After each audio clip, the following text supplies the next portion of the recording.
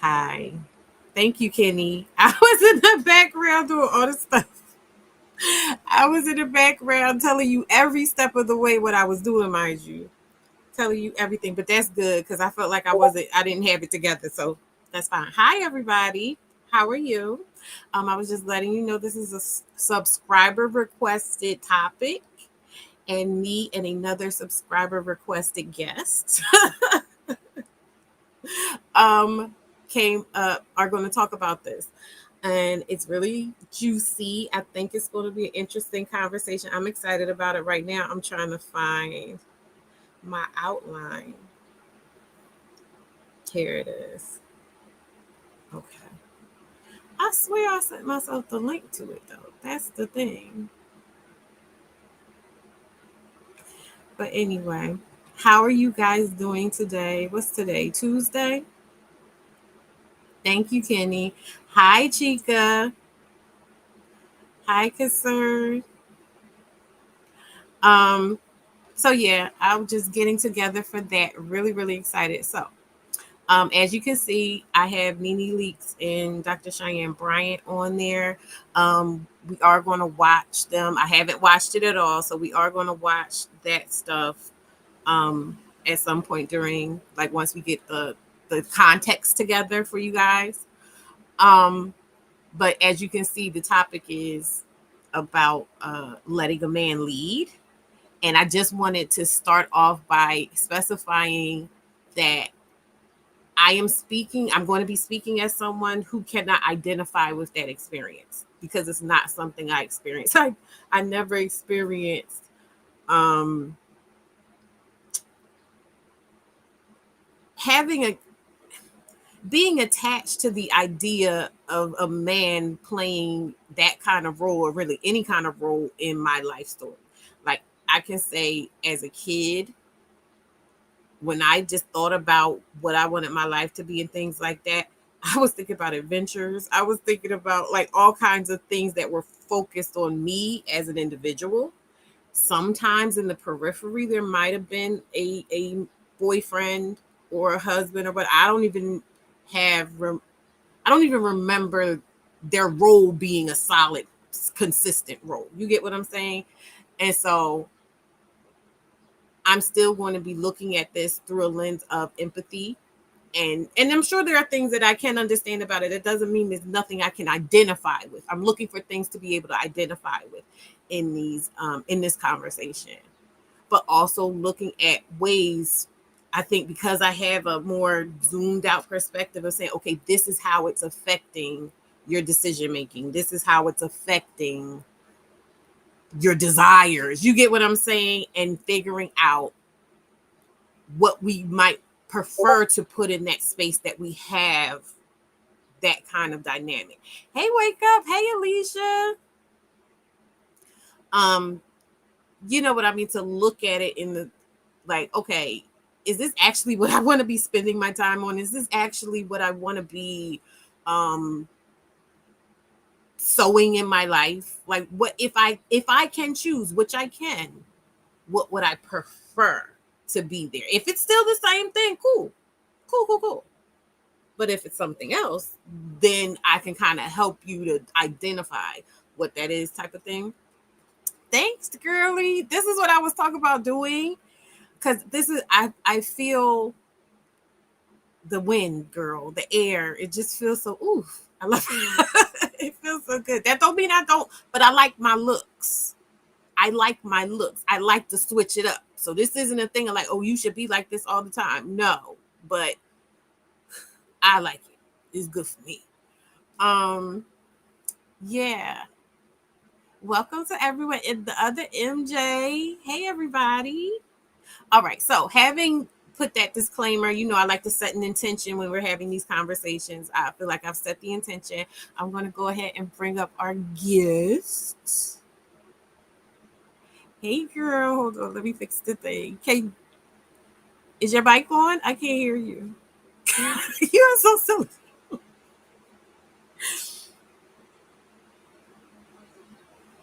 Oh, you waiting to get big? Hold on. I'm trying to find a thing. Here we go. Okay. There we go. What about now? Can you hear me now? Yes. Yay. Look at that technology. How are you? I'm doing well. I am ready to dive into this topic. So, for those of y'all who don't know me by face, I am concerned. um, and yeah, I'm doing well. The dog is going to be eating his ball. I mean, so if you hear that, that's what that's happening. If he's gonna be Okay. peaceful, I'm gonna rock with it. Look. Right. Okay. All right. So, I got to say my little first things. Was there anything else you wanted to say prior to us getting started?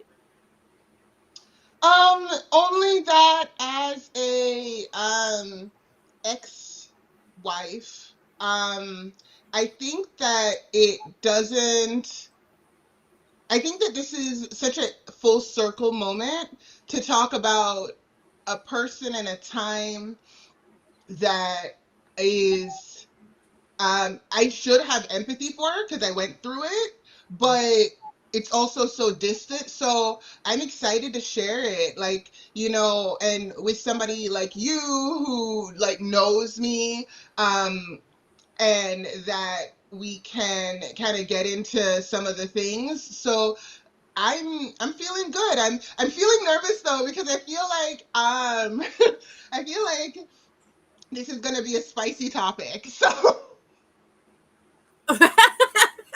It might be. It might be. But that's the beauty of different people getting to talk about it. And I think the beauty of you and me being able to talk about it because our spice is like a delicious experience. You know what I mean? It's not like, I'm dying. You know what I mean? Like we can talk about the things, yeah.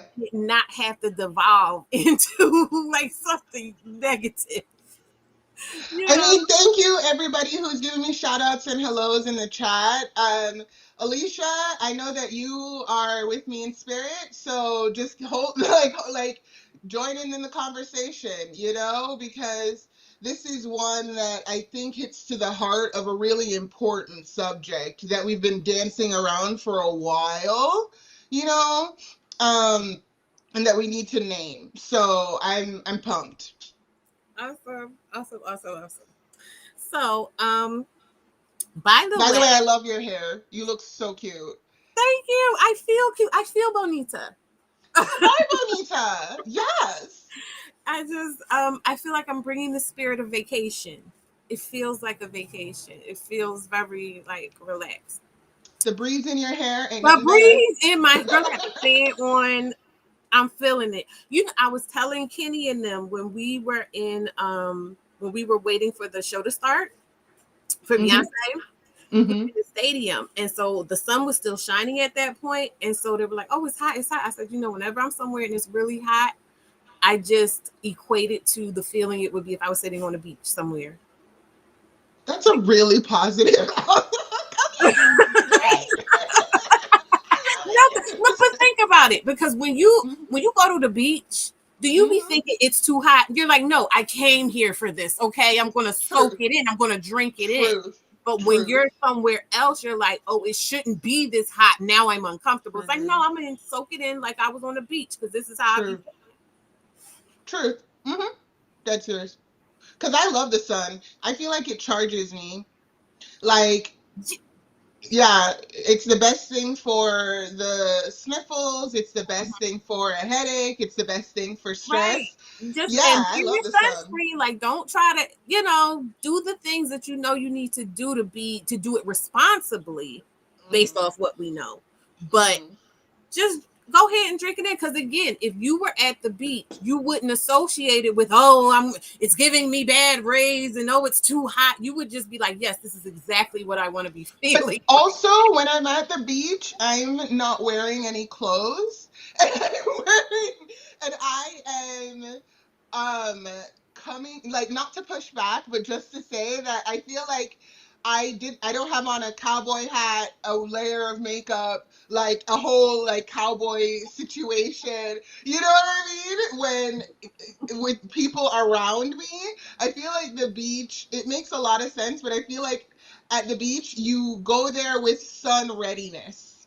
You know what I mean? Yeah. No, and It, that's what I'm saying. But I'm like, you can, I'm saying take that part because you just remember the part that is like negative. That just mm-hmm, comes straight to your awareness, right? And I'm mm-hmm, saying when you feel that come to your awareness, be like, oh, but there's also good stuff here. And I'm going to choose mm-hmm. to tap into the good stuff. You know what I mean? I feel that. I feel that. Like, yeah. But we got off, we got off topic a little bit. It was cool. It was cool. But you're also a cutie. I love your glasses. Thank you. Thank you. You Oh, always hype me up in these glasses. I feel like they're a staple to my listen. look now. Like they balance out my big old head. Like I'm happy Oh, I girl. found these. They just cute. They're just Thank you. all right. So I wanted to point out a few things or like get started with a conversation before we watch the Hmm. video of a few Yeah. things. So the whole thing of this is to figure out like when a woman says, I want a man to lead, Hmm. what is that really what it is? Like, could there be deeper things to it, and what would those things be? Yeah. I think that just kind of starting off, I think that when a woman says she wants a guy to lead, I'm going to be really vulnerable right now and say that it's probably because society tells her to put her life on hold until a man comes into her life and gives her aim and direction and purpose. And so the idea of a man leading is kind of like, oh, when now my life can begin, because you're literally sitting around in a wife in training until you become somebody's wife. And so just really, it's not that you want a guy to lead a lot of times, it's you want a guy to give you a life and a purpose. Yeah, like you did. There's nothing in the space of where you could project your vision to be. It's all centered on and around some man Yeah. that you're expecting to come and get there, and then everything can start. You can start moving. You know what to do. You know what you need. And that, Yep.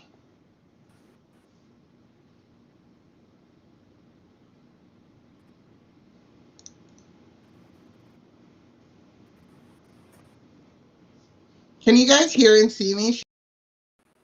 She okay. So in this like that because froze. it's a perspective, doesn't have to be.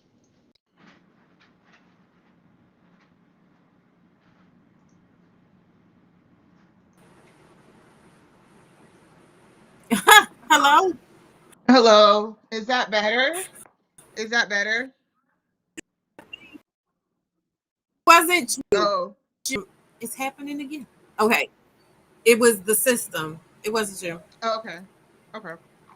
But yeah, like the idea of a guy leading is really about the idea of you were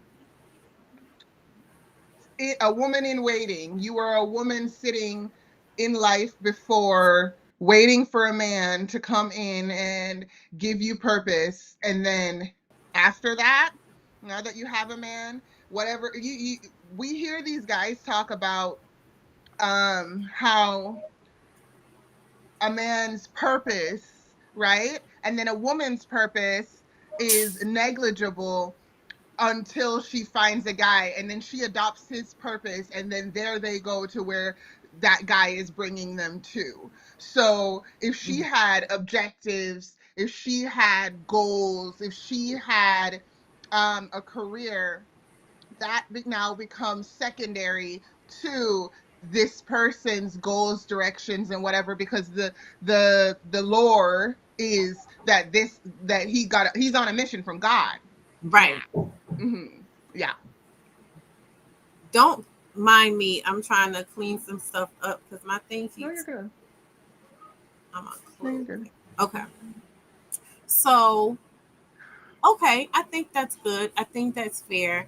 And I also would like to point out that in my experience and my opinion and observing and experiencing it, um, that can lead to trouble or even not being able to at all when someone asks you to put the framing around yourself, Yeah. without, and mind you, man could be there, he could not be there, but like literally asking you, if you were in charge, what would you have in the, what would the picture Yeah. be? That can cause there to be trouble for a woman Yeah. to be able to like project the picture for themselves, centered around themselves.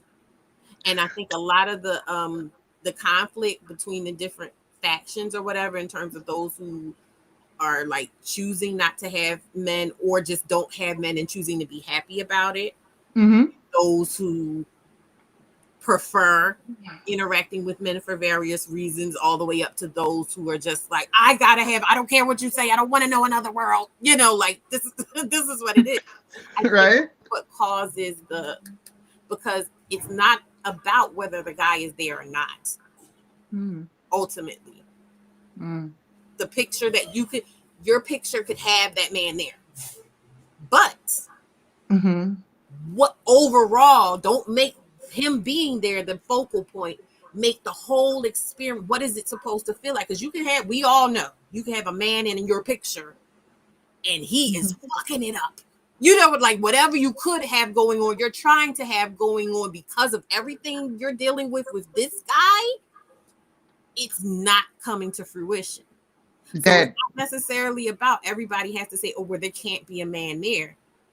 But sometimes about which man, you know what I mean? And that, It's always about which man. It is always about which man. Like, why would you want to live in a world where you can be easily swapped out for somebody else? It doesn't matter who you are as a person and what you bring to the situation and the identity and the goals you have. Like, I kind of, spoiler alert, like, to me, the a lot of guys don't have direction, you know? And so, because society and capitalism put so much pressure on them to lead and have, such clarity and vision immediately, out the womb, it's it's also really detrimental to them as well, because they can't take direction, you know?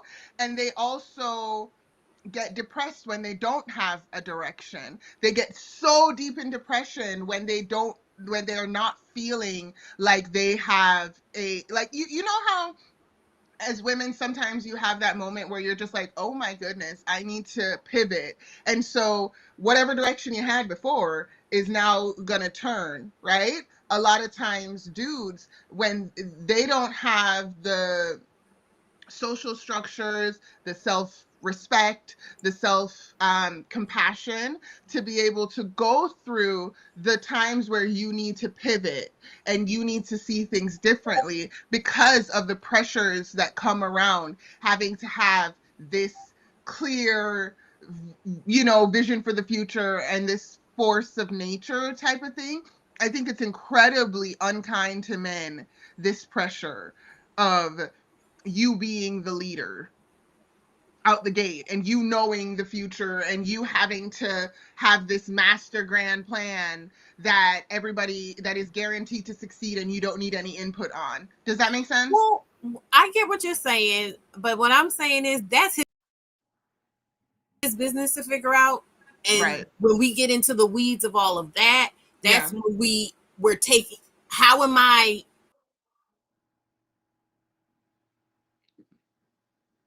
if I'm doing, I'm but sorry, if I'm honey. You went zoning out. into the guy, I said for me, You went when out. You're going out.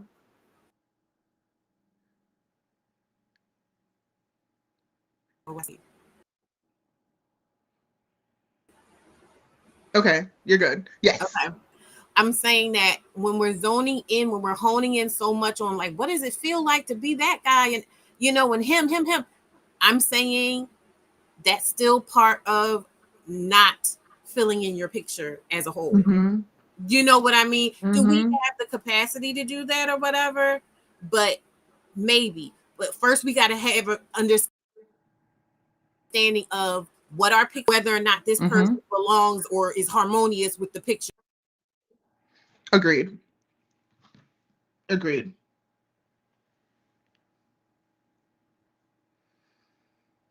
Or if you've been focusing the pick on that person, you know. Yeah. Maybe we should do video off for a little bit because your picture is coming in and out. But I know this is an important topic, so maybe we don't do the streaming with the video. You see me now? Yeah, but you're freezing in and out. A whole lot. Yeah, that's what I was saying. And I don't know. Petty said something last night about restream, the comments being like slow and stuff. And I'm feeling like when we're talking, the comments aren't looking the same as they should be for the conversation. So, but yeah, I'm gonna go off camera. Maybe it'll work a little better if we do that, and we'll continue the conversation. Okay. You look super cute in that picture, by the way. Haha, thank you, girl. So, overall, let me see. Oh, now I think maybe that's why my things are behind too, the comments. What? I'm looking at the comments. It stopped at a certain point. Let me see if I can refresh it. Might come back. Okay. I don't know when. I'll let you know when. Anyway. Okay.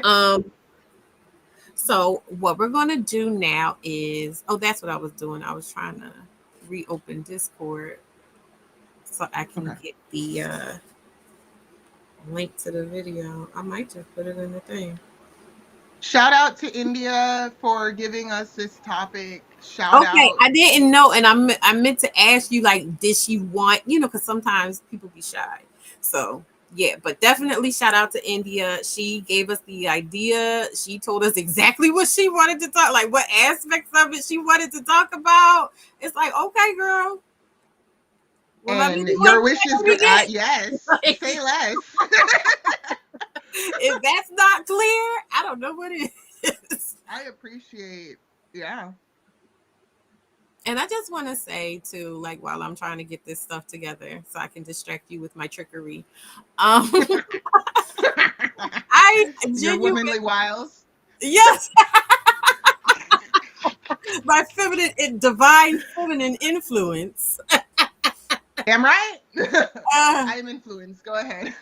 I just want to say that, like, the more and more that I dive into trying to show up as a content creator, like a true content creator, I'm realizing that, like, y'all give such an investment by showing up consistently and showing up to a point where I can remember it's you. You know what I mean? Like, I know who you are. I'm like, oh yeah, that's so and so. You know what I mean? That is for sure such a commitment, and I'm so grateful. Like, that's really awesome. Same. You know, like, these last 5 years or whatever of being in community with so many different people, and like it's like going to different rooms. You know what I mean? Going to different rooms and meeting cool people and enjoying the vibes there and everything. And I like to think that I take a little piece of all of that with me everywhere, and that, or maybe because I'm able to fit in so much, I contain a little piece of all of those things. You know what I mean? 100%. It's really cool to come together in that way. I didn't send it to you, did I? I'm gonna send it to you. Okay. I mean, but to piggyback off of what you're saying, like, I've learned so much from the community. We have real conversation. We have real, like we talk about real stuff. And so, yeah, I absolutely agree. And I think I take the insights and the just different perspectives from all of the ladies and the guys that we hang out with. I know that I'm just getting started in this content game, but I piggyback what you're saying, because I do. Y'all gave me the confidence to come out here and start showing my face and start being, like, yeah, I want to join the conversation. So shout Oh. out to the chat. Could you? I sent you something in Discord. Could you put that in the back chat, please, so I can Yes, delete? ma'am. Thank you. Yes, ma'am. Wait a minute. Copy.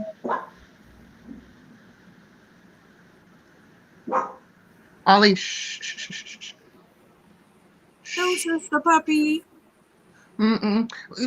He barking at a lizard on the window. He gonna get this shush. He gonna hold this L. You gonna hold this shit? I be He seeing gonna so hold much this shush. content about black pet owning. It is so funny. I know that at some point in my future, my silly relationship with my dog is going to be a joke on the internet. I am positive. Oh my gosh. Okay. So this is Nene. Do I want to do a different layout so we can see her better? I think this will be good. I Yeah. love that outfit. Like, I love No, the she color. looks She so looks good. so Like she fly. really looks so good. I love it. Okay. All right. I'm ready.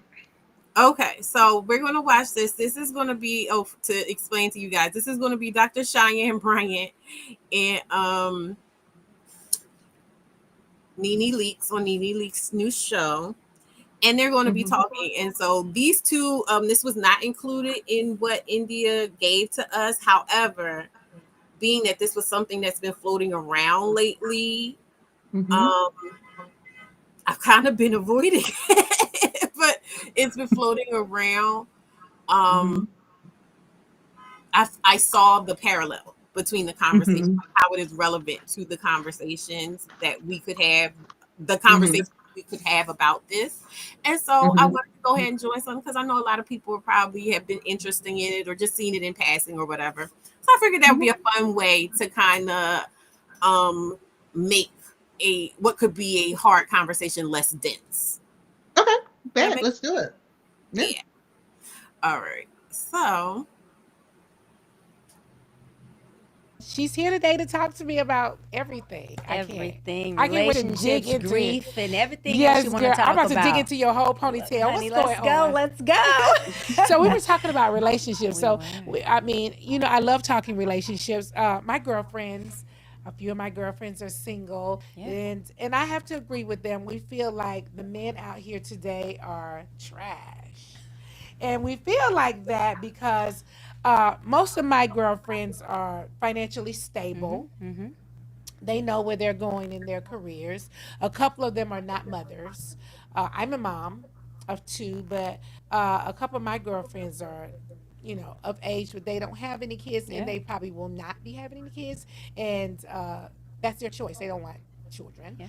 and but dating a man or finding somebody that is, you know, you can see kind Equally of, yoked. yeah, kind of equally yoked. Yeah, Yeah. it's kind of hard. It seems like you're finding guys that are have a little less. And listen, it's nothing wrong with dating Yeah. Yeah. somebody Yeah. that I make more money than my husband. But the crazy thing about my husband and our relationship is when he met me, he was the breadwinner. When he Right. met me, Right. and then I just became the breadwinner. Come on. I started making more money than him, down the road. But when I met him, he was the one that was making the money. Yeah, he was holding it down. I Mm-hmm. think that with the modern day women who we are powerful, right? Mm-hmm. We are successful, we are Mm-hmm. educated, we are making our own money. Mm-hmm. We do have to consider, okay, are we still looking to be kept women?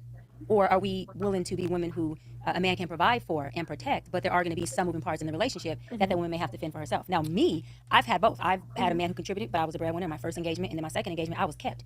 If I have to choose one or the other, I'm definitely going with being kept. Oh, really? But I would be the woman who would contribute because I wanted to, would spoil my man rotten. Okay. But being kept in a relationship brought out a whole different woman in me.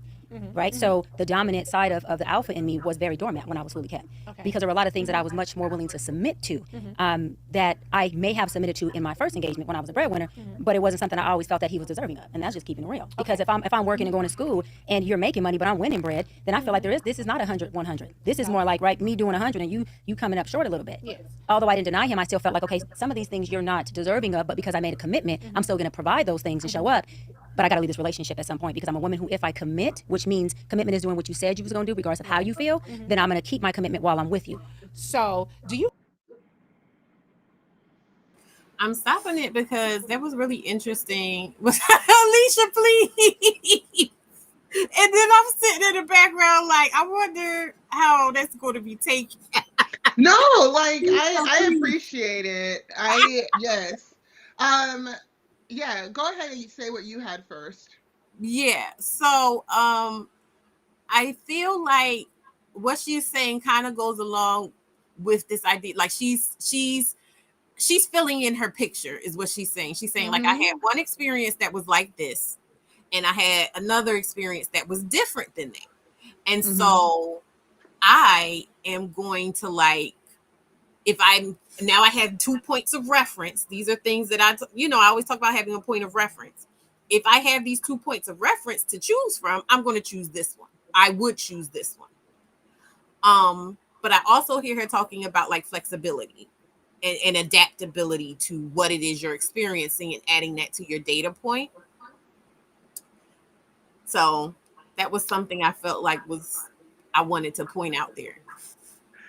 I am kind of pausing because they put a lot in the lead bag. So she said for a man to lead, and then we went immediately into the breadwinner conversation. And I appreciate that's a that great catch. Yeah, I appreciate that these women are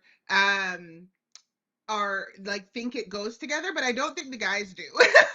And I think that it shows an undertone of you can only lead if you are the breadwinner. But a lot of guys, because that's what Cheyenne was saying. She was describing how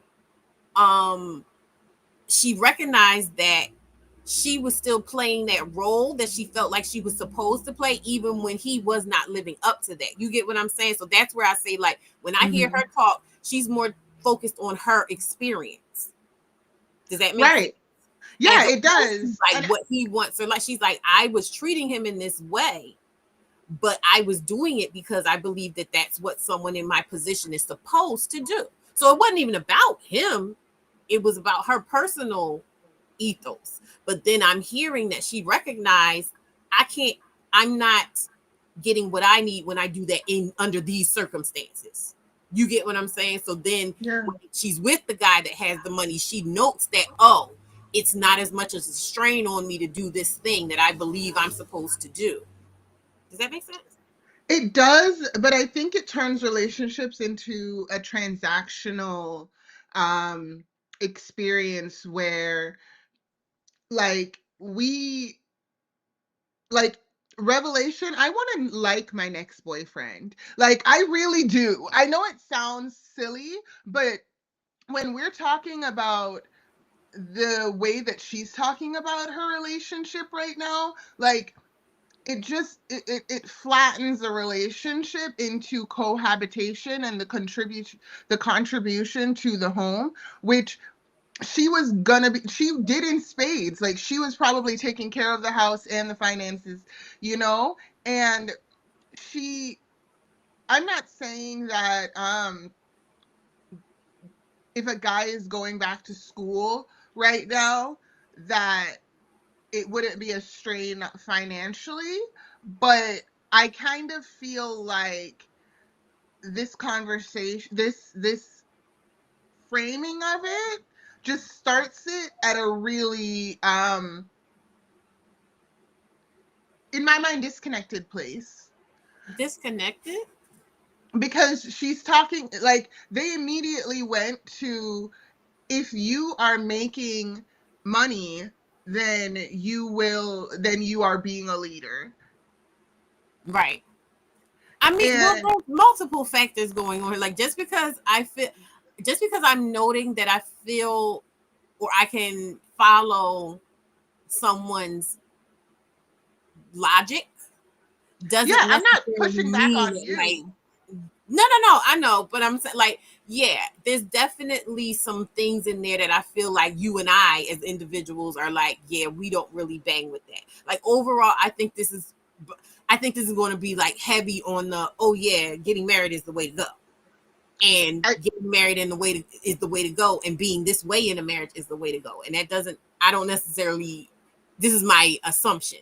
I don't think I'm going to agree with that aspect of it, but like picking out the useful tools that these ladies are using successfulully to make their decisions, I think that's important, because those tools or those practices, those systems, quote unquote, wank wank, apply in other ways. You get what I'm saying? Right. So we're kind of extracting, like Erica De Niro says, you know, take what you need, compost the rest. Yeah. We're taking what's useful here. Since we gonna watch, if we gonna watch it, we gonna watch it, we take what we need. Right.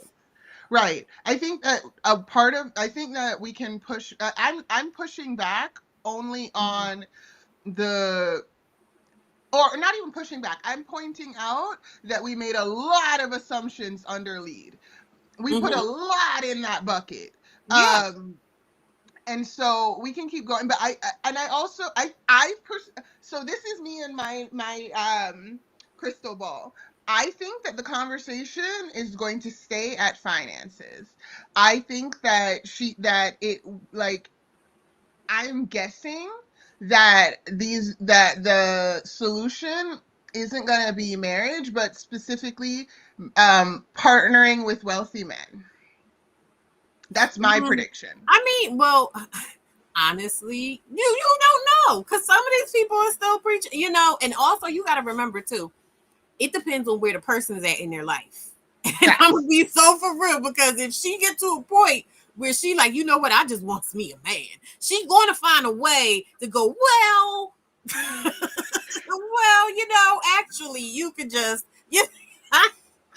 because we're people, and people are not checklists. People are, you know, I used to kind of be, whenever, you know, when you hear a song and then you love it on the radio and then you finally see the music video or the artist and you're like, I didn't see that person connected to that voice or that message. I have been realizing the folly in that, and the lesson for me personally is that because God makes people, God qualifies the called. I don't know what it takes to become some like a Oprah or a chaperone or whatever. I don't know anything about that, and so the things I make up in my head about what qualifies that person or what that person is capable of or what that person has to give, like, that's me stereotyping in my head. That's me using the societal conditioning to make up a person that I am going to connect with. And in my mind, that also disqualifies me, right? Because then I put these kind of, oh, well, you can only get these things because you're this type of girl or whatever. And it's like, no, this is not like, there are no lanes. And so in my mind, the idea of kind of partnering with this mindset, I'm not saying that you don't need a guy who's going to pay the bills as well. I'm more so saying that this is a really, like, your relationship is built off of your ability to co-create a certain lifestyle and not come together to create a certain outcome or come together to fuse creativity to make something happen or to make, you know what I mean? Like a lot of a lot of the way that what I'm pointing out is that a lot of the way that we talk about these relationships immediately when we think about leading is the idea of a very cookie cutter life that is very limiting to both parties. yeah, absolutely. Absolutely. I don't, but that's the thing. And that's why I bring it back to this idea of making yourself the center of what you're projecting at any given minute, right? Mm-hmm. We are projecting. We're either projecting on what we see around us, we're projecting into the future, we're projecting into the past. You know, all of these things originate from within us. So if all of the stuff that is preoccupying your conscious mind Mm-hmm. is somehow dependent on the actions of another person, that's codependency. Mm-hmm. You know what I mean? And we need more of it. It's not about separating and being like, oh, well, I don't need you at all and I never want to see you. But it's more so about having a preset within yourself of like, if I'm going to interact with you, it needs Mm-hmm. to be at this baseline level of energetic harmony. You know what I mean? Yeah. You need to be on the same page. And so, Foundationally. yeah, so that's for me, that's the concern, and that's the thing that I see that I feel like is lacking a lot is Mm-hmm. that when you talk to women,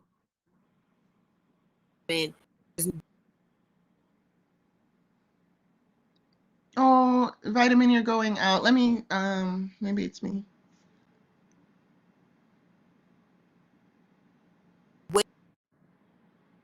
Vitamin?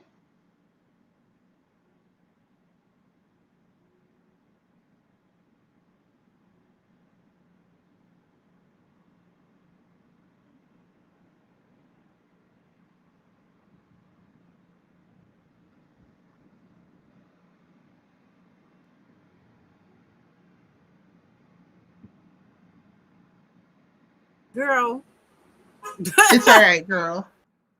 We're gonna do God's work regardless. We're gonna do God's work, exactly. That's what I said. girl. These But motherfuckers ain't stopping me. what? um, Mm. so yes, I'm saying like, hey, a lot of women are not. They don't seem to be centered in their own self when they're just going to be thinking about what is going on. What was that? Thinking about what their future is going to be, thinking about what they want their future to be, thinking about all of Right. these things. None of it can work if you remove the man or a man. Right. You know what I mean? Some people it's one particular man, some people it's just a man. But if you just close that space out like a magic eraser in a phone app, you know, what does your world look like if you just take that man completely away? Not that you don't never can't be with a man, but I'm just saying, like, if you can't even picture your life without him, something is amiss. You get Totally. what I'm saying? You're A not. I hundred don't feel percent. like you're really making a choice. 100%. And like I said, having that knowledge of that, possibility doesn't mean that that's what you have to choose, but you need to know it. You know what I mean? Really, truly know it.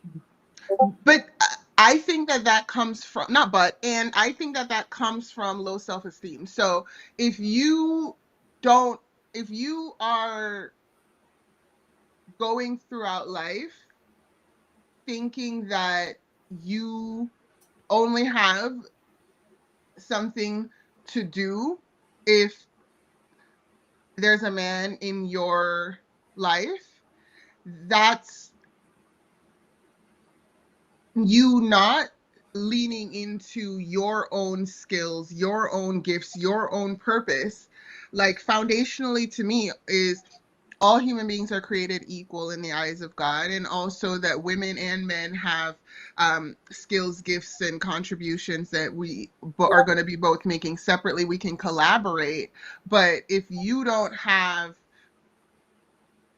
any concept of your passions and vision and interests, um, and you're just gonna accept the passions and visions of and interests of this guy full-throatedly in order to keep peace and harmony, because that's what the women are doing, right? They're just trying to avoid conflict in the home so that they can reach 70 years of marriage, because that's the highest crowning achievement of a relationship, right? Like some really long time us staying together. Mm-hmm. Then um it's one of those of, then what you're kind of subconsciously doing is saying that you're gonna pacify or ignore your discomfort in situations and not speak up for yourself because you've decided that this relationship is all. And we're extrapolating a lot from the Yeah. kind of high topic, Yeah. but I but just spoiler alerts to set the tone, you know, like where I'm like, I completely agree with you. And I think that when like that mindset comes from low self-esteem, and we just need to name it. Not No, because I don't think. I mean, that is a way to look at it, and that can be true in some instances where the person is aware that they feel this way about themselves, and whatever comes with Mhm, that. But I think for some people, it's a whole lack of awareness of self. It's not about having low self esteem. What is self? mhm, You know what I mean? Like outside mhm. of all these relationships, who am I? What am I? And do I exist? Right. And people don't even realize that they exist sometimes. I think it can go that deep.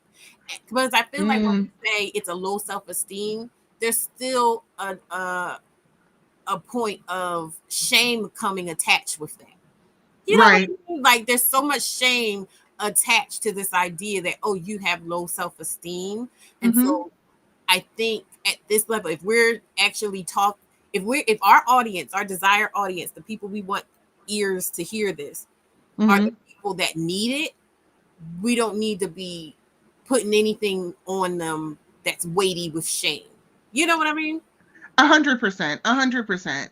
And I'll leave it there because when I think of like I had it, you know, it's a part like Everyone has.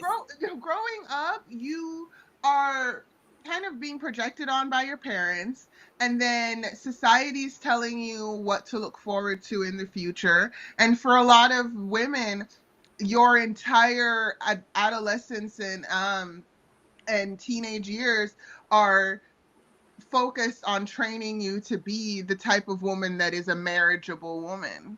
And so you're like cleaning the house and doing and cooking the food and choosing not to go out so that you don't get this certain reputation, and choosing different activities that are going to be more feminine and accentuate the femininity in you, like are all are all skills for becoming somebody who's going to be a good wife, that is going to be able to raise good kids. And Mhm. so I hear what you're saying about the idea that because your identity is completely wiped away from you, so you Yeah, are everything woman, you're you just not. described, where in Mhm. that is a space for that individual to just be like me. You get what I'm saying? Like everything is A totally thousand like, percent. so it's just like it's easy to just shame the person and say, oh, well, this is something I else mean, too. low self-esteem is something that is made It's fun not of in something that's a women. shame. And It's like I not, know that by yeah. you saying that doesn't mean that you were shaming them, but I'm just acutely aware again I of the 100% person that I agree. would think will be listening and Yeah, how it would feel for them. You know what I mean? a hundred Because percent. so much usually it's weaponized. You get what I'm saying, to say, oh, you have low self-esteem, so therefore you deserve this diminished state. You deserve this abuse. You deserve this ostracization. You know what I mean? 100%. And people think that the cure to low self-esteem is berating the person. Mm-hmm. So the idea is that you have to fake it till you make it. You can't genuinely, because self-esteem, Alicia said this in a video a while back. She talked about that self-esteem is communal. You're getting that feedback, and you're getting that kind of just relationally. Self-esteem comes from community. And so I fully agree with what you're saying. I think that in terms of the identity of women, that kind of comes after you've kind of checked all the boxes. Mm-hmm. um for me, it turned into a kind of um numbness. Like, I had bought the house, I had a man that was like respectable and handsome, and so I could, and intelligent, and so I could take him places, and blarby blarbity blarb.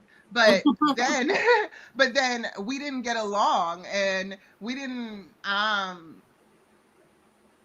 and so when I was trying to figure out, what what was going to happen, for me, I think that quiet as it's kept, that whole letting a man lead thing is also one of those of just marketing, because I have, when I was around the marriage circles and talking to other women, these men were leading nothing. Like, come on now. Like, most of the time, the woman is the head of the household. The woman is contributing to the decisions. Like, a lot of this whole letting a man lead thing is propaganda, that you're telling single people in order to give the man a chance for the Listen, inevitable. let me be all for real with you, right? Because when I say as a child, I was centered in in all of my fantasies and all of my projections into the future, what I would want to do, whatever. I was the center of it all. I was the nucleus. I Mm-hmm. was the sun. I was everything. Mm-hmm. And Because so you're a Leo, though. That comes naturally to you. I will accept that because it Yeah. really just felt and I didn't know, number one, I wasn't thinking about anybody, how anybody else thought, but when I got old enough to actually start having my own genuine desire to try to, date, mate, couple, whatever. I'm talking about, when puberty hits and you're like, oh, I want to deal with boys and men and whatever. I think as a child, as long as your childhood is a reasonable childhood where you're able to be a child Mm-hmm. and explore in a safe way, there is a point where you get to mix and mingle with boys, but you're still not fully exposed to the gravity of it all. And there's still this thought of like, oh, things will come later. And maybe you're not even paying attention to all the little mini things that happen. But I'll say when I got to be older and it actually started mattering to me because of that switch that was flipped when I got pregnant, and I call, I've talked about a psychic landmine. So that psychic Mm-hmm. landmine of, oh, wait, you're a mother now. Oh, you're an unwed mother. Oh, wait a minute. Oh, you're black. Oh, yeah, Mm-hmm. you're going to be a statistic. When all that stuff started happening inside of me, that was when I actually, in my own self, said, I need a man. I need this man. You get what I'm saying? Mm-hmm. But it was more so out of a knee jerk anxiety and survival and all these negative things. Now I'm no longer painting my own picture. You get what I'm saying? My picture's being colored by all these other things that aren't of me. Mm. Now when the man is coming or the male is coming and treating me in ways that regular me with my own picture would have said, oh yeah, you don't belong in my picture. And that would have been that. Now I'm entertaining all this stuff and I'm building up all this mythology around why he's interacting with me in this way, and how I just need to work a little bit harder or be a little bit more of this or be a little bit less of that, and it's all centered around him staying. Yup. Yep.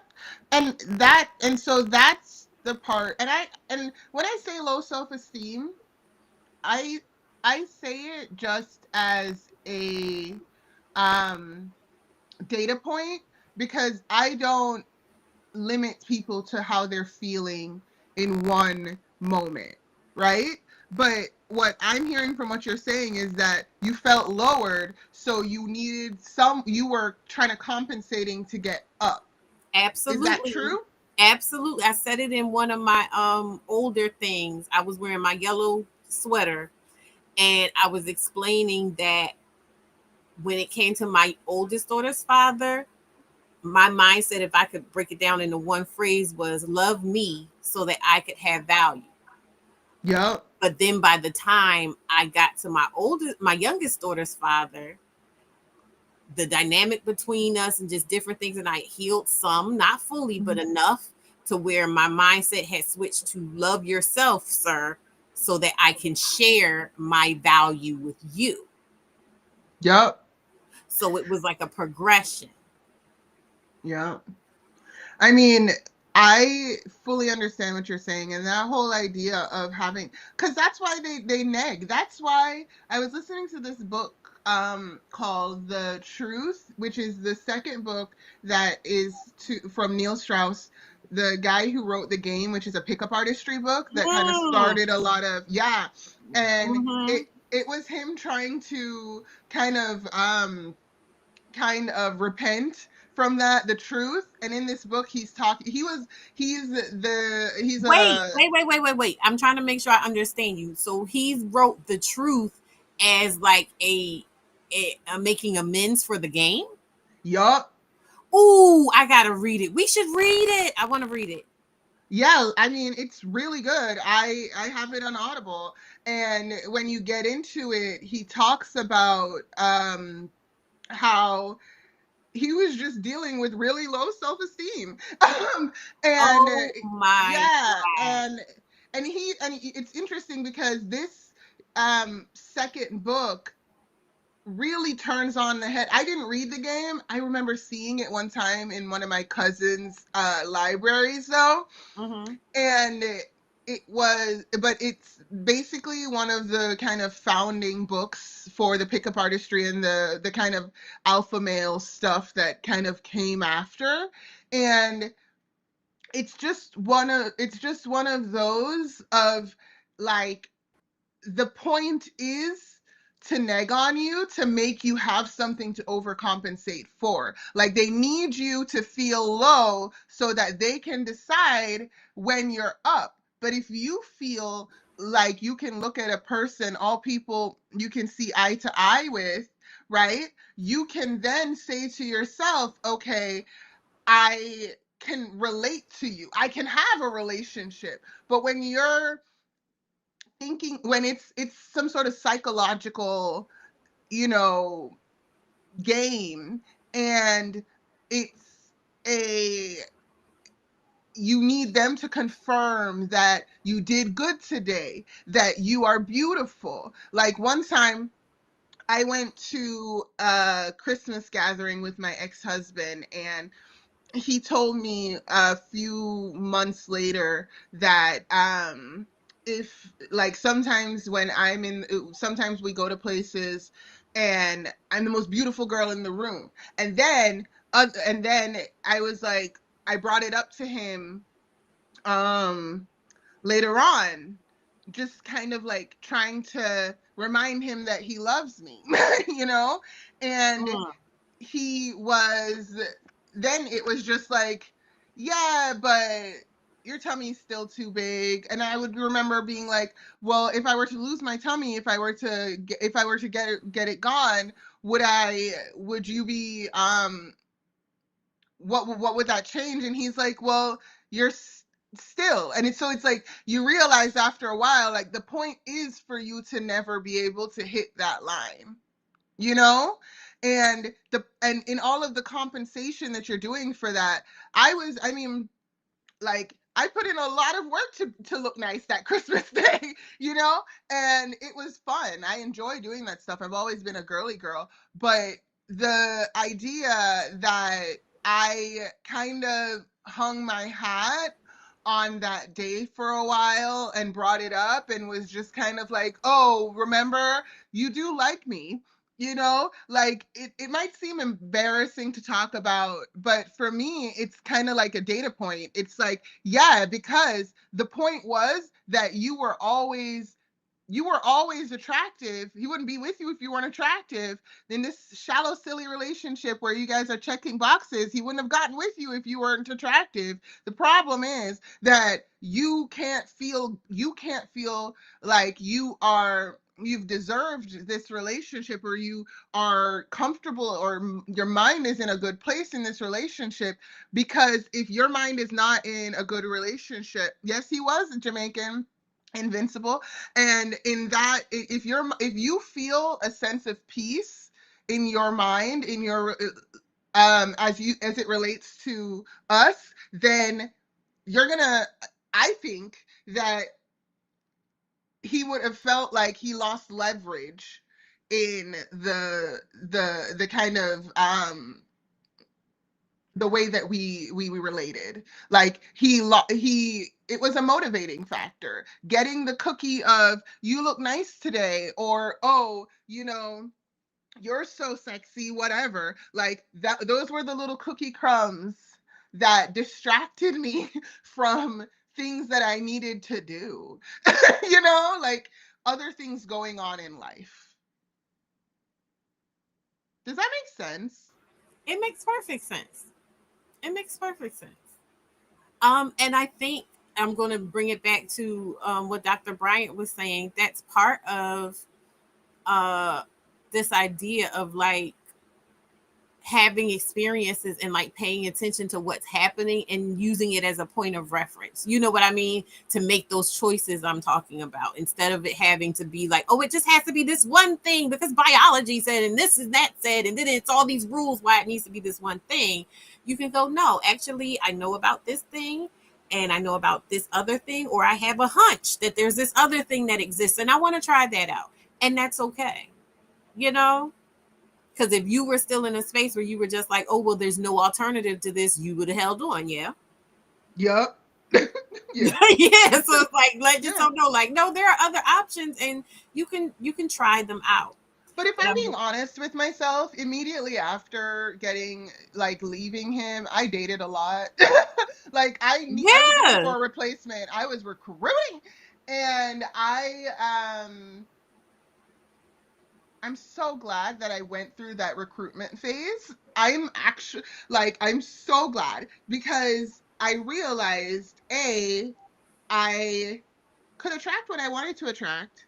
So because I fell for my high school sweetheart and got married to him, like I didn't really I was I'm a one track mind kind of gal sometimes, you know?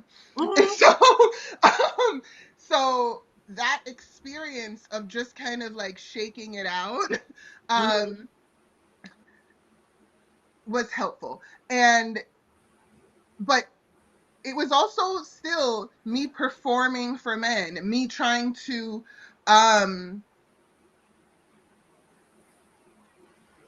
get back at them or to Mhm. choose them to show that other one that I To could be be up. to be karma. You were going to be Yes, karma. I was gonna be karma, and I would yes, yes, and it was Ah, it was so time consuming. It was so yes, it's distracting. taking up all your time, Lord, all your brain bandwidth, power, Oh my everything god. else. Like, what else do you want to do in this life, girl? Yes. And I'm glad I went through that time because now I am just like, I had a conversation with a friend a while ago, and she was talking about how she was dating this new guy and the sex was great, and he had said that that it wasn't going to go anywhere because he's just not that kind of guy. And so but she was like, but the sex is great and sex is good for you, you need, like, it's good for Girl, the cortisol levels, sex and it be the is. that be listen. I Yes. got a But TikTok up now that because there was a point in time where I was one of those, oh, I can't live without sex with girls. And somebody might say, oh, well, you can make your own self, whatever. And you're like, no, I need a man. I need to feel a man. It needs to be a man, man, man, man, man. And it was just like, when I look back at that time, it's just like, girl, was it even worth it? Like, was it really that serious? And it was like, no, I just wanted to continue to have sex in the way that I did with men. And instead of just leaving it at that, it had to be, oh no, I'm actually not in control. You know how men do. I'm not in yeah. control of it. It's just an urge, it's a need, it's nothing I can do about it. No. It's a choice, like sex, if you want to, need to, whatever, it's a choice, but it's a choice that you should be making out of genuine want for it. Right. Because what I said to that friend is like, you can have sex with him, but you could also have a V8. Like if it's recreational. If it's not going anywhere, it's recreational. And you could do a lot of things with your private time. But you're telling me that you have these other things that you want to achieve. Just know that if he has already said that it is not going anywhere and this is just for fun, then then allot it like it's just for fun. How often do you get a chance to knit? How often do you get a chance to paint? So he's in that kind of variety bucket of things you could do today, but Right. but unless he's Yeah.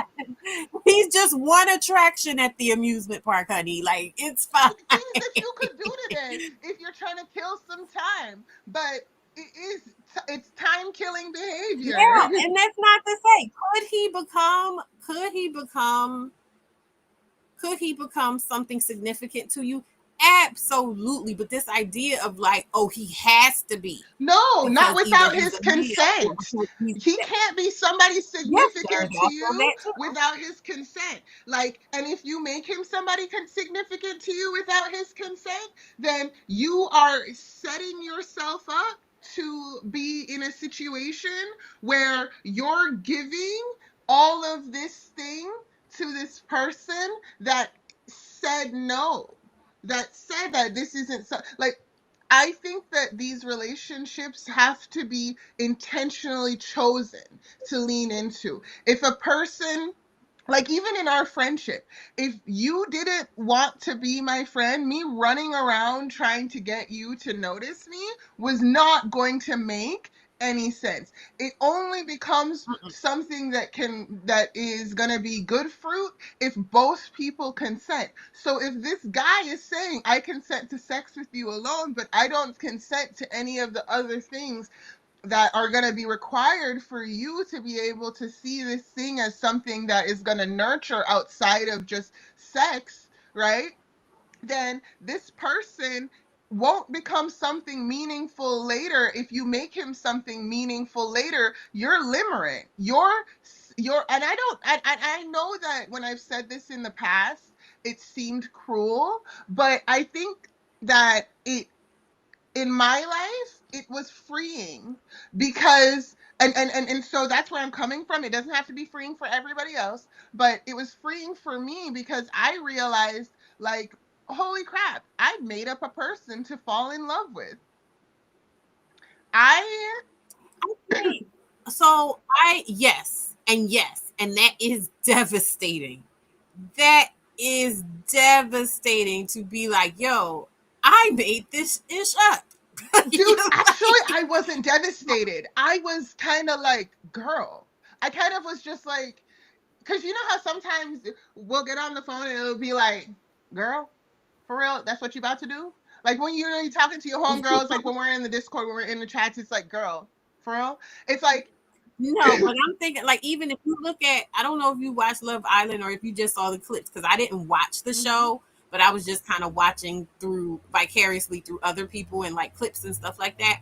And so there's this girl Huda that was on the mm-hmm, island, and I might wind up doing a live about her mm-hmm, because initially she triggered me very much so when I saw her behaving on the island.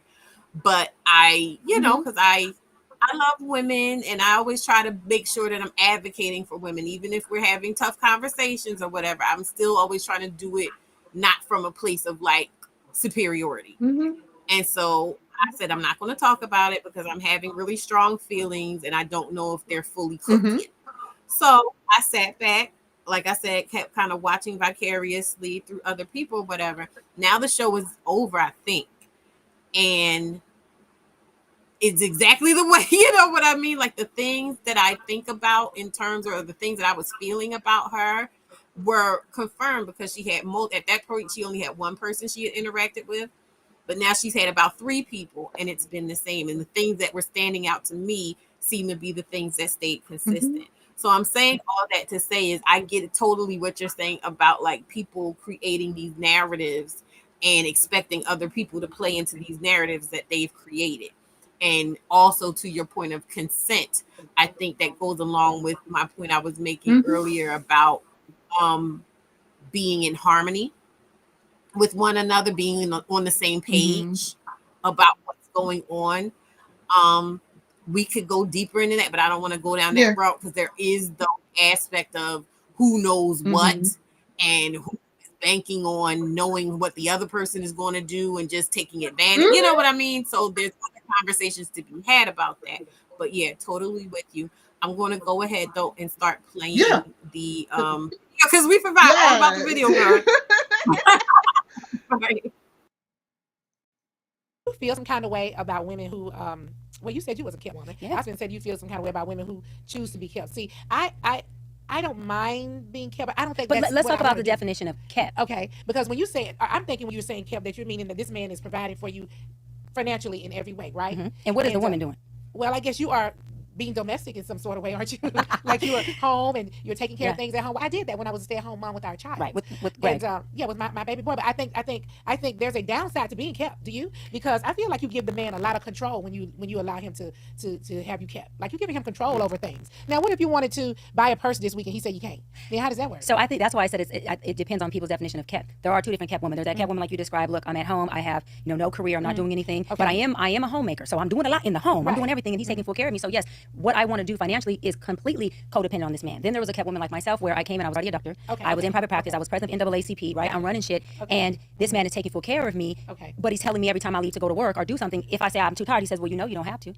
You know you're doing it by choice. I'm paying all the bills. And so there was a time where I wanted, some Giuseppe boots that were $3,800. And he said, baby, we just got back from Paris and Africa in the same month. Daddy's not doing that. I get that. And I said, okay, no problem. But then boots still came 3-4 days later because mama had her own money. That's what I'm talking about. And on trips, I was buying him, while we're in Africa, I'm spending $1,000 on him with my own money because I could.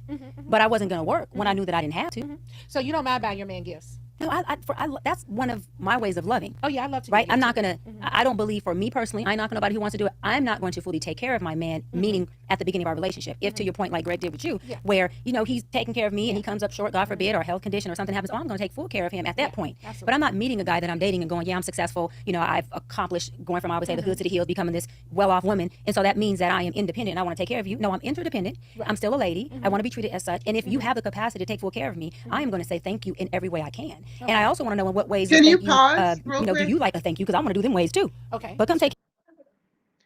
So, Invincible, you mentioned that she's so beautiful that I think that there's a double-edged sword with being attractive, because you get lulled into this sense of safety that you will be like, because of your beauty, because of your the bravado that brings in, it will keep you safe. And I think it's interesting that the women that get on these shows rarely seem like they're having a good time. It just seems like a mess.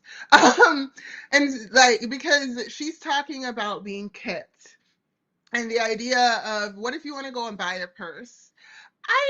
Sometimes I might seem like I'm a little uptight, but I don't like the idea of people making it seem like it's little things like that. Like, it's not buying a purse. It's, what if I want to go and what if I want to go back to school and go and become a doctor? What if I want to take a trip with my friends? What if I want to go and hang out with Vitamin? Do I have the capacity to build relationships that are not about this person's convenience? Like, because I didn't come from money, but I think that maybe because money has never, maybe because money has never controlled me as much, like, I have this visceral reaction, because it's like, I'll buy the purse. There's no version of reality where I'm calling my husband to see if I can spend money on a purse. What are we talking about?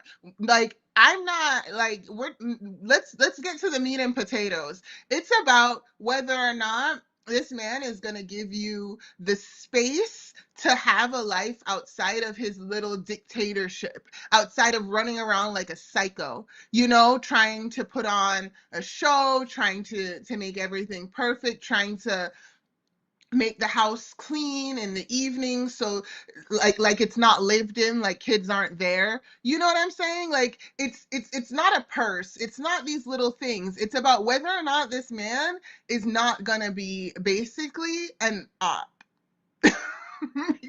Well, that is what I'm talking about when I say that it's so important to have that vision for yourself that's independent of the man, because then I feel like better. Oh, he's the thing here that is messing up the picture. You get what I'm saying? When people think the man is the picture, the picture could be messed up all around them, but they're like, as long as the man is in it, that's Yep. fine. But if you're like the picture of what I want for my life, and you know all those things, or you're just figuring them out, but you have a general baseline of who you are and what you want and how you want to be, kind of to her point of what she's talking about when she was saying, like, I know I want to show up in this way for a man. I'm Yeah. flexible about incorporating things that he may say he wants from a woman in there as Mhm. well. But in a general sense, I know that this is how I want to be. So when I encounter a man who is not harmonious with the energy that I need from a man in order to show up in this way, I know I need to back up off of him. I respect it. I haven't found very many times where I disagree with I'm gonna be watching though, because I always be getting too excited and being like, oh, she's No, right. every now and then she say something, you like, okay, girl, but that's what, like, oh, Erica, you're here. I mentioned you earlier. Like Erica says, take what you need and compost the rest. Yeah. Because there's stuff here. There's something to learn from everybody. That's the thing. Like, there is something to learn from everybody. That does not mean you need to take disrespect if they're trying to serve that along with, what it is they may have to offer. Because everybody has something of value. Yes. People aren't always aware of it, or people are just not always giving of it in a particular type of way. But you as an individual, you have the option, you have the power to be able to extract what you need out of any given situation. You know what I mean? 100%. And so, like, watching this, there are some things that, so far I'm with her. But I know she gonna say something. Yeah. Okay, girl. But that's enough. But I do want to take a pause to talk about the experience of beautiful women. Not pretending like I am in that camp, but I will say, because it's always so weird to talk about this part, because it puts this thing on. He's like, girl, you can't relate. But what I'm saying is that Dr. Cheyenne Brandt is a gorgeous, and Nene are gorgeous women by anybody's standards, right? So obviously, like, the value of being with because I want a fine man, so it's not like I'm not saying that attractiveness has nothing to do, but it's just one of those of, like, with women in particular, if we, like, her attractiveness is an interesting data point, because a lot of times men are crueler to attractive women in order to get them down, so that they don't ever realize that Yeah, but this is the thing.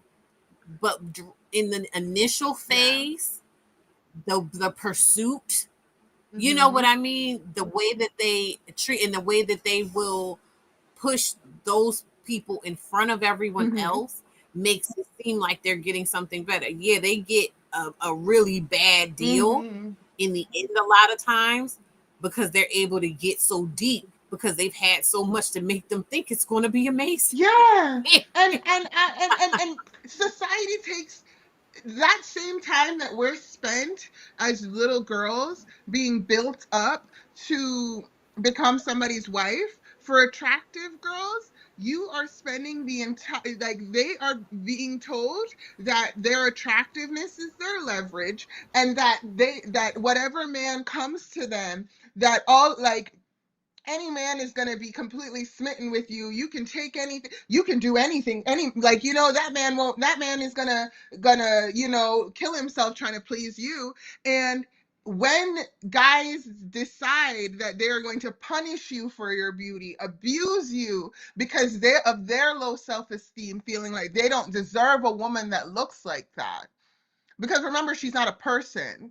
So even if she relates to him, even if she is so in connection with him, and she is so into him, he will, for all the other reasons that are about compatibility, a lot of times in those relationships, men will destroy that relationship because they are annoyed at that woman for dating down. Like, it's not like women are like, the gag of patriarchy is that women don't get to have a life. Like, she's always being observed, she's always being a pawn to somebody else's ends. She's always kind of being projected on, and so that beautiful woman feels often that she's going to have the best case scenario and experience, but she's still a pawn. She's still a secondary character that maybe she can have more leverage to say to guys who, in the beginning, like you said, the chasing phase, that she can get whatever she wants. But often they are vicious and cruel to the beautiful woman to keep her psychologically stuck. Yeah. Yeah, I mean, like I said, there's so many different branches we can go off into because there are different experiences that I think as a beautiful woman that like, but to your point, yes, it does make you a target for various reasons, whether it's just to be commodified or to be punished, ranging anything and everything between. But it's just like, Yeah. And I know we're only at 8 minutes. This is gonna be a video. Yeah, I'm gonna I know. But I wanted to point that out because I don't want to neglect the fact that this is a woman that's stereotypically attractive speaking this way, and we can't divorce her perspective from that experience. And yes, then we're gonna project things onto her that she might not say. But I think it's important to point out that she is going to have a unique experience when relating to men. But I also think that that you should be intentional about how you show up. So I fully receive what she's saying about, I know how I want to be in relationship with a man. And so if you're not fitting into that, then no, that's the only way to be, right? Like, you can't control anything, but you can put boundaries and kind of direct what you keep. So yes, and I love how California coded compost the rest is. Yes, we should be in compost the rest. Yes. But yes, but I just think that it's the elephant in the room, because a lot of times when traditionally attractive women speak on their experiences with dating, there's a little bit of separation that we won't name from her because of how that experience goes for that person. yeah, absolutely. All right, I'm gonna go ahead and play again, okay? Yes, ma'am.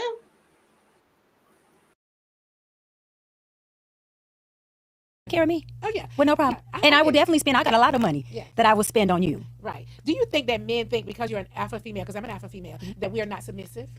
Nene, I love you. This is so good.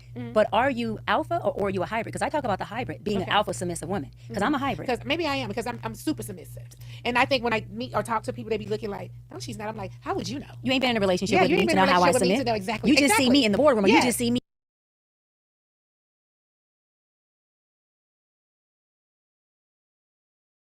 I just stopped it real quick because the need to label, Gross. and it's not, I won't say that it's gross, but like I see it as coming from this place of like, of branding, honestly.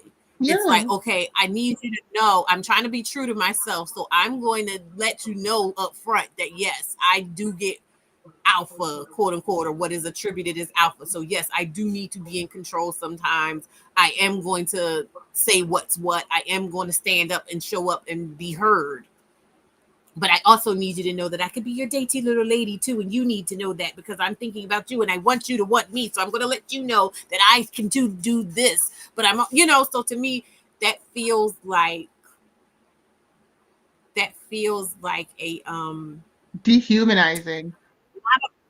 no, that feels like a conflict, inner conflict. Yes, because you're a You know what full I mean? Like that feels like person. inner conflict. And I'm not saying they need to be one or the other. I'm not even saying that what they're articulating isn't true, but beyond them speaking, what I'm feeling or picking up on the most is just the inner conflict. Yup. Yup. And also the like the ladies in the chat, because you know, shout out to you, Vitamin, that you attract intelligent women, because these women picked up on it so quick. Talking about some hybrid. How absolutely insane. Like, why do we need to stay on this analogy? Not only are wolves pack creatures, but lone wolves die. Like you don't want to be a lone wolf. Lone wolves die. Alpha males are really just fathers protecting their kids and are not actually, and usually they'll take turns. The woman, like, everything about that premise is a lie. And just like how everything about the game, this guy, Neil Strauss, in The Truth, said was a lie. Like, we're out here making up reality to continue this hustle so that we can have some semblance of kind of peace. And I know that peace might not sound like the right word for it, but when I'm thinking about peace, it's like, oh, well, at least I'll know how to act. It's like that difference between justice and peace. Like, if you just want peace, then if there's injustice going on around you, you want to silence that because you just want everything to be okay. Yeah, But if you are really seeking justice, there might not be peace for a while. And so if there yeah. is so the conflict that we're kind of talking about, that undertone of conflict here, it's like, what, like, because you have to make this up. Why can't you just say, I am different in different situations? Why are we relating it to this debunked, silly And who exactly is the audience? women? That's something I find myself off. So I find myself often asking myself when people are talking, who exactly are they talking to? Mm-hmm. Like sometimes I feel like they're doing it on purpose, and other times I don't think they know. And so when I'm talking about like an inner conflict, to me, it's one looking for some validation. So you want validation for that part of you that you feel like um would be described as masculine from, I'm assuming, men, Mm-hmm. because this conversation is centered around Mm-hmm. men and wanting a man and all of that. And that, but you also are trying to make up for it by saying, oh, but no, this thing that I know that you want, I have this too. I have this too. You know what I mean? I can be both. See, I can be both. And but it's that kind of, again, it feels like a convincing of self, because at the end of the day, they don't want that thing that you identify as, that is quote unquote masculine to them. You know what I Yeah. mean? So that's what I mean by that inner conflict. It's this dancing around of, how am I going to be perceived? Is this enough? Because I want to be me, but I also am trying to be what you want to. Just be what you are and let the chips fall where they may.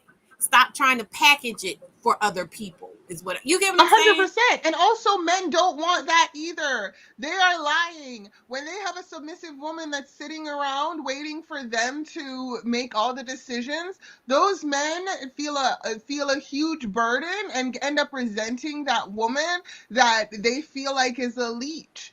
Because men, you hear these guys talk about, especially when they're not feeling up, that you hear how they talk resentfully about women who need things from them, who are asking them to provide things. Like, in these boxes that we're creating and these analogies that we're twisting past the point of any juice being left in it, like, we are really out here making a whole lot of assumptions about what men really want when they're not being honest with what they want. Like, most of the time these men are not, Right. these men. Because they're just as mixed up, if not more, than we are. They were getting some stuff when we were getting all the things, like I said, that replaced our authentic personality, desires, preferences, this, that, and the other, even perceptions, to be able to ingest Mm-hmm. and make decisions based off of that. The boys were experiencing their own version of it, Right. right? And so we're all sitting here mixed up, trying to, figure it out. Some of us are No, trying to we're figure it out. trying to Some of us make aren't this even trying to box figure it work. out. We are all, They're just trying to get yeah, along. but Yeah.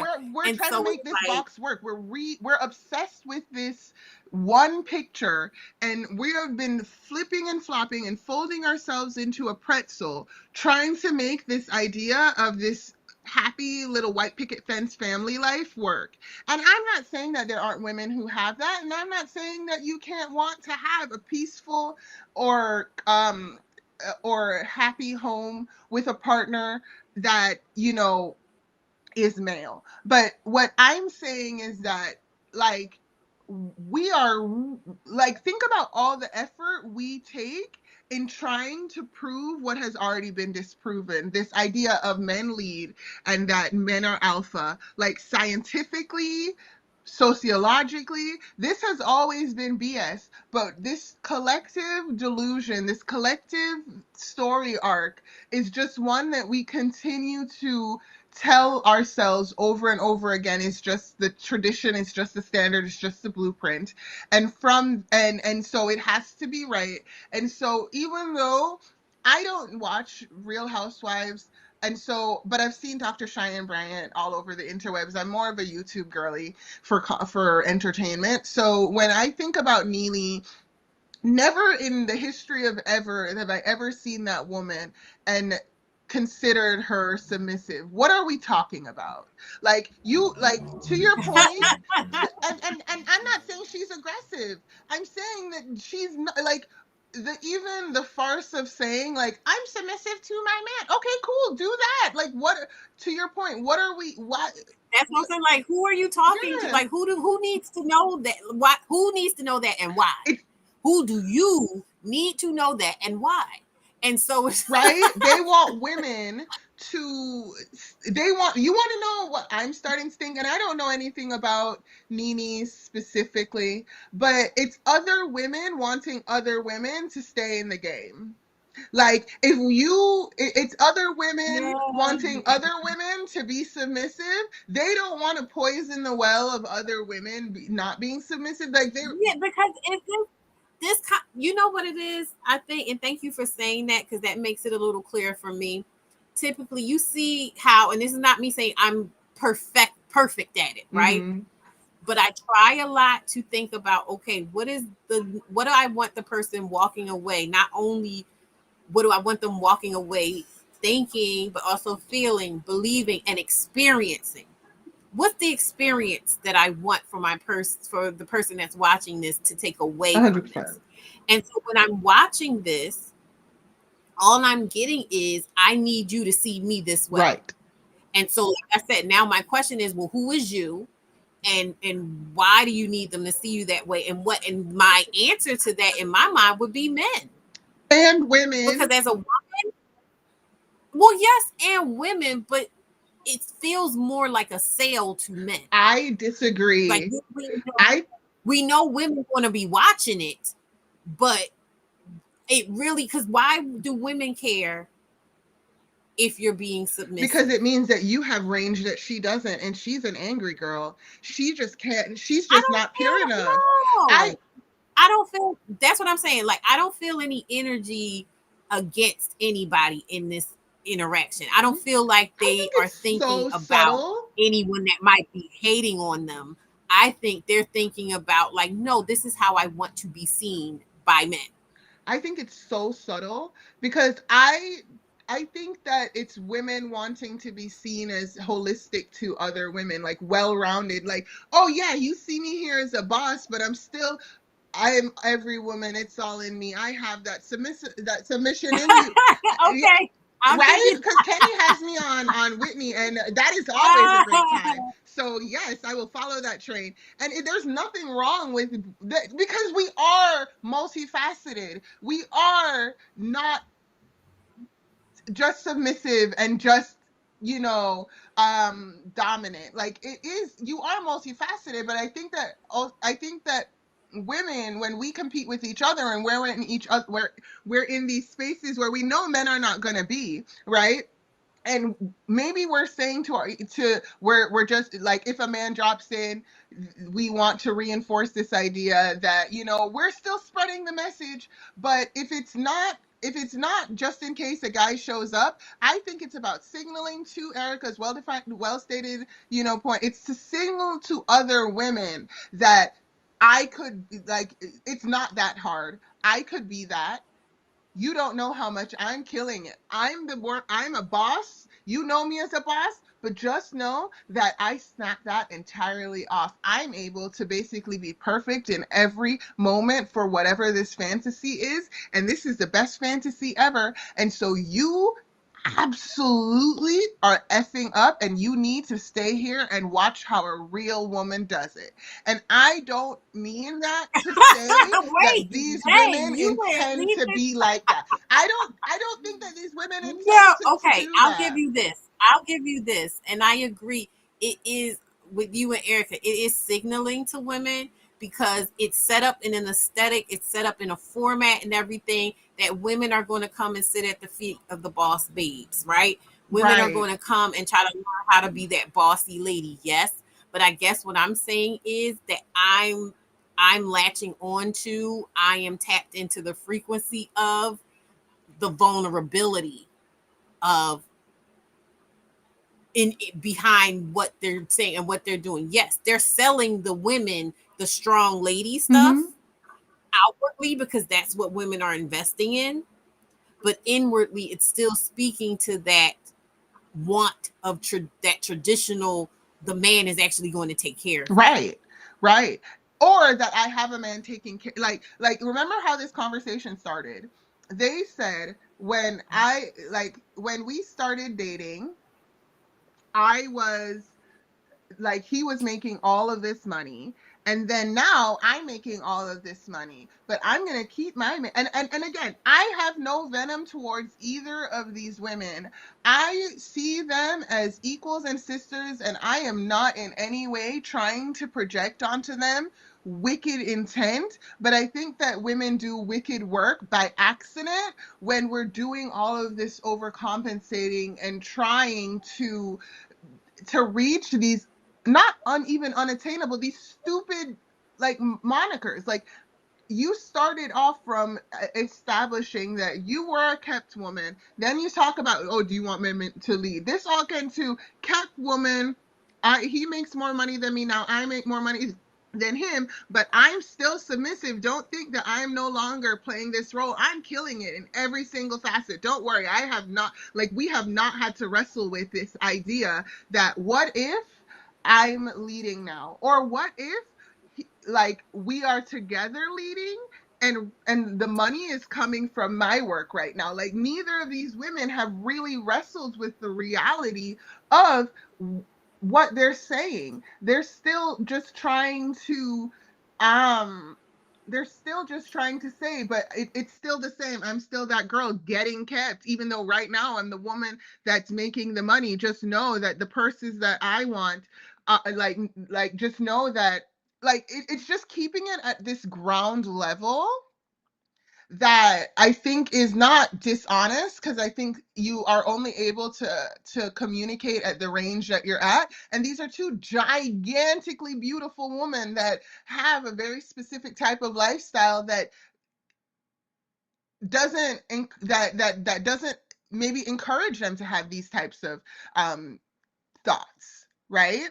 But I'm also pointing out that like these women are not talking about a man leading. They're still talking about them making that guy look good by making that guy think he's leading. To me, that's what they're still saying.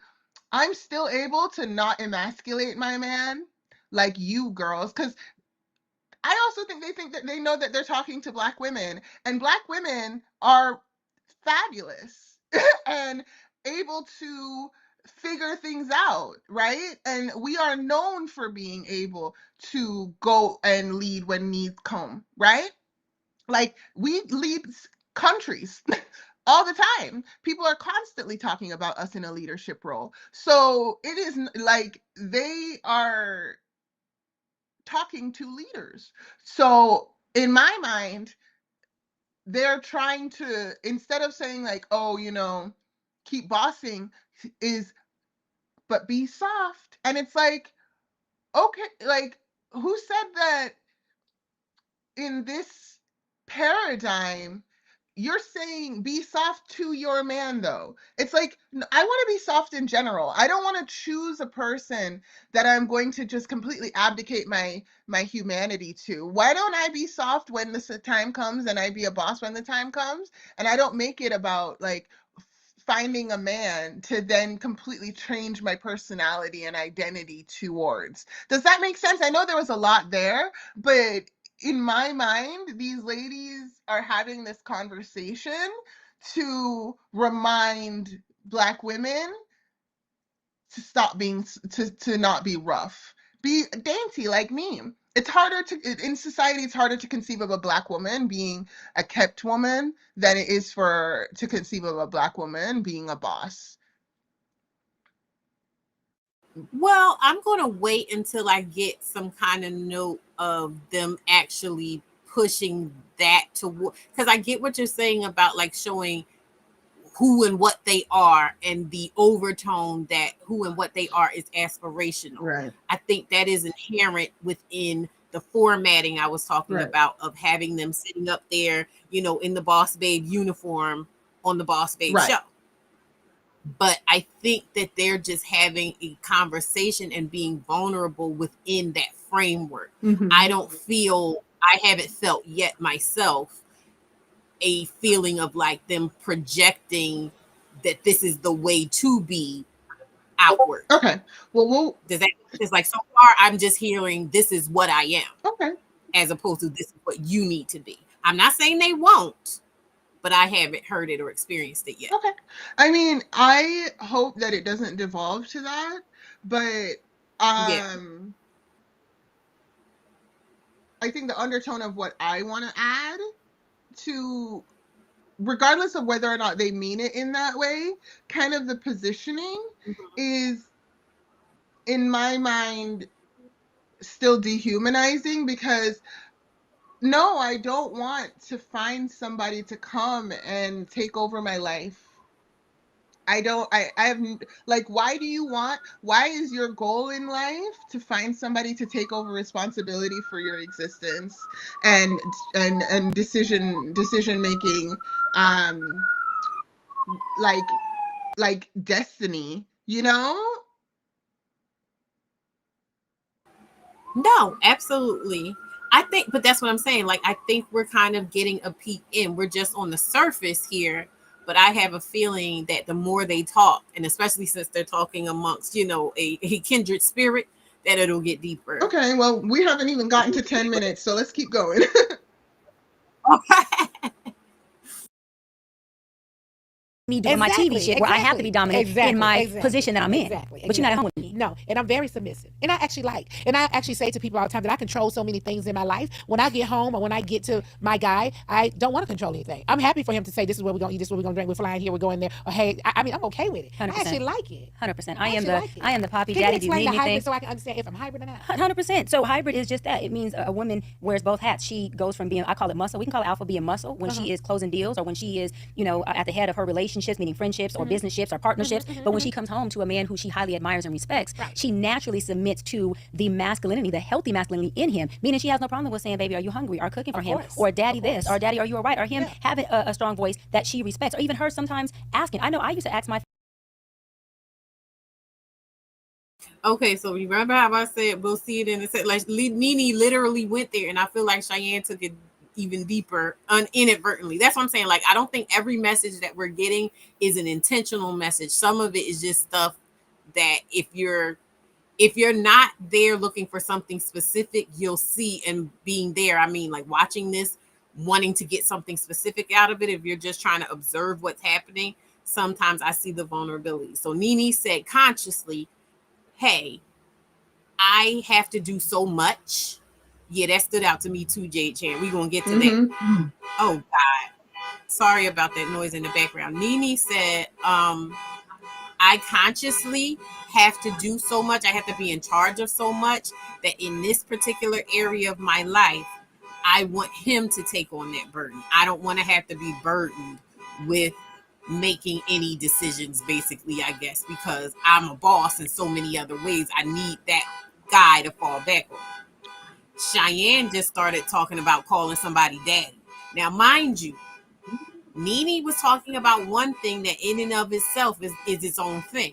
Cheyenne took it to another place when she started talking about daddy, because Nene ain't say nothing about needing it to be daddy. She just said, I need the man to take over in this area because I need to rest somewhere, and this is where I choose to rest at. Old girl said daddy. That's daddy issues. Right. Because why do you need to call your man daddy? Why does it, and she said it multiple times. So you're wanting to call a man daddy. Like you could call somebody a pet name. I feel like baby, sugar, honey. Those are all interchangeable. And somebody is Sugar calling is so seriously. Southern. I love it. All those little throwaway things of letting you know, oh, you're special to me. But when you like, oh, I want to say daddy, that's a very specific type of dynamic.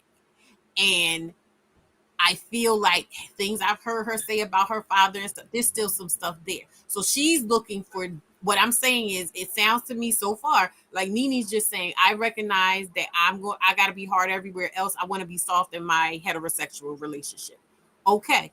Cheyenne is saying, oh, I need this dynamic that reminds me of being cared for by a father. That's what I'm interpreting from her use of words and what she's saying and where she took it. Yep. Totally. I mean, I think that you're right. Let's just stay at an open place and take it for what it is. I don't want to project onto these ladies because this is a difficult conversation. Like, I'm so sorry. You are fine. You are fine. No, I'm so You are fine. And this is like, the devil will not have his due today. Yeah. No. Because I was like, look, I'm going to say what I need to say because this is outrageous. No. And that just made me bust out laughing. Oh my God. All right. I'm sorry. But no, I heard you and I received that. I think that the daddy issues are also a tool of the patriarchy, because when you got daddy issues, you're easier to like men are setting women up. In summary, those are my thoughts. Not necessarily, because she's not saying men are setting women up. She's saying, oh yes, I want a man to take care of me. But like I said, bringing up that daddy thing, I remember her talking to, who was that? She was, Cam Newton. Lord. Yeah. I remember her talking to Cam Newton about how her dad was in jail or whatever. Mm-hmm. There is this aspect of the way she talks about her father. And I'm not saying I expect her to be like dragging him. If she doesn't feel like he did anything for her to drag him for, but it does feel like a heavy romanticization of their relationship and of what happened and the thing, and filling in a lot of gaps for him. And again, romanticizing them so that she can feel like, oh yes, I had this particular kind of daddy that I don't think she had. Like, now, that's not me trying to say that I should be in the dictator of what is meaningful to her within her relationship with her father. Mm-hmm. But like I said, it feels like she's trying to make that relationship into something, because it just sounds like he was an irresponsible person. Or he didn't, he did a lot of gambling with the experience of the people around him by choosing what he did. Oh no, hold on, take over for a second. Oh, never mind. She hung up. Of choosing, what he chose to engage in that affected his children, affected the people around him. I'm not saying she needs to cuss him out for our sake, but it feels like a heavy romanticization. So now where I feel like it's happening is it's bleeding over into relationships, because she's not going to be able to get that time back with her father, but it feels like she's still trying to extract it from whatever man she comes along with. This is not me saying that she should go the opposite route and expect to have to do everything for a man in a relationship. But there's something about the way that she's wanting a man to relate to her that I feel like she's projecting her father into or onto. Yeah. Without thinking about it. Because you talk about the marker, the tagging of the single mother. So now you get to be a part of the women who deserve what comes to them. Being a girl that doesn't have a healthy relationship with your father also tags you. Mm-hmm. And Yes. so Yes. that is, to me, virtue signaling. If maybe that's not the right word, but that's, to me, virtue signaling of It definitely, she's categorizing herself a particular kind of way. right, Yes. as a woman that can be submissive. It's saying that just Right. know I I have have all range. the Yeah. components that go into a submissive woman. I have all the credentials. It's so wild because, like, still think about how alienating this conversation is to yourself. Like, these women that are so influential, Nene Leakes. I don't watch Real Housewives or whatever, but the fact that I don't watch Real Housewives and I don't know her man at all, but I know Nene. I could see Nene anywhere, and like, Nene is a star. you know I don't know enough about Dr. Cheyenne Bryant particularly to say that, like, and that's just me being honest. I'm not trying to, but Nene is a star in and of her own right? So the idea that this shiny, interesting, captivating woman is talking about how you don't even know how invisible I can make myself when I go home. And I know that sounds like it's a lot, but it's just, it's one of those of, like, girl, why are, like, Sally Joe, you need to leave. Sally Joe, you have to get out. Sally this is good for, yes. yes, As a that is matter of it. fact, And it's like, this is Miss Good for but you see how these are yes. things that, like, if you and I wanted to have a competition of submissive, a competition of good woman competition, there are boxes that we have to check, and after that, basically it's based off of attractiveness. If you have a good dad, enough money to be 50-50, attractive enough to make their friends jealous, or give them just hype, if you are effective enough to keep the house in a way that makes him feel like a king, right? So this is the blueprint for the woman that is worthy, and it's one that we are all able to compete on for the most part. And so then you become invisible because you are basically just a set of hair, lashes, skin tone, and tits. If there is no personality there, like, there's nothing there. Like, if when we start competing on these monikers, first we lose our identity, and we lose the ability to,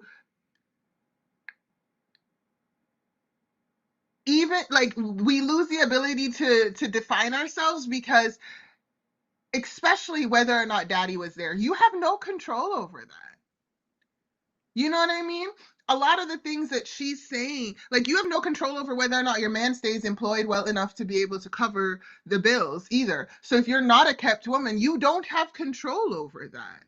And so essentially, these systems keep women preoccupied with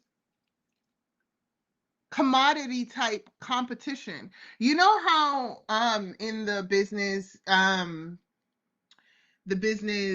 kind of graph, the idea is that there's a new idea that comes up, and then you have the early adopters, and then you have the mid-range people, and then after a while, since so many people join, we were talking the other day about, like, ideas spreading, and people co-oping. It's because your idea is spreading, but that is going to drive competition when people are like, I could do that too.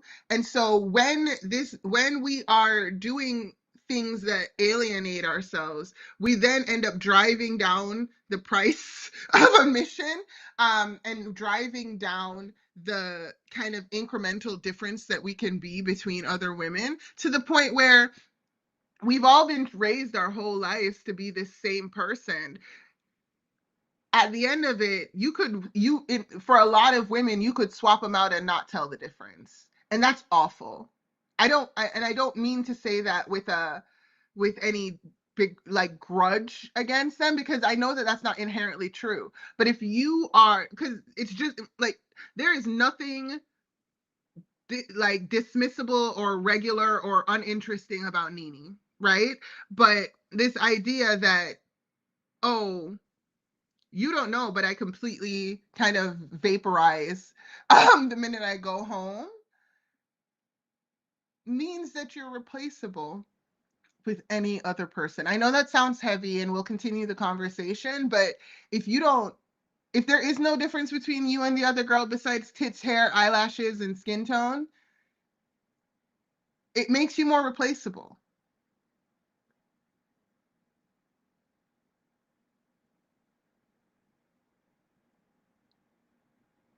Vitamin, can you hear me? Give me one Okay. second. Yeah, like just to extrapolate on that point, like it just me it not even replaceable, because who cares who they keep on the shelf. It's more like it just it's a losing game.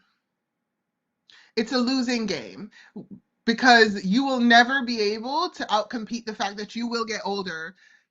you're Sorry, my cousin called. You're totally fine. But you'll never be able to compete with the fact that there will always be women younger than you. There will always be tits perkier than yours, and there will always be hair that is more or less or whatever, right? So it like a lot of times these systems create the paranoias and the fears that women walk around with. Because if all you are is a body and a certain set of skills, you're interchangeable. No, you're right. Um, I think.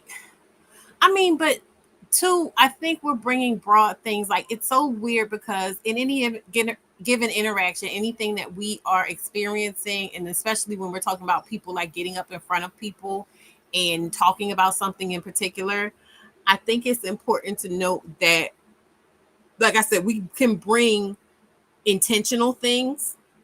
They're the things that we bring intentionally to a conversation, right? But then there are also things that once a person gets to talking are also there, and other people might be able to pick up on them, even though they're not necessarily what we were planning on bringing intentionally and consciously to the conversation. So I think Right. when I'm feeling like when I'm getting from it, like all the things, all the boss lady stuff of like, this is what a competent, accomplished, worthy, Yeah. self sufficient woman looks like. But I'm also picking up on these more vulnerable, these desires, Mm-hmm. really. I want somewhere in my life where I can just be taken care of, and I'm attributing it to a heterosexual romantic relationship.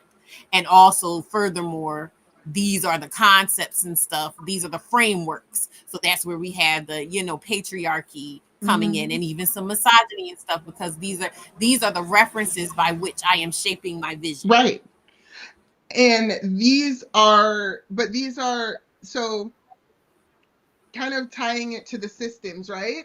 If you are coming into, we all want to be served. We all want to be loved on. Like, there is nothing wrong, and I am not judging a woman that wants to be taken care of, like, at all, who wants softness around herself, at all. I think that the desire and the vulnerability is incredibly brave for her to come out, especially as a black woman, especially as a black woman that it has um um traditionally black features, to talk about wanting to have this type of softness and this vulnerability, because society is not kind to black women that aspire to this. So i'm I'm not mad at that. I just am more so calling out that when we kind of get into this mindset of competing on these very um general lanes, that we create a race to the bottom that has nothing to do with what we need. because Nene and I don't want the same things, right? Yeah. Yeah. So Yeah. Playing into that's very important point. Thank you for bringing it up. Playing into the system.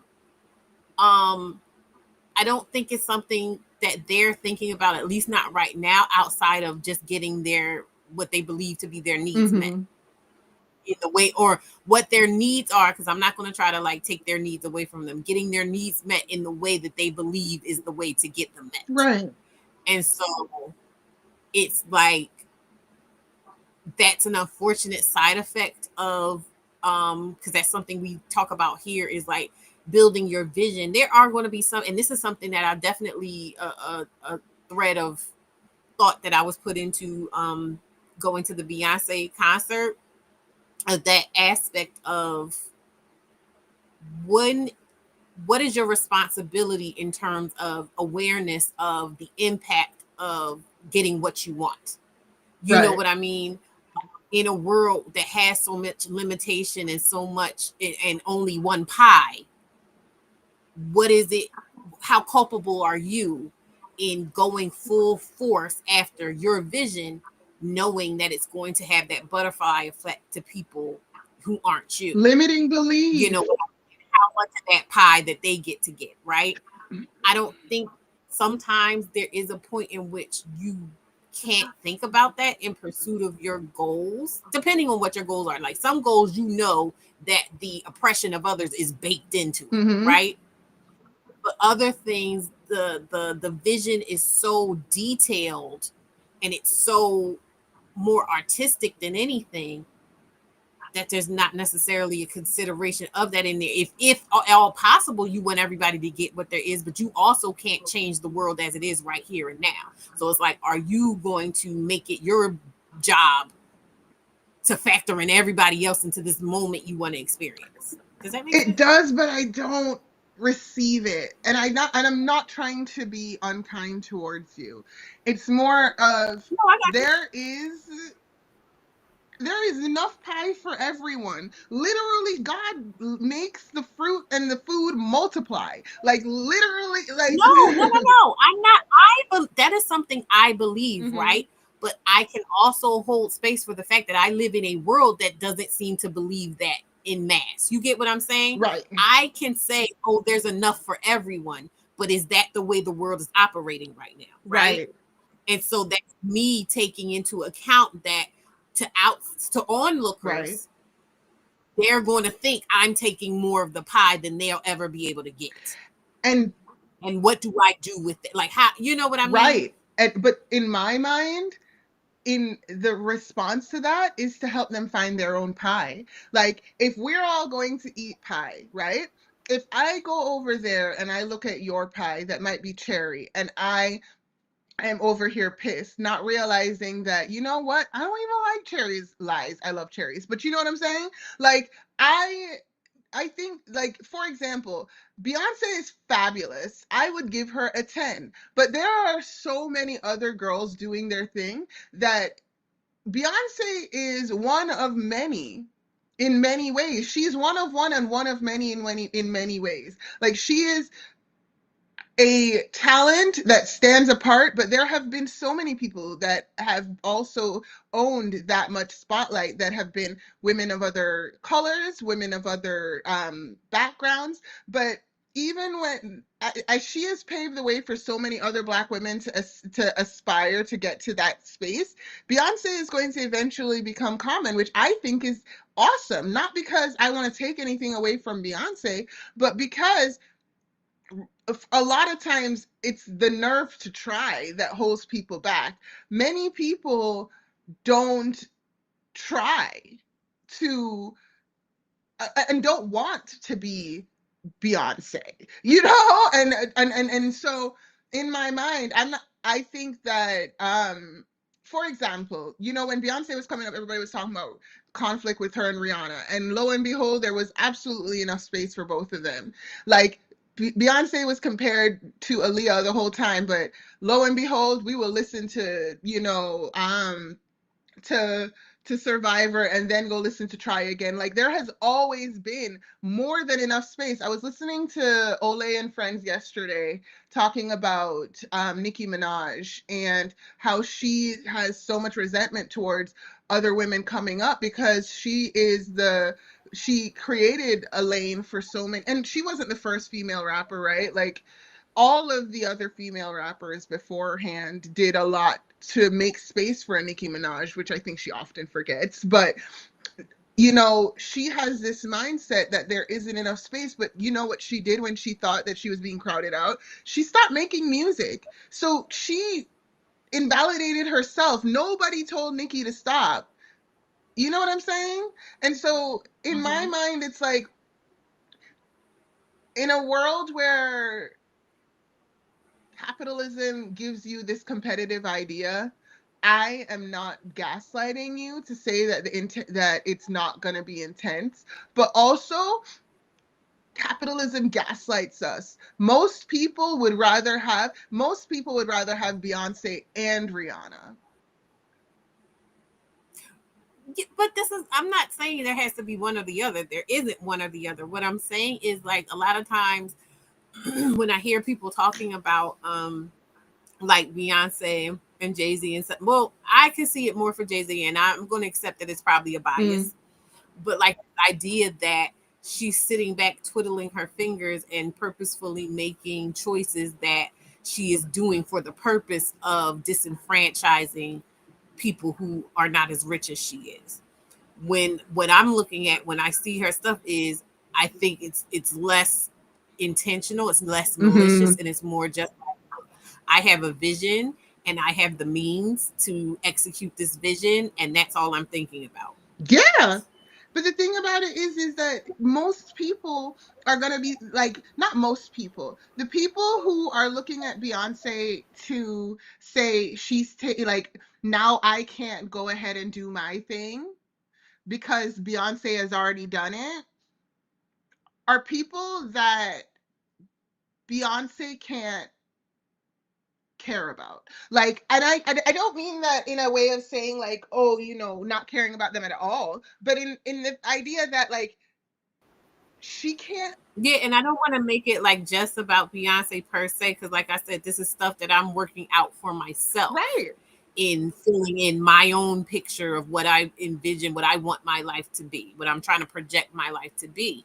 And so it's like that, dealing with, people talk about like having to deal with money issues and beliefs about money and this and that and the other. Specifically for me, when I'm thinking about money and the accumulation of money in this capitalistic world, from the vantage point that I currently hold, there is that, like I was talking about in Dr. Bryant, that internal conflict of, oh, I need money to be able to exact my vision, to, oh, but what is ethical and what isn't ethical, and what's the right way to do it that's not going to hurt anybody, and what, you get what I'm saying? Like, what's going to happen if I have a bunch of money but my family doesn't, and all of those things that come, you know, the survivor's remorse type of stuff. So there's a lot that's coming with trying to calibrate to a level that you've never experienced before. 100%. I want us to be creative instead. Like, we don't have, like, relationships don't have to look like anything we've ever seen. They just have to work. So if you, like, in the romantic sense, as long as you and your husband like each other and are enjoying your life and are getting fulfillment out of not only your partnership but just quality of life in general, you're doing a great job. Congratulations. You know what I mean? Just like how if a woman is enjoying Beyonce and being like, you know what, that's her lane, but I have no desire to go up there and in a leotard and dance. That is also, but she has the desire to be on this podcast talking about this type of thing and is known for her opinions. Like, I think that we often have this preoccupation with humbling other people that comes from capitalism.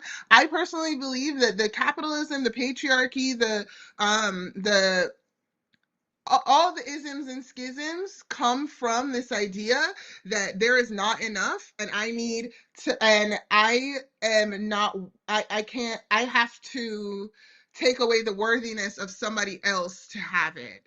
And ultimately, that is a mindset that we have not seen many instances of being inherently true. But it's just this lie that's told very similarly to the lie of what women and men are supposed to be. It's another lie that's told that there isn't enough for you to also have your moment like that. Like, most of us have never tried. Most of us That's so have true. never That's so true. truly actually said, you know what? I'm going to celebrate this woman and be inspired by her and then go home and do my thing. What the idea that you have to be inspired by Beyonce, I'm not talking about you, I'm just talking about in general. Like, you have to be inspired by Beyonce and inspired by Nene Leakes and inspired by all of these women and go to heaven inspired and not accomplishing anything, is you being a secondary character in your life. Like, you can appreciate these people and then be on about yours. I want to be clear too, because I don't think you're saying like, because some people don't want to do anything. Like Yeah. for some people, appreciating these people for what they do is enough. But we're talking about those people that get to a point where there's some kind of discord or unrest in their life because they're not executing like this other person or at the level this other person to where it becomes like a hating or a frenemy type thing. Right. And I'm not even, but that, as well as the fact that there is a value in a little bit of jealousy. Why? Because when you realize somebody has something you want, you now know that you want something. Like, so, like we were talking Right. earlier. You want Oh, go something. ahead.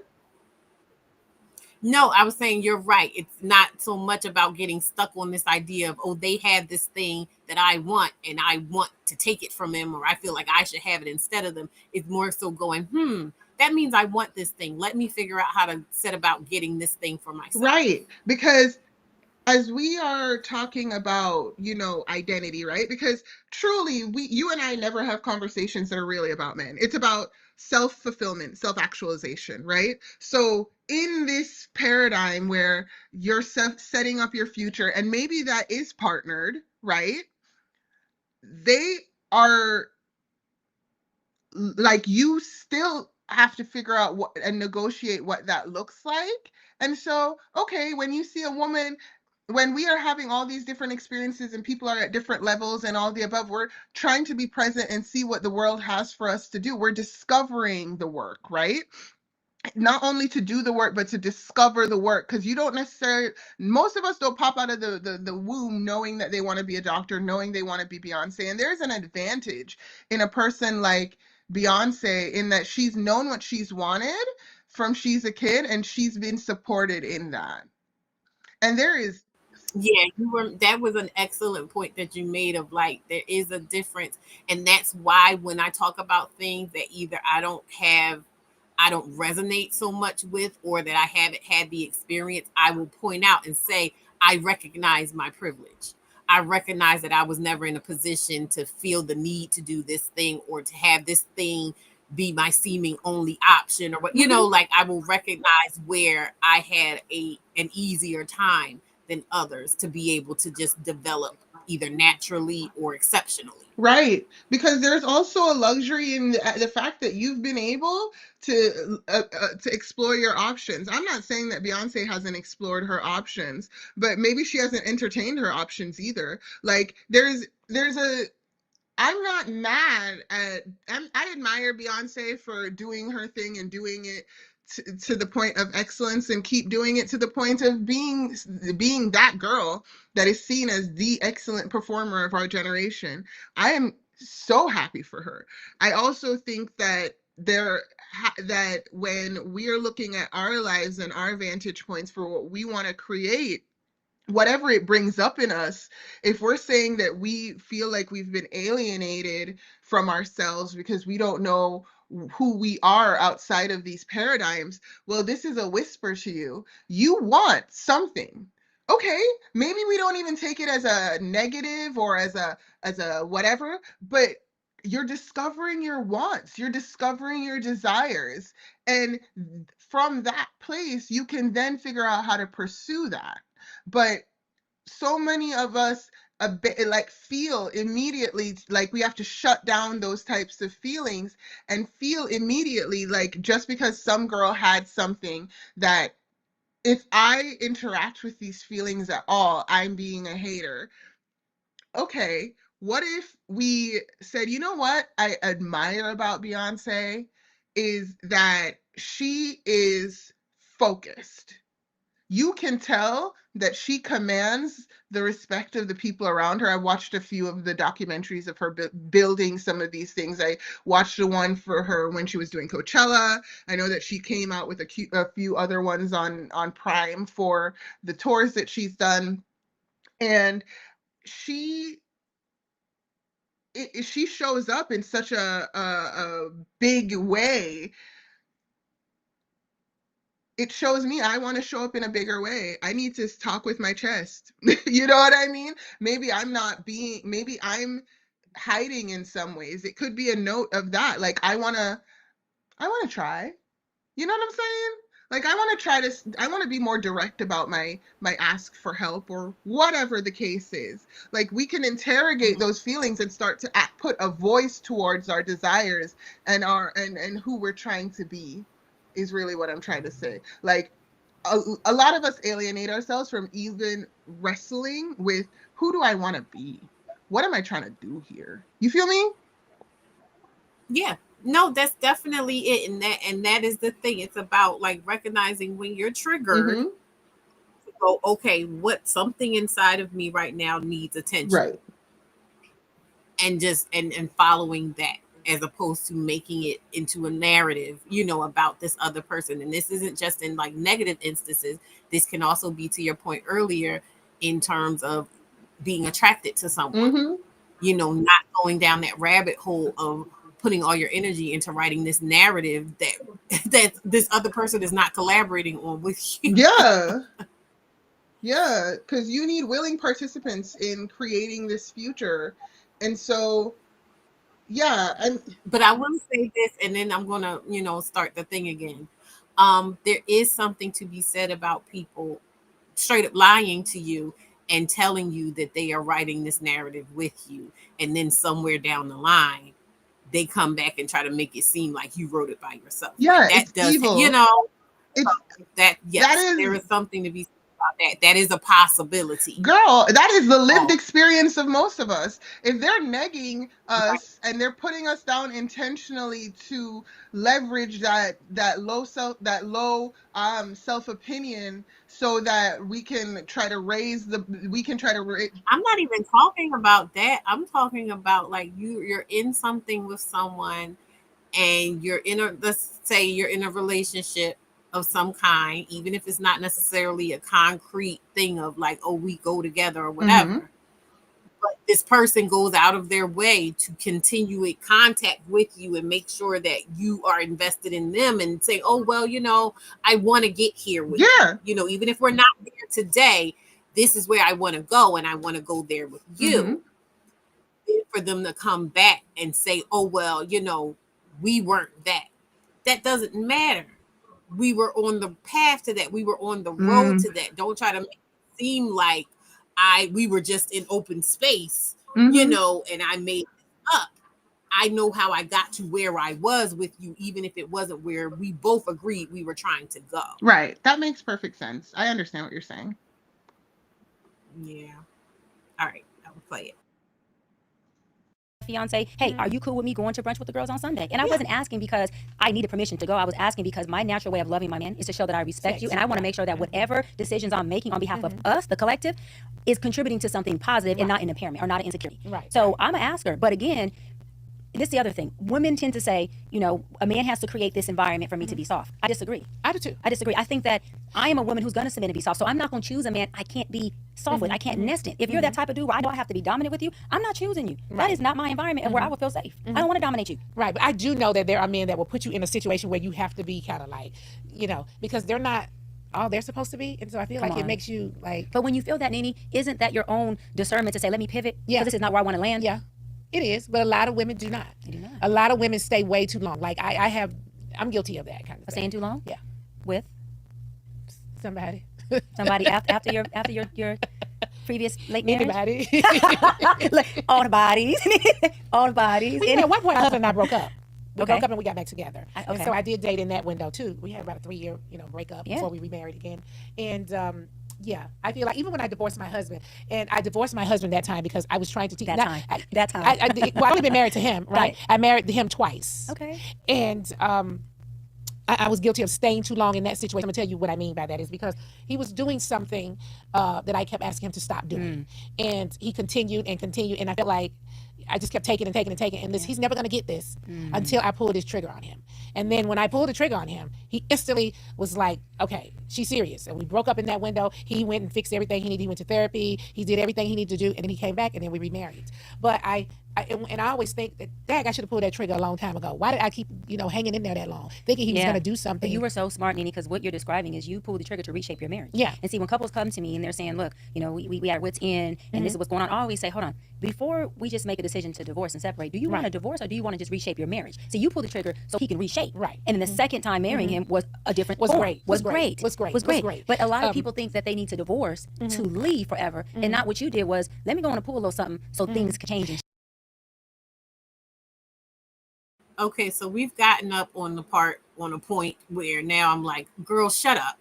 Because she's framing what Nene did. And Nene might have said it that way. Nene got a divorce just to basically manipulate Greg. And I'm not saying he didn't need to make the changes Nene wanted. That's not what I'm saying. But basically saying that Nene only got divorced in order to force Greg into a position of behaving a particular way. This is the type of stuff I'm talking about when I say it's too much energy being put on this idea of keeping a man or a particular man. Yep. Now, not me saying that, don't try to do everything you can do if you love a person and, within reason, if you love a person. But this, because what if it didn't work? And the way Dr. Bryan is saying, the way she just framed that, what she just said about, oh yeah, because some people, and I guess this is where I'm picking up some of what you're saying of preachiness or whatever, some people get divorced just to get divorced. Yeah, girl, because not everybody likes the person. Some people realize they don't like that person. Some people realize that who they marry is not who that person presented themselves to be. Some people realize that the person they thought themselves to be is not who they actually are, after being married. But my point is, there are different reasons for people divorcing someone. To make it seem like people are only divorcing because, not only divorcing, but like you should be using divorce to stay married. That's basically what's like, oh yes, if you're gonna do, you should be using your divorce to reshape your marriage, as opposed to this just needs to end. Some relationships just need to end. Some relationships should have never started. Yep. Are some people going to go away from each other and get back together? Sure. And that's lovely. That's beautiful. Those are some of those stories, like I said, that are fun to watch and I enjoy witnessing. But I don't like the way she just put that there as if what Nene did is A, the standard, and B, the way that things should be done. The standard in terms of outcome, I mean. And also the standard in terms of how it should be done and when and why a divorce should happen. I don't think anybody should tell anybody when and why a divorce should happen.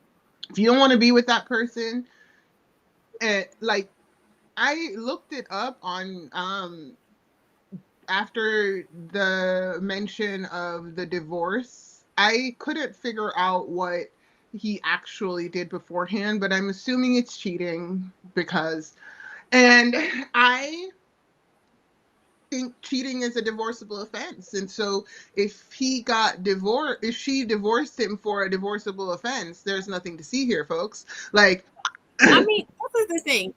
This is because it doesn't even matter specifically what the details were. mhm. What I'm hearing is Nene got to a level of awareness where she was like, you know what? I can't change this man. This man is going to do this thing that I've identified as a deal breaker for me. So I'm going to act on what my soul and my preferences are telling me, and I'm going to leave him. Now, it's unclear to me whether or not, no, it's not unclear to me because it sounds like Nene just was saying, like, I was done. And if he wasn't going to change, I was just going to be done. And I was at peace with that. What Dr. Brian is saying is, oh, yes, you did an amazing thing. Yeah, you decided that you were going to leave your marriage to shock him into acting right. And those are two different things. Yeah. Like, those are two different things because, like I said, when Dr. Bryant, one is about the outcome of I'm going to be back with this man specifically.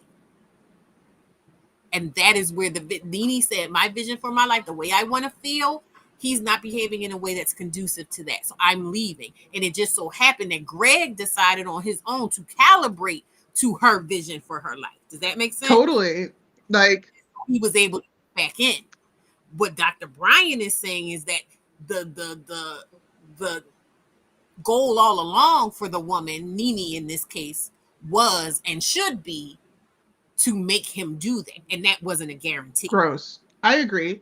And like, because I don't even care about, I really don't care about the emotional manipulation part. Like, she said what she said, she did what she did, he did what he did, like, onward. Like, I agree with what you're saying. I think that Dr. Bryant is the same thing that caused the whole, like, I was daddy's little girl is the same reason why she's alleging. Yeah, it's like it's fixation. Because my thing is, I would say Nene got the lemonade experience. She got the lemonade package. You know what I mean? Where it's like, oh yeah, I'm mad at you. This thing happened. Whatever. I'm leaving you. And then the guy goes, whoa, wait a minute. I don't want to lose my wife. And then makes the changes, and then y'all can y'all come together and reconcile and have happily ever after. And that doesn't always happen. And that's not always what's called for. Like some of these situations, the people either were never as invested as these two were in each other, or will never get as invested as they became, or whatever it is. Like it takes a certain level of investment from both parties. That's not always the case in these situations. And so sometimes it ends with I'm leaving, and that's it. Yep.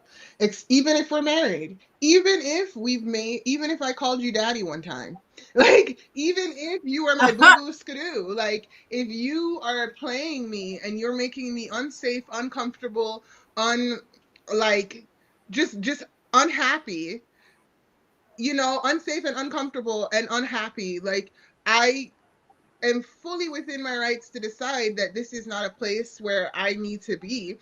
And the idea, and I think it's harmful in a lot of ways for us women to give these guys this idea that all of these things revolve around them, because it makes it harder for them to believe that they should stop pursuing when we say stop.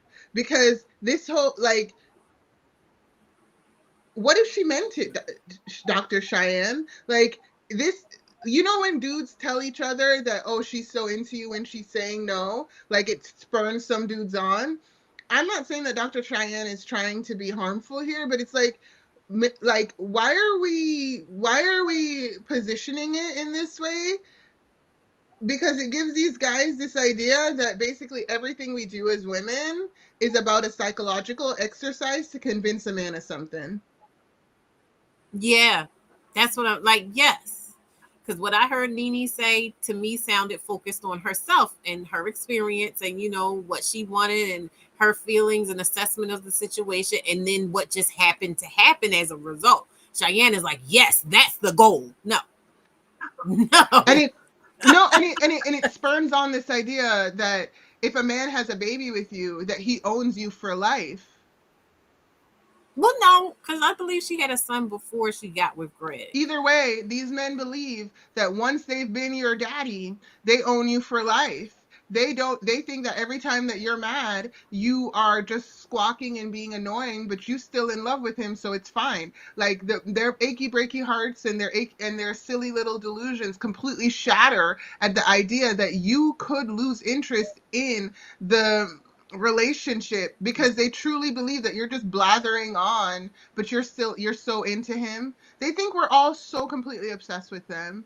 And I rebuke it. Like, Yeah. I rebuke this framing that makes it so that a guy can completely ignore what you're saying and need some big show to believe you that you would like to have a happy relationship, and you're willing to let the you know what I mean, like him being the guy be the I mean, cost. that's a lot of that goes though to, and that's where I feel like Dr. Brian and even Nene, just any woman who is still marketing in patriarchal ideals doesn't realize that they set themselves up for that. Because if you're buying into patriarchal ideals, it's the patriarchal ideals that say that the man is supposed to be able to sleep around and still expect you to be at home. It's the patriarchal ideals that say that you are there to serve a function. It's not okay for you to get depressed enough where you can't get out of bed. It's not, you Mm-hmm. know, and you don't deserve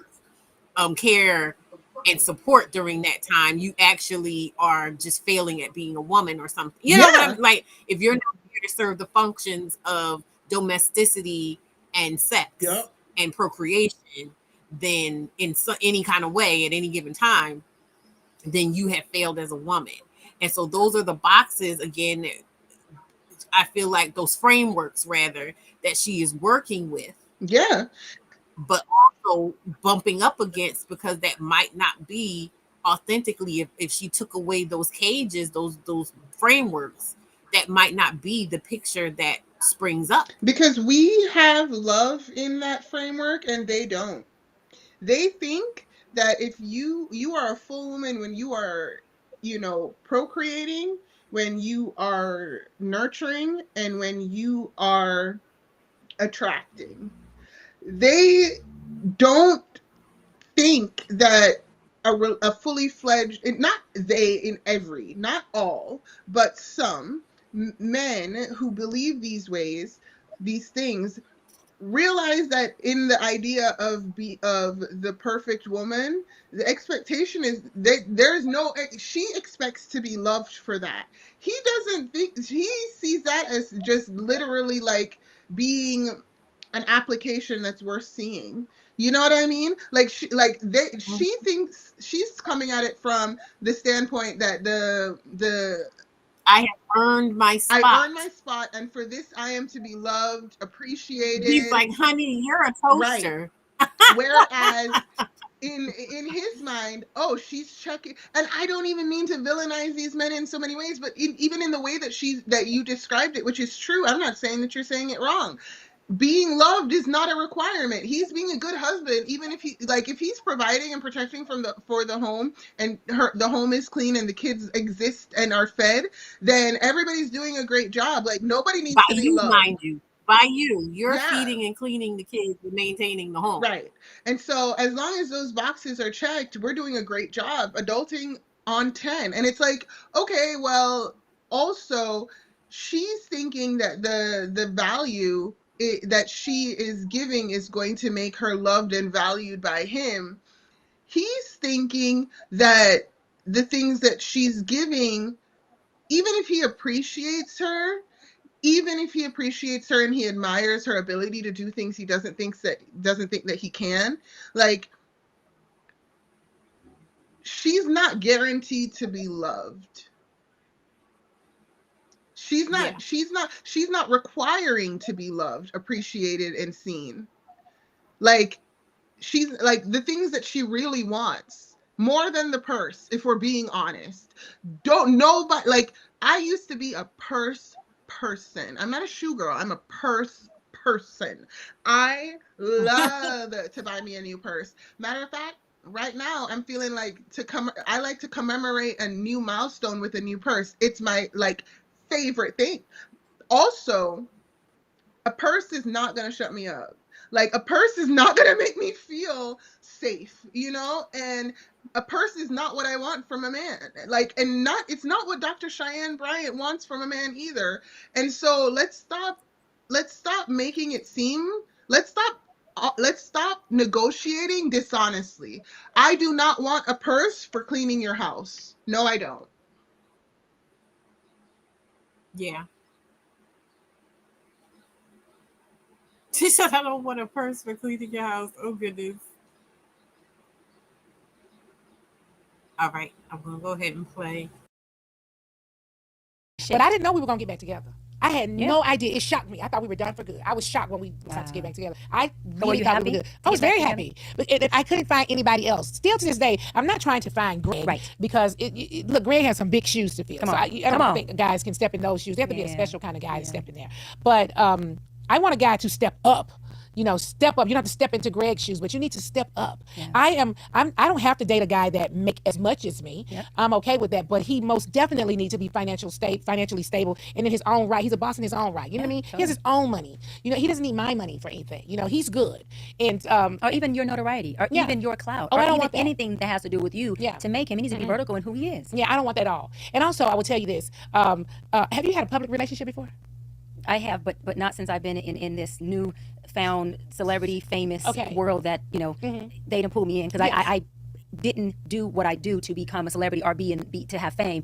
I've been doing what I've been doing for 17 years. I was a therapist first, transitioned into a doctor of psychology, right? And so just me having 90% of my clients have been A-list celebrities for the past 15 years. People are just now seeing it publicly, Right. if that makes sense. And so no, I haven't. But I've dated some folks that I wanted to make sure didn't go public because Right. they were just as big as me, if not bigger. Right. I don't want to have a public relationship. Yeah. I don't want to be a secret, Right. you know, but I don't want to be public. You get what I mean? Yeah. So I think there's a difference in being a secret in public. I want to be private, Yeah. but I don't want to be a secret. And you know what? It's interesting you say that, because when I was just an extremely successful woman who was a doctor, run the big civil rights organization, doing my thing, and I wasn't in this industry per se, right? In this celebrityness, I was all about public. I was all about, me and my fiance all on social media. I mean, like, everything is Never public. again. As soon as I entered into this space of the entertainment industry, this is for the first time where I'm like, I'm just not okay with this relationship being public Yeah, I'm at not all, either. because this world creates a very unsafe space to be public. And it does cause scrutiny and weight on a relationship that isn't there when you are not a celebrity. And when you do not have to answer to a world of people who are your fans, whether they like you or Pause not, real or who quick, are constantly pause. watching you. And it 100% Nini, changes the dynamic of the relationship. I disagree. I understand that I am not a celebrity, so I have no idea the subtext and the gravity of what they're saying. But I think that the reason why a lot of times people don't want to go public with their relationship is that if you guys break up or if something crazy happens, you're not embarrassed for having tried to be loved. And that's silly. I think that's part of what she's talking about in terms of this level of scrutiny, because it's like, yeah, whatever ups and downs happen in a relationship, they hit hard. You know, if you really care about a person, they will hit you hard. But then when you have that added component of those, because let's be honest, we all have not like voices like schizophrenic type voices, but we all have internal dialogues. Yes, And ma'am. what happens when your internal dialogue becomes tangible in, comment sections or videos like the one we're doing right now, or panels where people are breaking apart, dissecting, discussing, you know what I mean?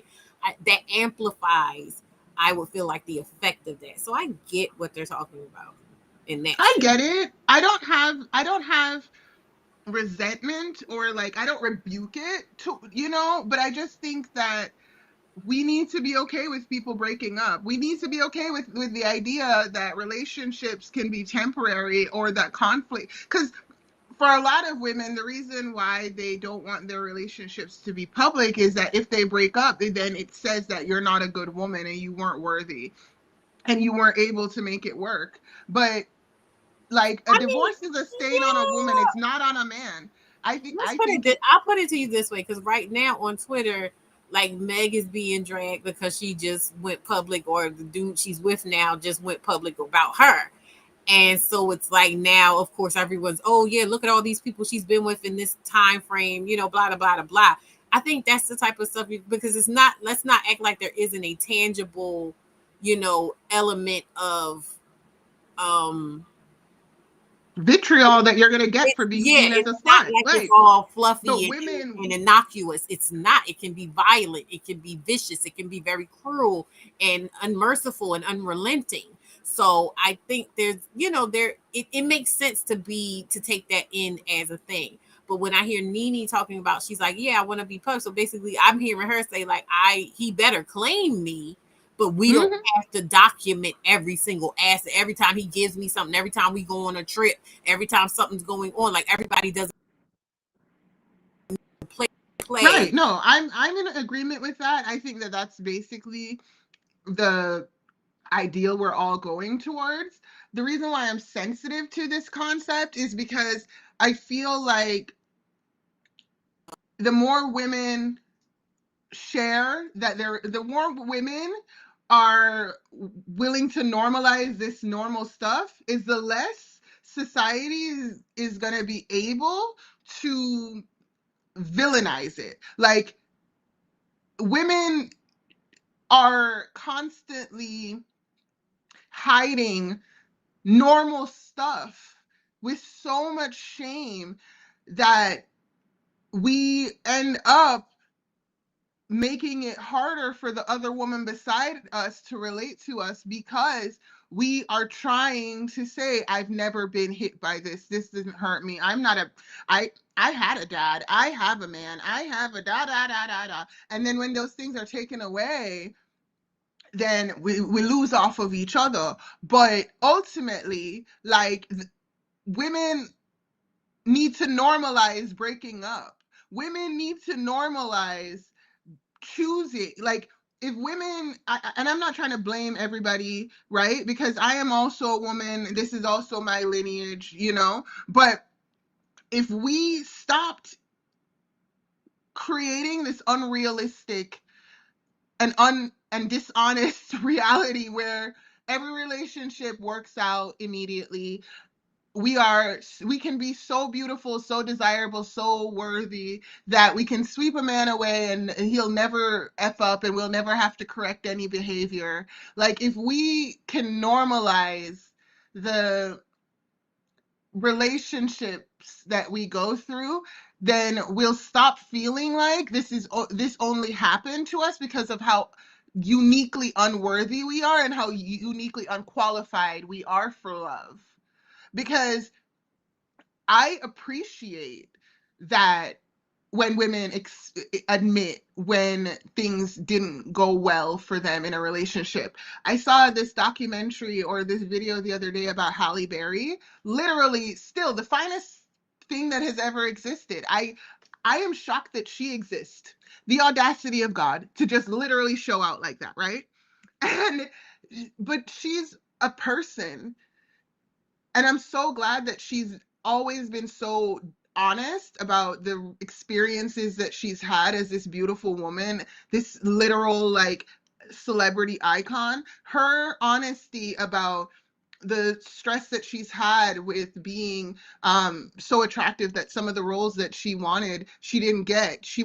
Often under she was often underestimated and counted out. Like, um she's had so many difficult relationships with men, and the more and more she and women, far less so women, because she hasn't shared in any of the things she shared out, that she's had difficulties with getting along with women. But these things coming to the light and normalizing the things that happen, I think will only lead to good things. Like, knowing more women that have had a divorce and realizing that it could happen to perfectly respectable, fabulous, delicious women has really helped me to be okay with the fact that, you know what, yeah, I'm divorced. Like, seeing more women have their moments where they needed to kind of like take some time and date for a while and all the above and normalizing that, you know, I think only allows there to be a more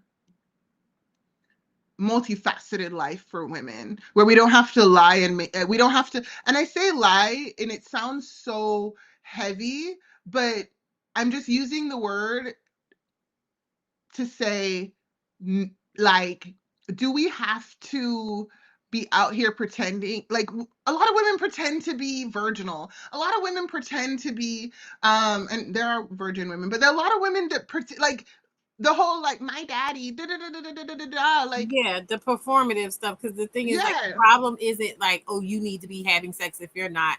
You know, if you genuinely don't want to have sex, don't have sex, whatever. If you genuinely want to have sex, you want to have sex. But it is about that performance. And like, it's hard sifting through, or not hard. It's actually not that hard, but it's tedious sifting through because it requires a lot of awareness and kind of like stepping out of ego and observation and Mm-hmm. and holding back on projection. Mm-hmm. um it it's a lot to kind of siphon through. When is this performance and when is this um authentic, you know, to the person, is the person. And also having to grapple with, if you're someone who believes differently and chooses differently than another person's authentic choice, Mm-hmm. dealing with how you're triggered in it, like if that triggers you. And then again, going back to that idea of doing that personal work, why, you know. But I will say there's a lot of, because it's such a tangled web, Mm-hmm. there's a lot of women saying, hey, I see where you are, I see where you appear to be, and I'm wanting to give you this insight, Mm-hmm. you know, because I kind of see where the road is going, even if you don't. And Mm-hmm. I could be wrong, but just take this, put this in your tool belt, you know? Yeah. Because a lot of times, guess what's happened when that, like, if you and I were to sit down and have a conversation with Dr. Cheyenne Bryant right now, right? And we were to show her the insights that if we were therapists, I mean, we don't have to be therapists. They are right in front of our face. But if we were therapists and had this conversation with her, think about the type of reactions she would have. And I'm not trying to say that like, I know her personally, or I've seen enough of her to be able to say that without a shadow of a doubt what reaction she'd have. But it's because it's heavy.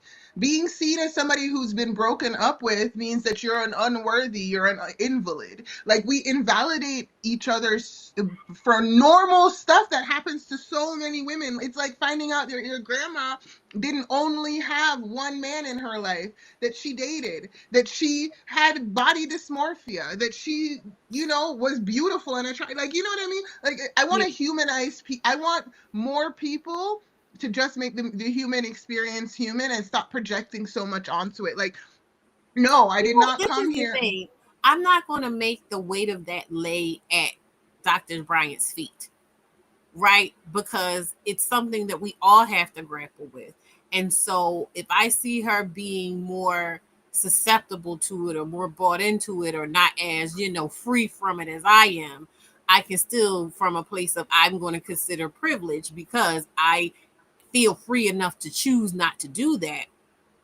I'm going to, you know, give grace in that. But also, I'm going to check myself in the moment and say, well, what if? Because that means I'm looking at it from a superior place of like, oh, well, she's choosing wrong. If she is choosing authentically, still thinking she's choosing wrong, that's not my place either, for real. For, you know what I mean? So what I'm trying Yeah. to pivot to is, I hope that she gets what she wants, and I hope that what she wants is what's true to herself.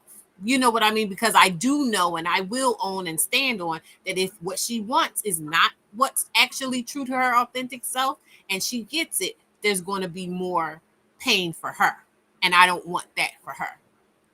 Me neither. Me neither. And you hit some great points. I think that we come from the same heart. I want, I think I don't want, I'm not trying to put her down.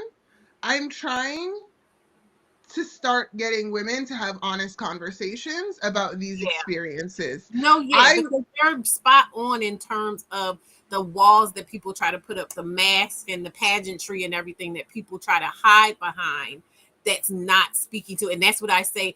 The way I'm saying it, I feel like I'm leaving more room for them to come to that authentically if that's what they want to do, if that's even the truth. So I'm leaving room for me to be wrong. I'm leaving room for them to make a pivot without it being a confrontation or a denunciation of them, and yeah. I'm still supporting their highest good, whatever that may look like. And that's why we love you, because you're so good at nonviolent communication. Like, I appreciate your positioning, and that's what I want for her too. You know, you like, that is just the truth. It's just, I don't want this person to come away from the conversation feeling like I look down on them. It's just that I see you, girl. Like, you, like, a lot of this is us dillying and dallying around the real conversation. Like, Mhm. it like, and I don't, like, her being so attractive, her being so educated, her being so put together. I am so happy for her to be able to be executing that bitch on this level. Do that shit, right? And that could be authentically you. I would also like for us to normalize that that bitch also dumps a few guys. That bitch gets played. That bitch also, like, there is nothing that you could do to be that bitch enough to make a It's not, man not hit you if he listen, wants to hit you. I don't want So to if keep saying her name, but this is literally a thought I was having the other day. You know, just in my Halle Berry was cheated on. she is Beyonce was cheated on. undeniably that Like bitch. all of these, so many, any women you can think about. Oh, this is the most beautiful woman in the world, and they were cheated on. You know what I mean? It's just like, or Right. left, or abandoned, or abused, or you Or know what I broke up. mean? Like, can you imagine? Like, Marcus Houston used to is Beyonce's ex-boyfriend, and he's now a pedo. Like, I am so glad that Beyonce broke up with that bum. I am so glad that I'm sure that if we were friends in the moment and she was crying about it, I wouldn't say that like that. Who? No. Marcus Houston, the guy who used to be Roger Oh, from in Immature. oh yeah. And like, people say, oh, nobody could ever not choose Beyonce, break up with Beyonce or whatever. Nope. You could be the baddest chick on the entire earth, and these dudes will still, like, choose to go in another direction. And because it's not only about being the baddest chick in the entire world, right? And so we need to start being honest about that. Like, we need to start being Erica. normalizing the fact that, like, for example, people have this limited idea um of what happens in the lives of plus size women. Like, no, plus size women been up. Like, no, I get hit on all the time. I do not walk around this world, like, granted, now I'm so glad that I don't have to, that I have more options for clothes, right? But ultimately, we are like, the worlds that we are creating in our head based off of these capitalistic, structured, rigid world views are often so incompatible with reality. Because, girl, you have 2 kids. There is proof that there is somebody who's been able to get to be attracted to you, as is right now. You know what I mean? And I'm not trying to pretend that that is some sort of, like, Erica says, Erica says, I feel like there's this energy that these women are treated differently. The men are all socialized the same, and the women aren't socialized the same. You're trained to run towards your oppressor. I mean, yeah, that's how.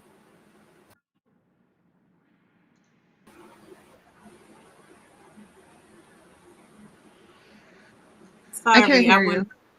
Okay. I read. Did you hear when I read Erica's? Yeah. Okay. I feel like it's something where are being socialized about the society is just messaging right natural abilities and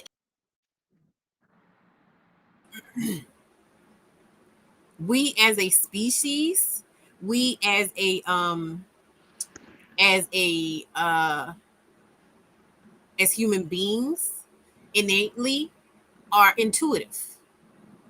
And so a lot of what I talk about, that internal conflict that I'm seeing in her, I feel like we're seeing in real time, like her trying to reconcile and make this stuff make sense for her.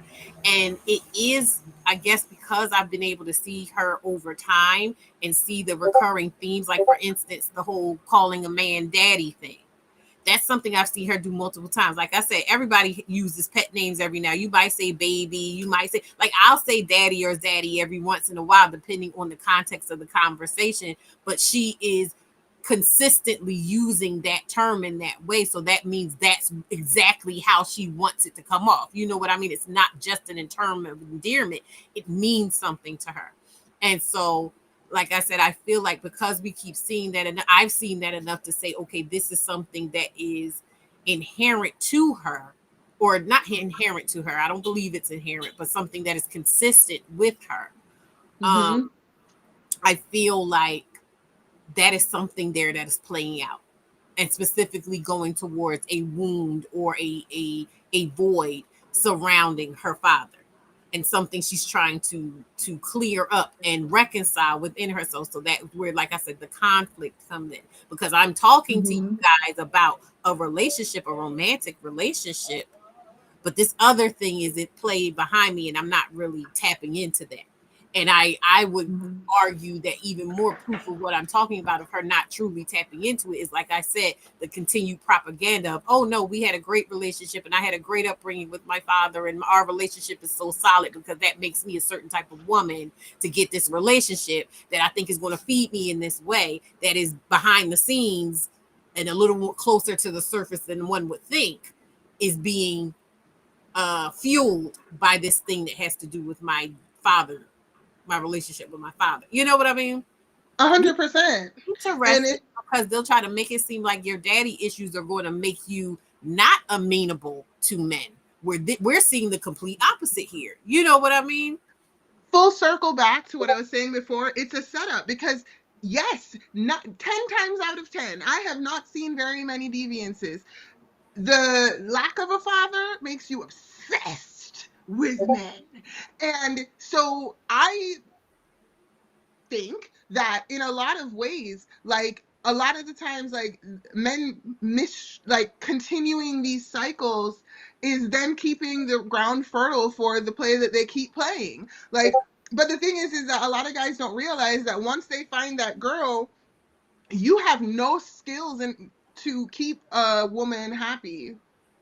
You only know how you don't, and a lot of women, and it's keeping a woman happy, whatever, man. Like we're still playing in each other's faces. We're not actually connecting as people. Like, you know me as a person, right? I know you as a person. Like, you're not just my dark skinned friend, or you're not just my, Philly friend. You're not just these random identifiers that don't have F to do with anything. You know what I'm saying? And so Mhm. it's like when you just choose only to have, like, oh, I just like my man dark skin, 6 feet, wealthy, and no kids. And it's just this checklist that has nothing to do with person, right? It has nothing, and he's just doing, okay, I want dark skin, this height, this build, where with this type of style. Like, there is no connection. You're building this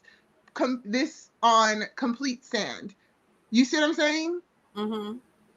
And I think that a lot of times the guys, because of the distraction of the obsession with daddy and the obsession with men and the obsession with, like, making up, I making, because also the obsession with just not letting humans be humans, like, and fallible people. Because my dad died as well, and I know that my father was a complex person, right? But my father knew me as a person. My father knew me, you know? And Yeah. so to me, that's actually worth it. Well, it You sounds know like what I her mean? father knew her. It sounds like they knew each other and they had a relationship, or at least as much of a relationship.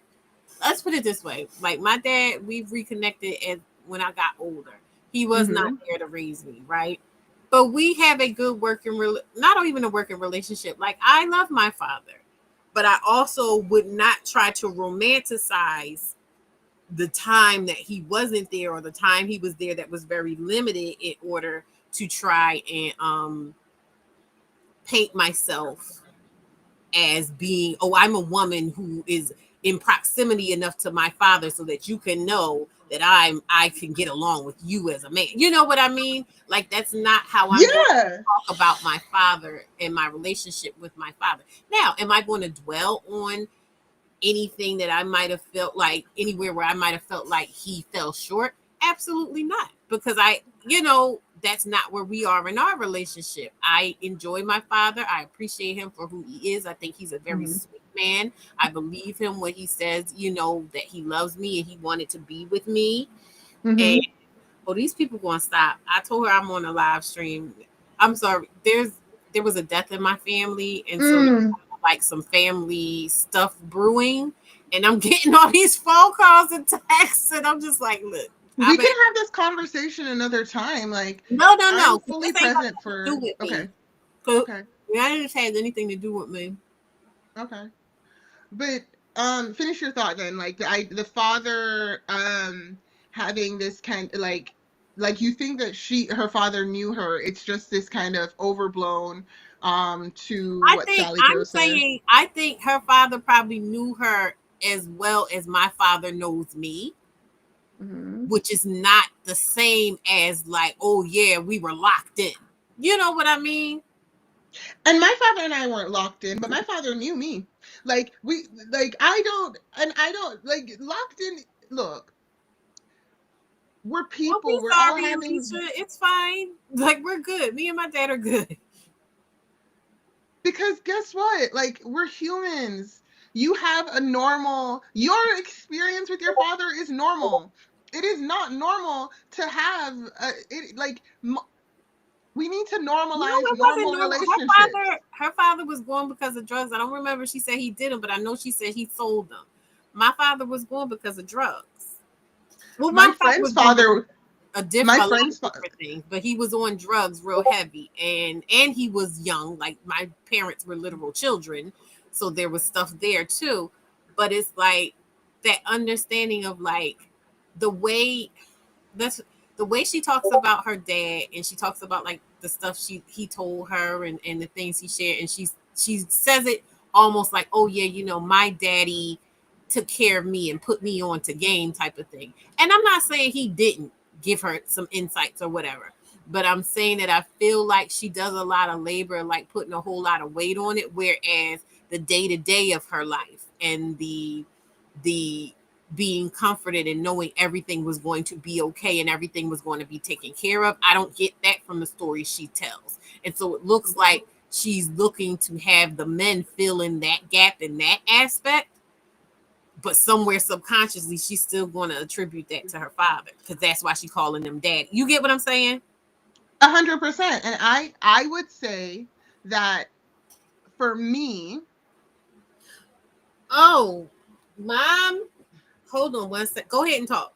Sorry. okay, yeah, you're fine. So I would say for me, being able to look at the relationship for what it is and being able to interrogate, like, not interrogate. I think it's important to take a step back and see people for who they are. And I think it's important to,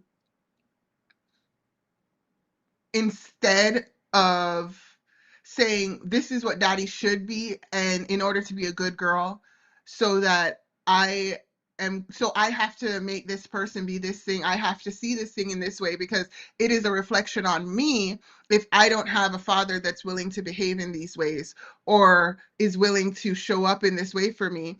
So even if that person isn't showing up in this way, I have to, in order for my self-image to remain intact,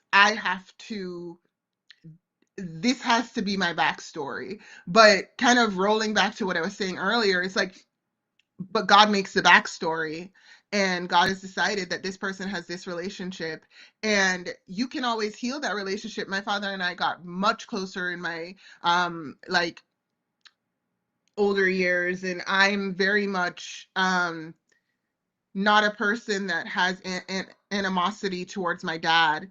But I will say that for me, the hardest part is always like I think the hardest part, but the most important part, is to stop projecting so much on the relationship. Just humanize it. That's a human. He's going through this experience of being a father. I'm going through this experience of existing and being a daughter.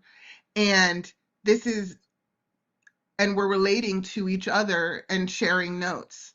And whoever is going to be my life partner is going to be another person that is going to be relating to me and sharing notes and sharing my life with them. And the more and more obviously I have expectations, but the I do not get qualified for love by having my father be this person. Does that make sense, chat? Like, Yeah.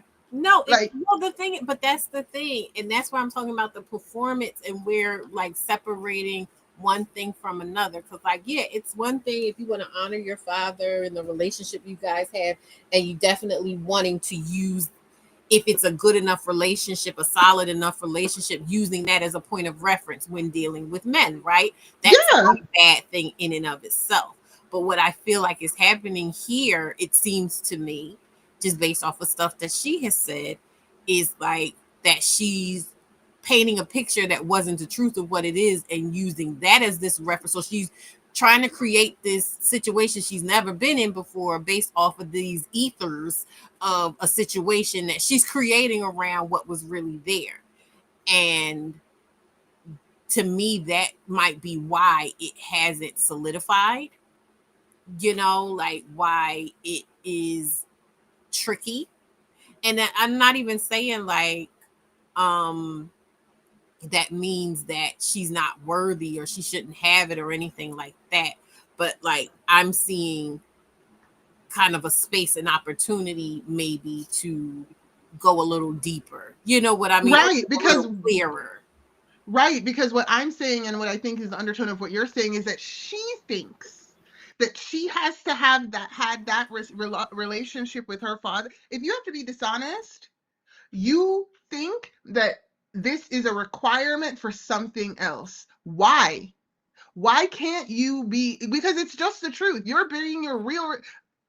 You can lie to me about your relationship with your father. You can lie to me about your relationship with your husband, but you're still going to show up as yourself from that perspective. And so you are thinking that in order to be really the woman of your dreams, you need to have these check boxes checked. But no, it's a lie. We are so preoccupied with these ideas that we think about how much time she spent on this bit. You know what I'm saying? When Yeah, no, no, that's regardless always of the my truth of point. it. Like that's always my point. The time and energy that's spent on trying to craft your world in this way that is hinged on the behavior of these other people. And it's just like if you take them out of the equation, maybe not fully out of the picture, but out of the framing of whatever it is you're trying to envision, and don't make them integral to the blueprint. Right. what can you build then? You know what I mean? If you don't have this obstruction in the way, because it becomes an obstruction, like you were saying, because you want this person to move in a way that they either didn't consent to or they never really meant to in the, you know what I mean? And you're trying to hold them to that, as opposed to just pivoting and going, okay, well, you know what? Let me take you out, even if it's just for now, because maybe it's not you, or maybe it's not the you that's showing up, like Nene did. You know, she said, you know what? I want this particular vision for my life. Greg is not fitting into that right now. So I'm going to just remove him. I'm going to try to recalibrate. And it just so happened that Greg said, hey, wait a minute. I actually want to be a part of your picture. I want to be a part of your vision. I'm going to do this now. And she go, oh, okay, yeah, that works. And was able to integrate him back in. I celebrate that. Never about That him. It was about the vision. Right. And I think that to name that paradigm shift is so important, because yes, and I yes, but I think a lot of women don't get to have that articulated, right? Like, because Dr. Cheyenne Bryant is still Dr. Cheyenne Bryant regardless of this story. Like, it is self-evident that you don't need that you're like, because it's not true, it is true that you don't need that father to be this girl. Because of the fact that we know that she's being dishonest, we also know that it is not a qualifier for anything. Yeah. Yeah. All right, I'm going to go ahead and play some more. I've been dating, I think I said this to you, a young guy off and on for 5 years, and our relationship was out of, it was public, but meaning I wasn't a celebrity.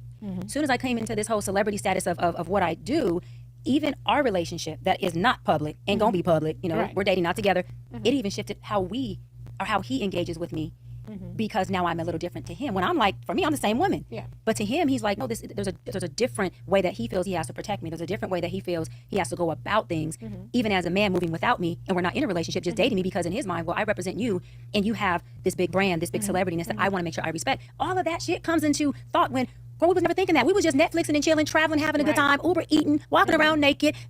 We've even had full-blown out arguments out on the street somewhere, and didn't even care because no one gave a shit what we were talking about. I couldn't dare do that now. Yeah, no, you not a can't do that bit. now. Not at all. Not at all. So, do you think that after a breakup, because I'm sure I know your answer to this, after a breakup, do you think that as a woman that I would need to have therapy, or I need to wait a period of time before I start back dating? This is going to be a very, very probably unpopular advice that I give. I think it's a duality. I think that when a person says, let me heal before I get out there, and they take too long to heal, meaning they isolate to heal, isolation breeds depression. Yeah. They start to suppress their emotions, and they also start to forget how to socialize. They lose parts and pieces of themselves, which then can become a norm of, you know, I just need my me time. Right? I don't get out and do these things. Their norm can become, I'm suppressing, I'm depressed. Not healthy at all. I think there should be a space where only that person can judge how much time they need to more identify the emotion they're in, surrender to the fact that they just divorced, they just broke up, they just called off a wedding, surrender to that fully, accept your reality. Once you fully accept your reality, you identify what emotion you feel, I think you should then start to not get out and get into a committed relationship or get married again, but you should then start to do what I call healthy distract. Start to be around people who celebrate you, not just tolerate you. Okay. Start to be around friends. And even if you want to go on a nice date, let them know, look, I'm dating, I'm having a good time, I'm not in a place to be in a committed relationship. But the quickest way to heal is through being loved and celebrated. Okay. It's not isolated and learning how to be in a dark space. And what happens is people get so dark that they get afraid of turning the lights on. Okay. So they stay there. They stay there. And they're like, well, if I turn the lights on, then I'm going to have to see all these moving parts of my pain. But at some point, there's an expiration on the darkness as well. So lights come on at some point anyways. I talk about in my book, Mental Detox. The lights come on, baby, at some point. And a lot of people too, Nene, they keep the noise going. That noise shows up as dysfunction. That noise shows up as toxicity. So they keep the noise going because they're afraid that if they turn the noise off, guess what they hear? Their pain, their trauma, their self. Right. I feel like there are a lot of broken men out here. Oof. A lot of men who need therapy. A lot of men who's had trauma in their childhood and they've never addressed it. Are there equally broken women as well? Probably. I think there are a lot of broken women. But honestly, I think I just feel like the men, I don't know if, I feel like maybe because I was married for so long, I didn't get to really see this. Right. And now that I'm out here, I really see it. I really see a lot of men who really need therapy. Yeah. And they're not able to even have the emotional intelligence of accepting the awareness that, look, just because I need help doesn't mean that I'm damaged goods, right? Just because I need help doesn't mean that there's no hope for me to have a relationship or be loving or love or any of those things. But you're right, because a man, I would say this, a man who has parental issues, if it didn't have a daddy in the home, has mommy issues, he grows up to not have the ability to process his emotions as men do, which is very different than women. So you get a man in a relationship who's had a single mom in the home, and all he's learned is how to process his emotions as a woman. Then he gets with a woman. You have two emotional women in a relationship. A man So who he just is has what? I rebuke emotionally, it. he I is. rebuke Absolutely. it. I was already moving. My mouse it. couldn't go fast enough. And see, this is the stuff I be talking about, where create these boxes. If you want to talk about What a the disgusting behavior thing to say. notice That how it, we were talking about everything we talked about with her. We didn't go, oh, simply because she's a woman. If we're talking about her womanhood, it's in the context of how women are socialized, but we don't go, oh, yes, because she's a woman, this is how she's acting, or this, it's because she's a woman. No. what a silly thing to say. First of all, she just assumed that if a man has mommy issues, that it's because his mom was single, and excuse me. First of all, like, what? There are a lot of single women who are married, and also, like, you don't know, in this fictitious man. Mind You you, just I blamed want to his be clear. mom. Like, I what? want to clear something up here, because when we're talking about having a man in the home, because this is based off of this idea that just a boy child specifically needs to just have a man in the home to model themselves after. If the man that they are modeling themselves after is not respectful, is not considerate, does not believe that they have to be emotionally present and accountable, Yeah. plays into this idea of leadership, of being in control, of being at the head, of being, as opposed to what that actually translates into for the experience of those around them. Mm-hmm. What are we again, it's just performance.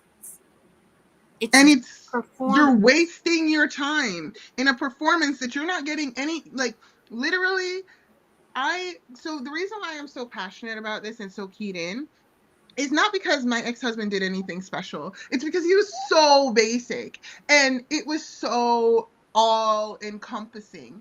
And I'm sure that he'll live happily ever after in his own way. I don't wish that man nothing. I just don't want to ever see him again. But what I'm saying is that when you think about how much time we spent trying to make that relationship work because of people who didn't even want to hear from me when I was talking about the struggles of my relationship, were not there for me after, like, were not consistent in my life at all in any meaningful way, but I was spending my entire, like, light hours thinking about how to make them happy and think that I was good enough for them, when it's like, no, like, the people in my life, I have never been more supported and seen than now. And even though a lot of the people are the same, I feel like I became more willing to see myself. And so now I'm just kind of annoyed with, like, girl, like, you could have been using that time doing whatever the hell else you wanted to do. Exactly. That's what I'm saying. Like, for me, when I sit and envision my life, there are things I want to do that I know I want to do. There are experiences I want to have that I know I want to have. These are not experiences or things that are tied to heterosexual relationship, or even homosexual relationship. Like, these are nothing that's tied to romance. Now, are there romantic things, sexual things, stuff that I've had experience in that I'm like, you know what, I would like that, or I kind of miss that, or whatever. Yeah, I'm not going to sit and act. I'm still alive, right? But when I sit and do the assessment of, like, okay, what is my experience worth if I don't also have those things to integrate into it? I'm not going to be like, oh, my life is shit. You know what I mean? Like, it's not going to be worth it at all if I can't have a man to share it with me to keep me warm. And like, I'm not experiencing that. No, but a lot of us want company. Really, like, for example, I am open to traveling, but I don't want to I don't know if I want to travel the world all by myself, because I am But why it gotta be a man? It don't got to be a man, but for a while it did. And I think that the reason why I was kind of holding off on living my life for so long was because, I mean, I remembered when I was in church, so many of the women spent so much time, and I don't want to demonize these women because they're bosses in so many wonderful ways, like, and they are lovely, they were super kind to me, like, they were doing God's work. Like, I don't want to even pretend as if it was all animosity, because that was not my experience when I was in church. But one of the things that I did experience was the rationing of men. So if you were seeing a lady, if a guy joined the group and was, marriageable age and single, like, it was basically like he was going into shark infested waters.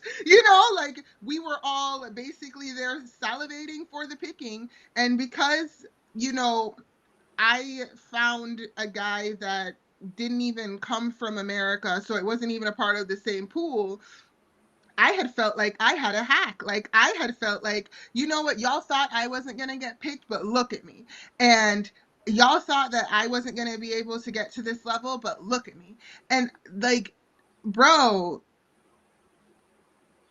it's So it wasn't like even really about him as a person and who he was. It was no, about, I accomplished the thing. right. And then I was able to not feel so far away from the women I admired, because a big part of what they identified their worth with was marriage and being chosen. And so I just Ooh, didn't. wait a minute. I want to point something out there. So basically, you were just using marriage as a means of getting closer to the women you admired. Yeah, because I didn't like him.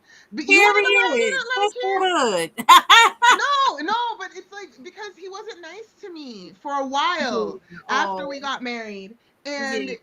I remember he wasn't, but I wanted to be one of the women that was admirable and one of the women that got respected.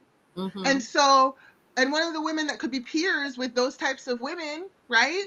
And so, because I don't know what it is for all the other women out here, but I know I think more highly of the opinion of women than I do of men most of the time. And so when I think about these two girls, or not girls, these are grown women. When I think about the performance for men, I'm not convinced it's always a performance for men. Well, I'm no, like you said, I you pointed out about the boss lady, vibes coming off of this, of like, oh, this is what you aspire to. Yeah, you touched on something really true about, like, wanting to be accepted amongst a certain group. Right. That seemed like having a man and therefore were not a threat to their relationship was an asset, because as long as you had a man, you being around wasn't an issue. And so, okay. And then, but like, when I left that city where I had that church, um, the last church I really felt like I belonged to, because I still respect the hoozle out of all of those women, still cheering them on. Like, the most healthy relationship I had with church was at that church. And I think that I brought a lot to that, rather than only coming from them. But I know that um, in a lot of ways, being separated from that reinforcement really showed me what I had signed up for. And we were just incompatible. But here I am doing the absolute most to be the prettiest girl at the Christmas party, so that I can make him I can still command that respect. I can attract the girls that are going to think like me, where I go now. And I mean, I'm glad that no one here can relate to this, but I will say that, man, did I need a life? Man, did I I need a get life? Man, did I need interest? Like and I'm not, and this is, I know that it sounds mean, but at some point you'll be able to laugh about it because it's really just you being distracted. Like you, it's like being an adult is scary. This world is psychotic and very cruel to women. So there's tons of reasons that we might want to ask for additional cover. But in all honesty, like a lot of times, all the effort that you're putting into getting the achievement badges, to Erica's point, like you don't even know what you're good at, what you're interested in, what you want to yes, do, exactly. what you like in order to You become a have no Beyonce. relationship with yourself, and you're banking so much on this relationship with this other person that you may or may not even know. Because a lot, like you said, before it Mhm. becomes a tangible human being, it's usually just the idea that, oh no, you know, you're supposed to be aiming to get partnered. You need to be thinking about you in the context of being partnered, partner. You know, marriage, heterosexual, Mhm. heterosexual. Right? And you weren't oh, God called you to do this. If God didn't call you to take care of the kids and to be a part of the hens that were just clucking around and taking care of the hens, then God didn't call you for nothing. God only calls you to steward over the children and to partner with the women so that they have enough people to continue the plot. Like you're not able to say, you know what, I feel called to be something else. You know what I mean? I feel called to take up a lot of space, guys. Right? And one of the connections I see with, this obsession with women not taking up a lot of space physically, right? Like men don't want competition. They don't want to have to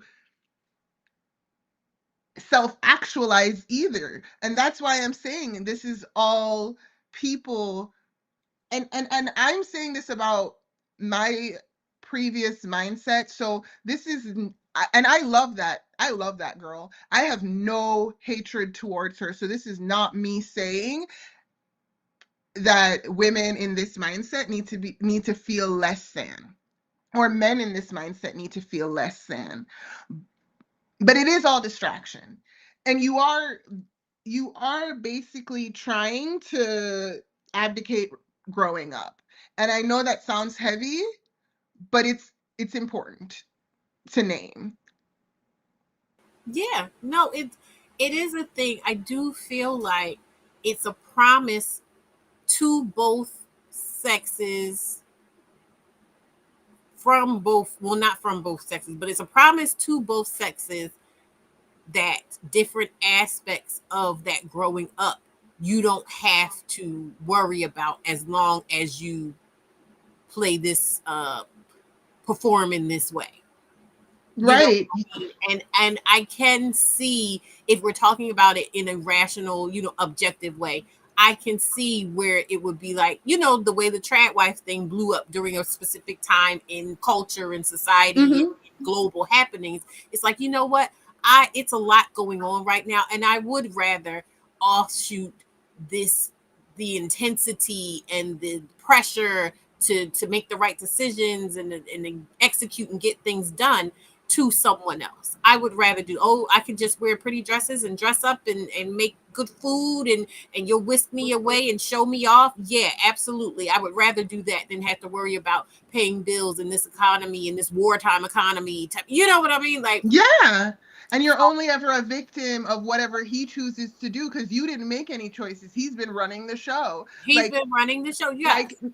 and when we think about the fact that women had to fight for their right to vote, right?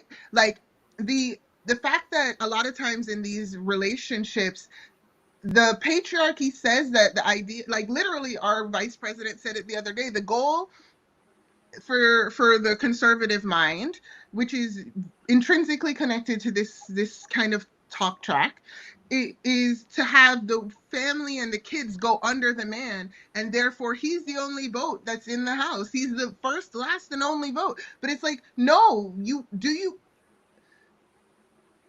impact on the world around you requires you to show up, requires you to piss some people off. You must be brave enough to have. We talked about this book that changed my life. I recommend it to everyone here.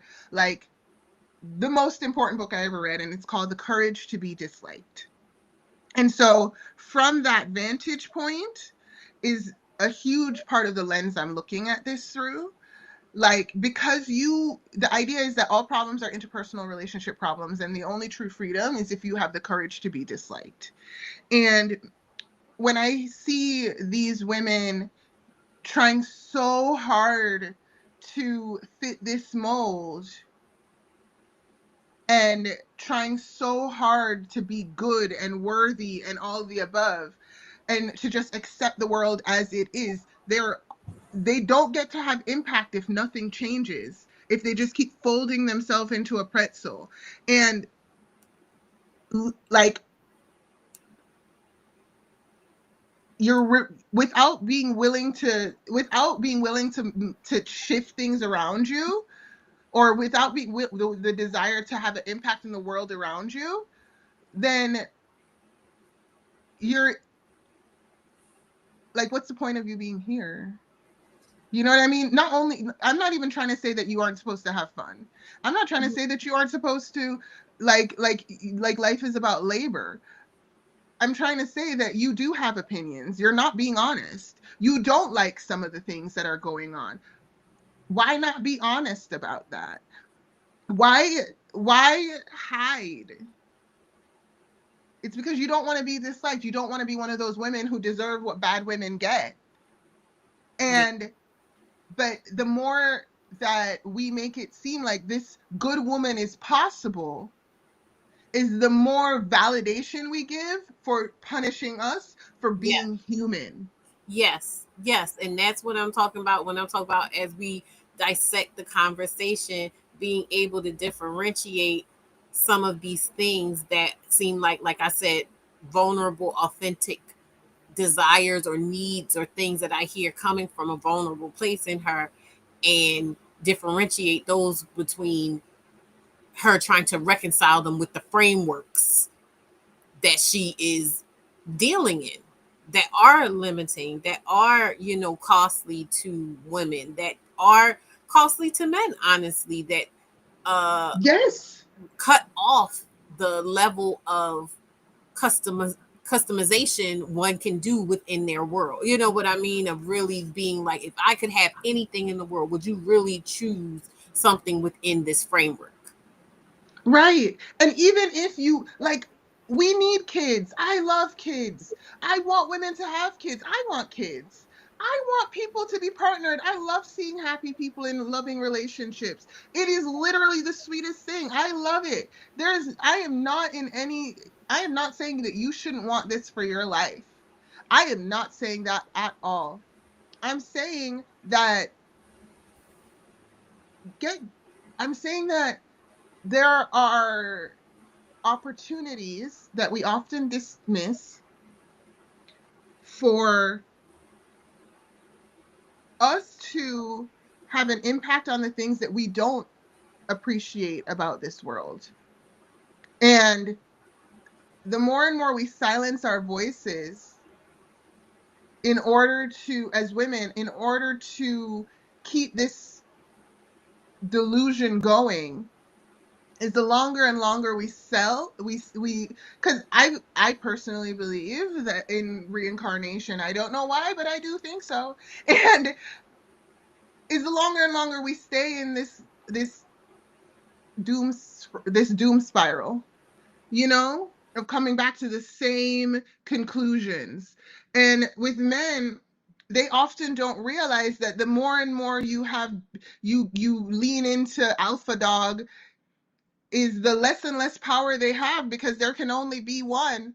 And what if you are just not what if you can't overpower the big guy? Does that mean that you don't deserve anything? Does that mean that you deserve to have the rest of your life shrouded in shame and like not being useful? I don't need a perfect man to be a handyman in my house. You know what I mean?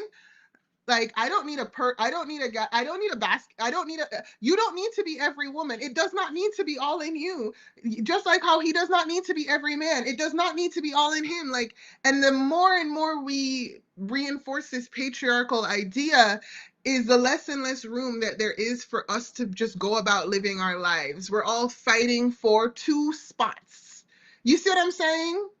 That can only be king and queen, and everybody else basically has to suck it. That's awful. But we create this world when we keep doing this. And it's not that far from us. Because look at what's happening geopolitically. Like, the big man is continuing to rise. And I'm not trying to blame that on women entirely. But I'm just saying is that, like, we gotta stop acting like we don't have our own lives to get on with. You know? Like, being like if I don't become the next Jay-Z's wife, I still have things to do today. Right. It's just like, okay, so you don't have a guy, because that be the thing. If we're like, oh, I'm not, oh, I've done all this stuff, but I don't have a man to hug me at night. And like, girl, do you understand all the other million and one things you could be doing? That don't mean he's not going to come, but like, there's still a lot of other stuff you could be doing. I would love to be, you know what I mean? It's just like, right? If I don't have a man, I can't zip line. What?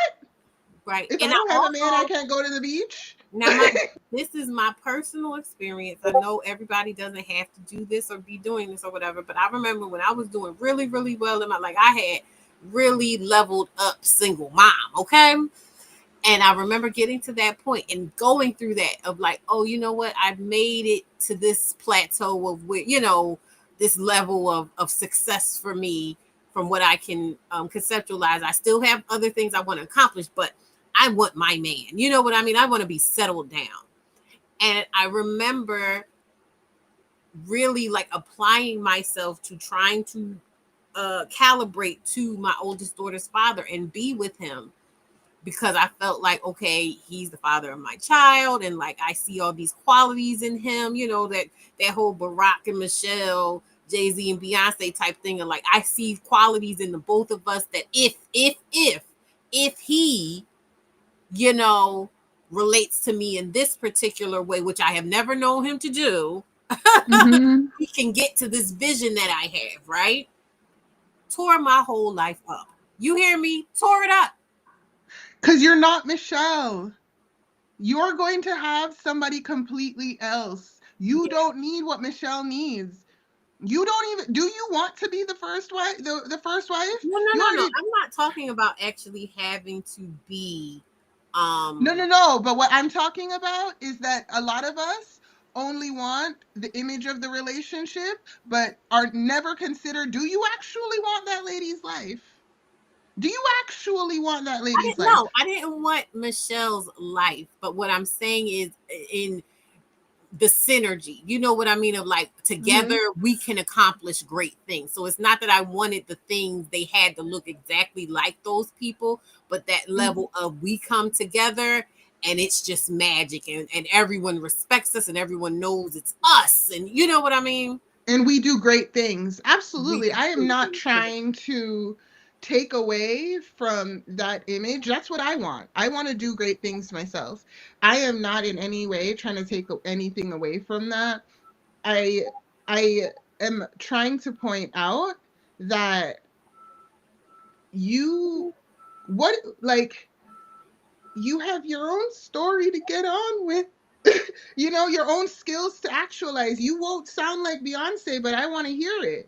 You know what I mean? You won't dance like Beyonce, but I want to come see you dance. Like, and any guy that is going to join your life that is going to, you know, support you in self actualization. And I mean, that's so heavy, right? Because who says we're done No, but growing? you're absolutely right, because that's what I was emphasizing about saying, like, oh, I wanted this particular guy who had never shown up to that point that he was up to your point before, that he was wanting the same thing that I was wanting for both us and Mm-hmm. himself. I was putting so much of my vision, hinging it on his how he behaved, and not just Mm-hmm. how he behaved, but him behaving in a particular kind of way Mm-hmm. was a disaster. And yes, I definitely got to a point where I was just like, you know what? I don't know what my life is going to look like. And right now, in this moment, that moment at the time, I don't know. Like, I don't know what to go for. I'm kind of like spent a little bit, right?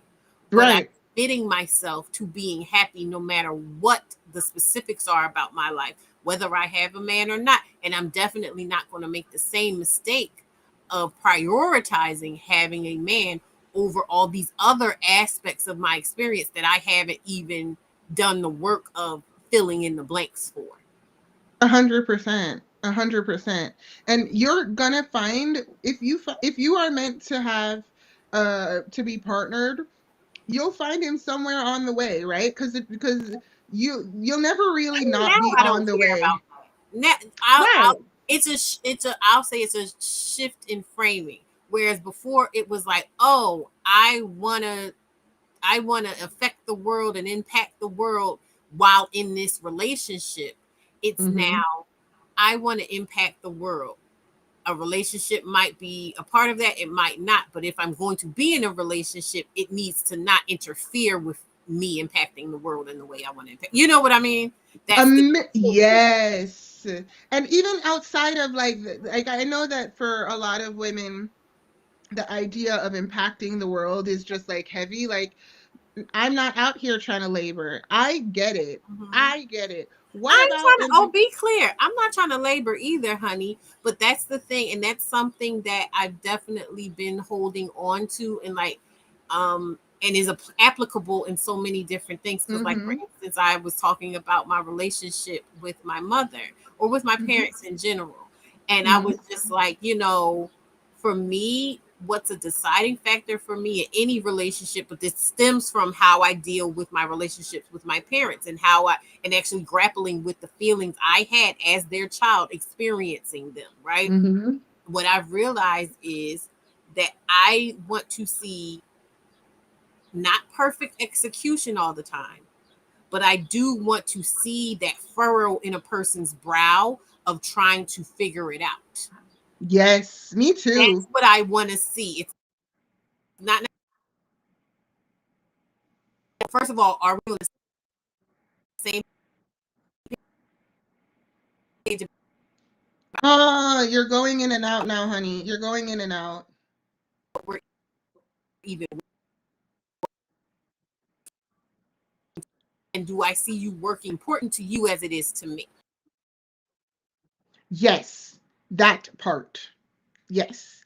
Because you went in and out for a little bit in the beginning, but is it important to you as it is to me is a fabulous place to land. I'll let you have some space to repeat yourself, but like I like one-sided relationships, like I think for me my and this is why I started my own thing. This is why after that, I got a bunch of different jobs that really made me feel like I was doing something, honey.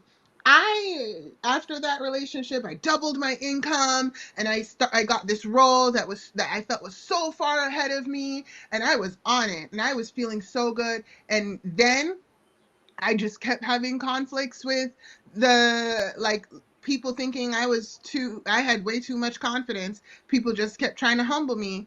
And because it's not just only at home, right? It's at work. People are constantly trying to humble women, black women especially, underline highlight, right? So the idea is that you're always muling, you don't have any direction, you are here to be used for other people's you know elevation. And I took pride in my ability to elevate other people for a while. But then now, after the last time I got laid off, I would be looking for a job, but it was just one of those of like, I just realized how much leverage income has over women, over people, but women in particular, because we can't physically fight off our aggressors, right? Like a lot of times, men walk around with this sense of invincibility around women, but and then they have humility when they're around men. But then women, because when we're around other women, maybe we are more elevated, but when we're around men, we are feeling like our money and our resources are how we protect ourselves in their world. And they are also the people who decide if we are resourced based off of this current paradigm, right? Because they could absolutely decide that we don't even get bank accounts anymore. And in order It's not just for, them though. That's the crazy part about it, and I think that's where the anger kind of comes in as someone who is somewhat, someone who is detached from this idea of being with a man and having a man and valuing that type of a relationship. It is frustrating watching those women try to sell us back into the time of not having a choice about it, because it's like, if you want to yes, not have a bank account, you can choose not to have a bank account in your relationship. If you want to not have certain freedoms, you can choose to not be free in those ways within your relationship. Why are you voting to take that away from me? right, right. And we as women have always given so much to everything, to science, to art, to music, to discovery. We've never ever been secondary characters. We just were relegated to secondary characters. I was talking to you the other day about watching, you're watching business coaching, and when guys are talking, they are just so confident talking about how they are geniuses, and then they bring up that their wife does all, like, they're a lot of them are like like writing movies, and then their wife is doing all of the production, all of the editing for all of the scripts, all of the coordinating, all of the things, but he's a self-made man. It's just not true. Not I It's was a just lover not and your true. secretary working every day of the week. But then, but like literally, I was listening to podcasts of, like, Christopher Nolan is one of my favorite directors. His Oh, wife his is wife, basically Lisa Joy. huh? His wife, Lisa Joy. She is the it Mhm. should be Christopher Nolan and Lisa Joy presents. How about that? You know what I mean? But our names are written out of the story, and we can't accept it. And if we decide to, we shouldn't accept it. Let me see, because was that Christopher Nolan? Let me not be wrong. Maybe I just want to think about Westworld. Westworld. Christopher Nolan wasn't a part of Westworld. Okay, what was her name? What was her husband's name? His wife is Emma Thomas, and Christopher Nolan's wife is a film producer. He's the film director. So they basically always work in Oh, partnership. she's married. I knew I'm not crazy. She's married to Jonathan Nolan, but I knew Nolan was the word. But she goes by Lisa Joy. So they worked on Westworld together. Mm-hmm. So that's why I thought of her. Yeah, but like that's fabulous. I'm so like Westworld was so Okay. cool. Yeah, so Like, that's Christopher Nolan's sister-in-law. Okay, I'm like, why did I think of her? That's why. Okay. yeah, but like still, that is so cool. Yeah, What an but to your point, accomplishment. it sounds like what you're saying is that in Christopher Nolan's case, his wife was working on stuff with him, just like his brother's wife was working with her, but his brother chose to highlight her as well. Right. And these men will bring it up in their speeches, and they will bring it up in their interviews, right? That their wife helps, but she doesn't get credit. And when she's ready to produce a movie, when she's ready to create an art that's her work, it is only if there's enough time after doing his work. And life to me is not about work, but there is, I feel like for all humans, whatever us kind of pursuing our interests and creating something that shows our vantage point and our opinions and our legacy and impact. I think that we as a society would greatly benefit for more women being honest about what we think so that we can really have these conversations, because we're doing a lot of coddling of these men, making them think that they're self-made. It is a farce to put either of those men on the cover of Self-Made of anything. Well, But I wanted, this is the thing, and this is what I can say about me at that time in my life. I was not seeing it the way I'm seeing it now. Like, I can run it down to you and be like, oh yeah, this is what was going on, and this is what I was thinking about. And like, I could even go into even deeper detail now.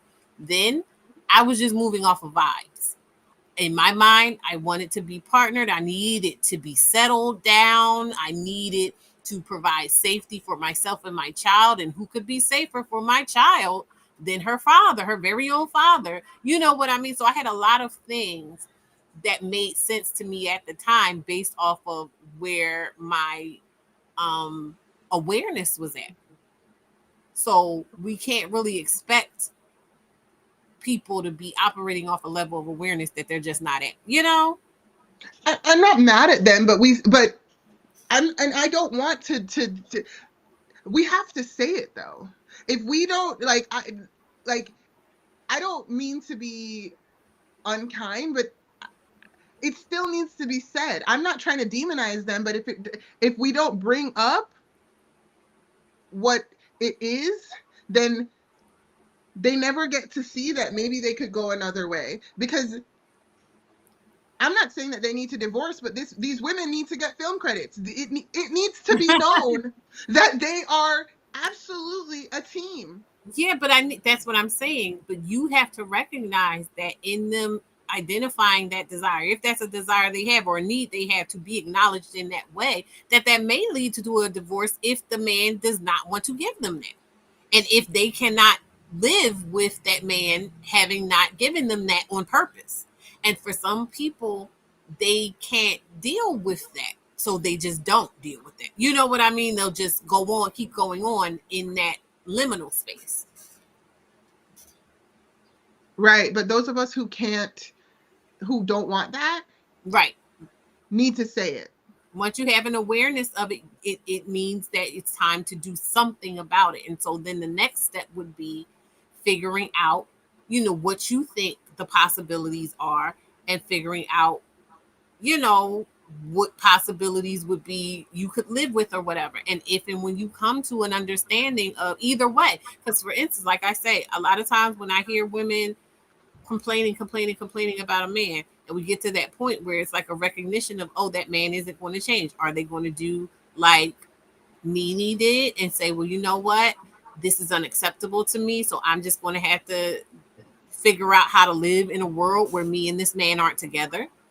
Mm-hmm. Or are they going to say, you know what? Being together with this man is more important than this need. So I'm going to put it aside and I'm not going to worry about it anymore. Or are they going to stay with the man because they want to stay with the man and be passive aggressive and toxic now because out of, spite? Because we won't have an honest conversation, because in that conversation where he's going to say, I don't want to give you credit, he's being dishonest. Like, this is just all so dishonest, is my rub. Like, you get what I'm saying? Like, it's just like, if there's dishonesty in there, but I don't think it's always a flat out I'm consciously being dishonest. Sometimes that dishonesty is a personal dishonesty, and it's a protection mechanism, psychically. Right. And I'm not, and again, I was there. I'm not in any, like, and I love that girl. She meant so well. Like, I'm not in any way trying to demonize anybody. And I don't know anything about Nene's relationship with Greg. I don't know anything about Dr. Cheyenne's relationship with any of the men she's talking about. So I am not pretending as if I can wag a finger. But in order for us to truly help other women level up, like, we have to say the thing. And for the women who resonate with the idea that I want my legacy on the world to be known, then we as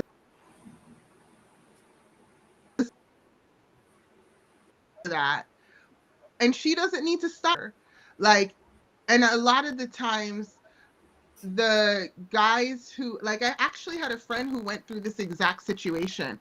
She started a company with her ex, and it grew and grew, and then, but she was always in the background playing COO. And when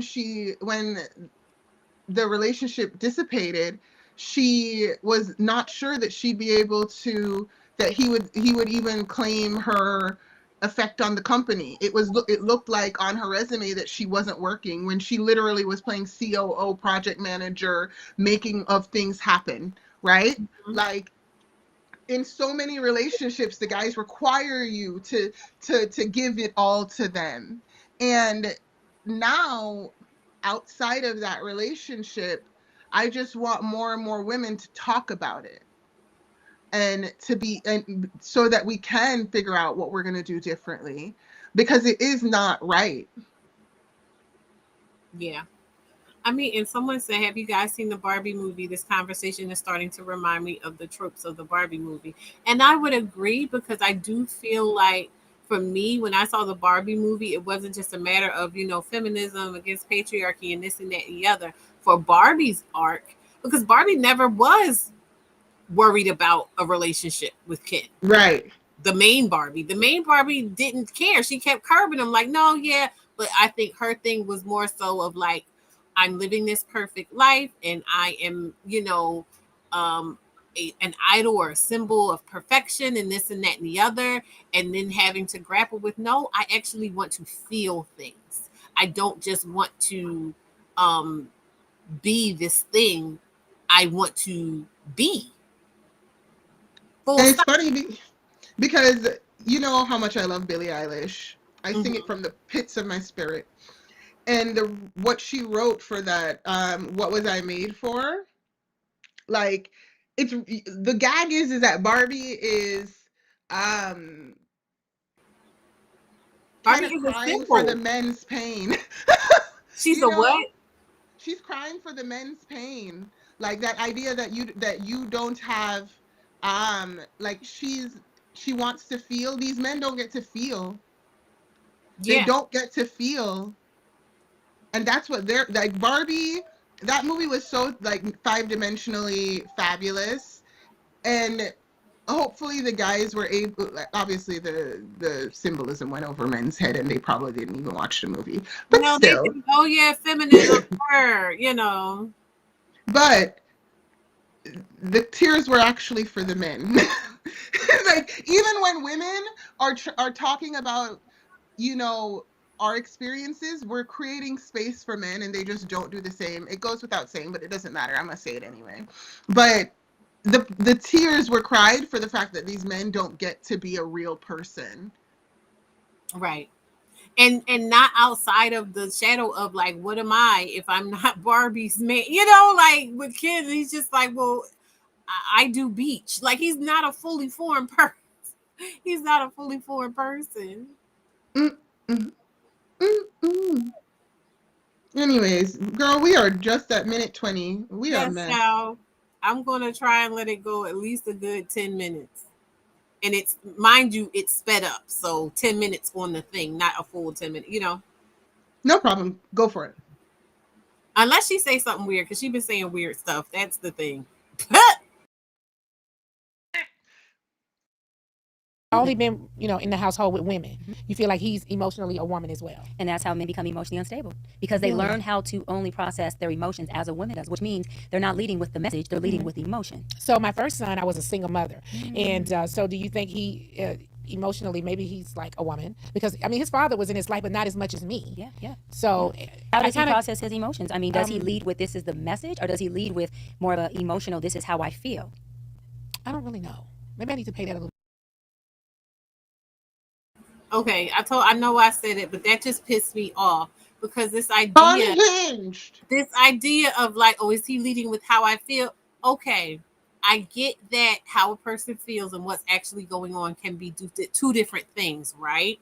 But in order to, I would hope she's saying that in order to be able to say, okay, this is the message, the person first has to know how they feel. Most people, because we live in a society that suppresses emotion and intuitive being, most people do not know how they feel, is what I've been, is what we've been Yeah. saying in different ways, in different situations and different applications to it. But ultimately, people don't fully know what they're feeling in a moment. They are just kind of moving in a knee-jerk reaction. And it's dangerous to keep trying to imply that men are naturally better at it when they're not. The state of the world lets you know, the state of the world over different time periods let you know that is not the case. What was rational or reasonable about the wars that have been started, the famines, the Holocaust, BS. those Even things were today. male led. They were not rational. They were purely emotional because they were about lack and they were about suppressing others to keep them from being able to do what I'm doing to them right now to me, even though I never got any indication they wanted to.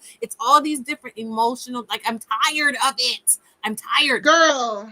And to blame that on women, she deserves to be cussed out, because she's like, oh, he's being a woman. No, we don't do that. Quit lying. No, never in the history of ever has a woman decided that she's gonna start a whole ass war because she wants your shit. Like, no, we Right. don't And do this not shit. even that. Let's This start is there. not That's feminine. what, We don't do no, this shit. that's too honest. That's too honest, Les. They will start a war because they want your shit, but they're going to do it under the guise of like, oh, God told me actually that I need to come and help you by taking your shit from you and showing you how to use it properly. And I always need to be in charge of it because you don't know how to do it. And actually, I'm closer to God and I'm God's chosen. And so, therefore, I know everything that's right and how everything is going on. Oh, you have a problem with that? Oh, yeah, that's because you are of the devil. And now I have to suppress you. And now I have to hurt you. And now I have to eliminate. Like, it just goes on and on and on and on and on.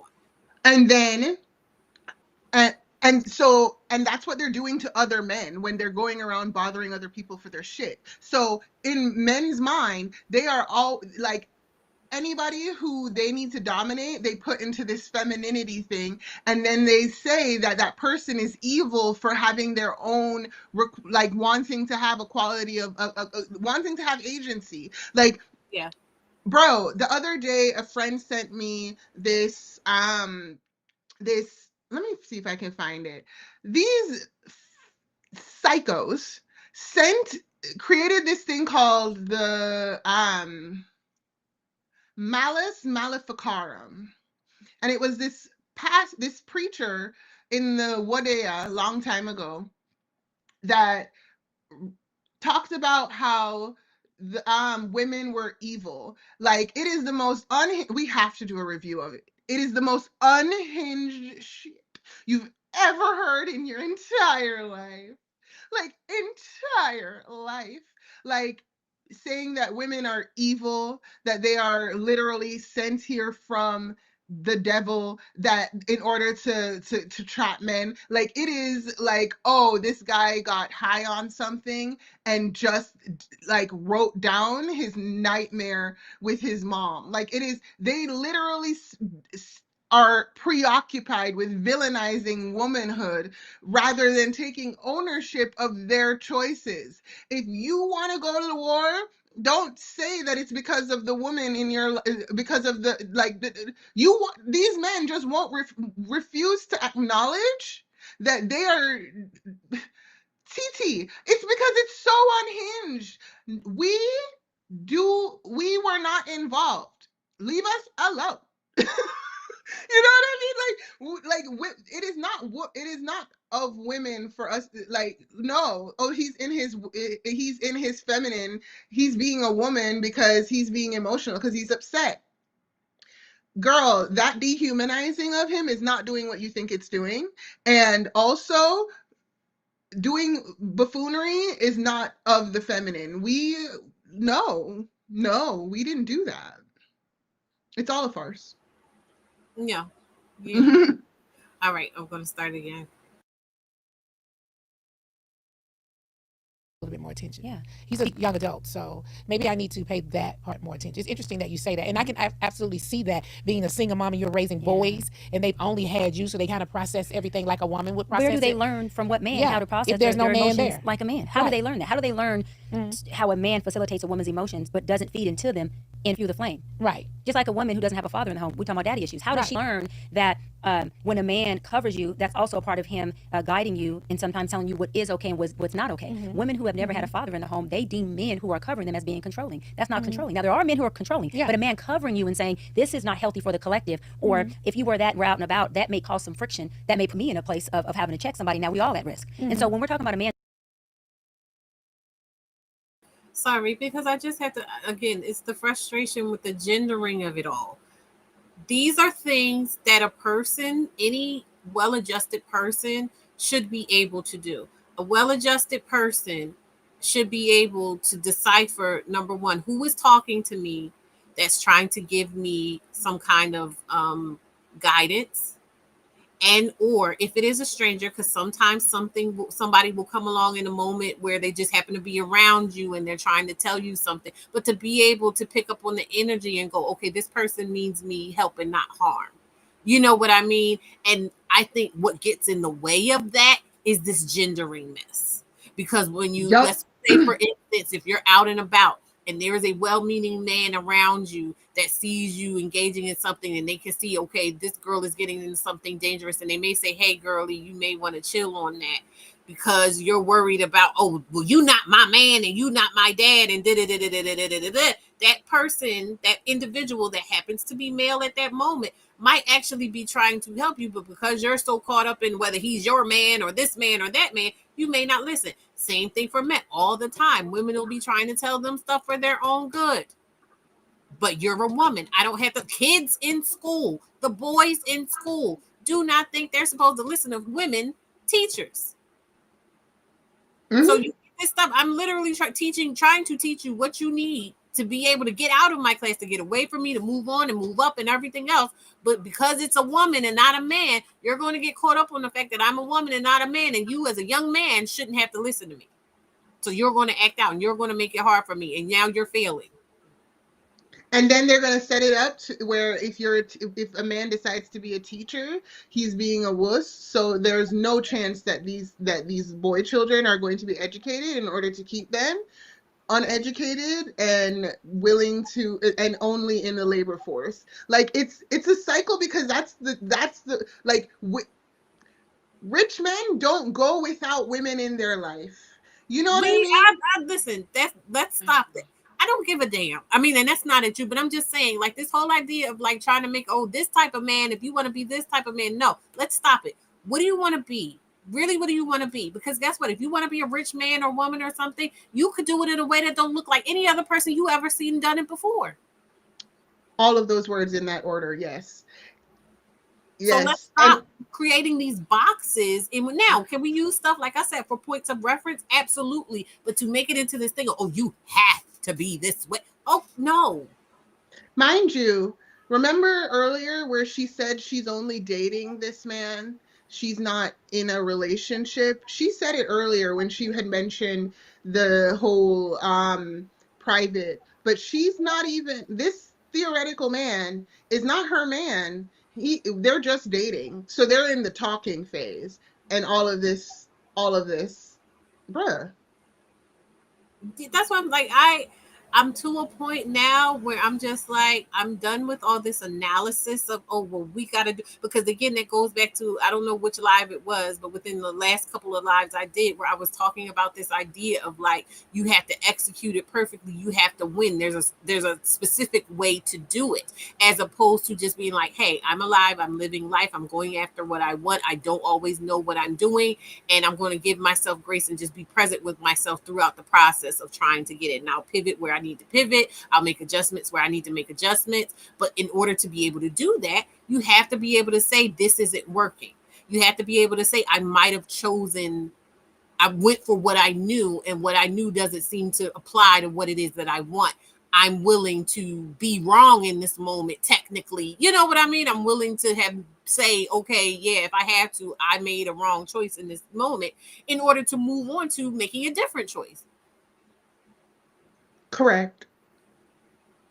But if you were to say that this idea of being a good woman that is worthy is not something that you're interested or can achieve, you're an invalid and you're shunned. And we have to be honest about the cost of not being that girl. And that's why these women hide that they are that's why these women are hiding behind the entire beginning of this episode, because she has to qualify that she's soft to him.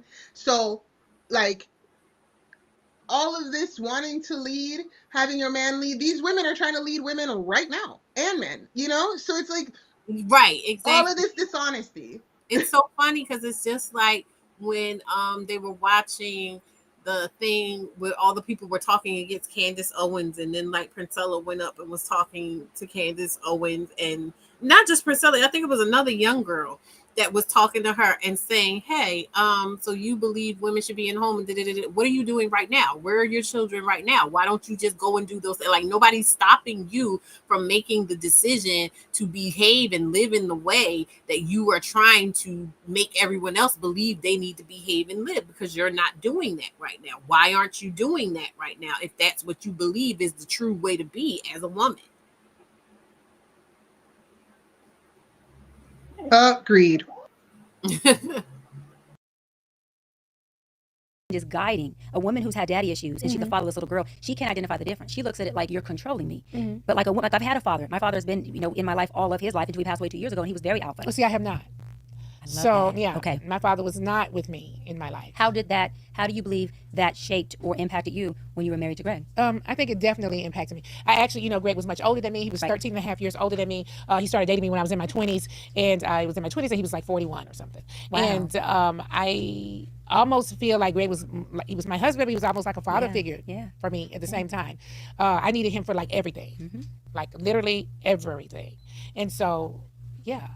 I had a relationship with my dad, but I think all the relationships that I've had with men, my dad has played in my head somewhere. And when you say play in your head, what narrative do you feel he plays in your head when it comes to relationships and men?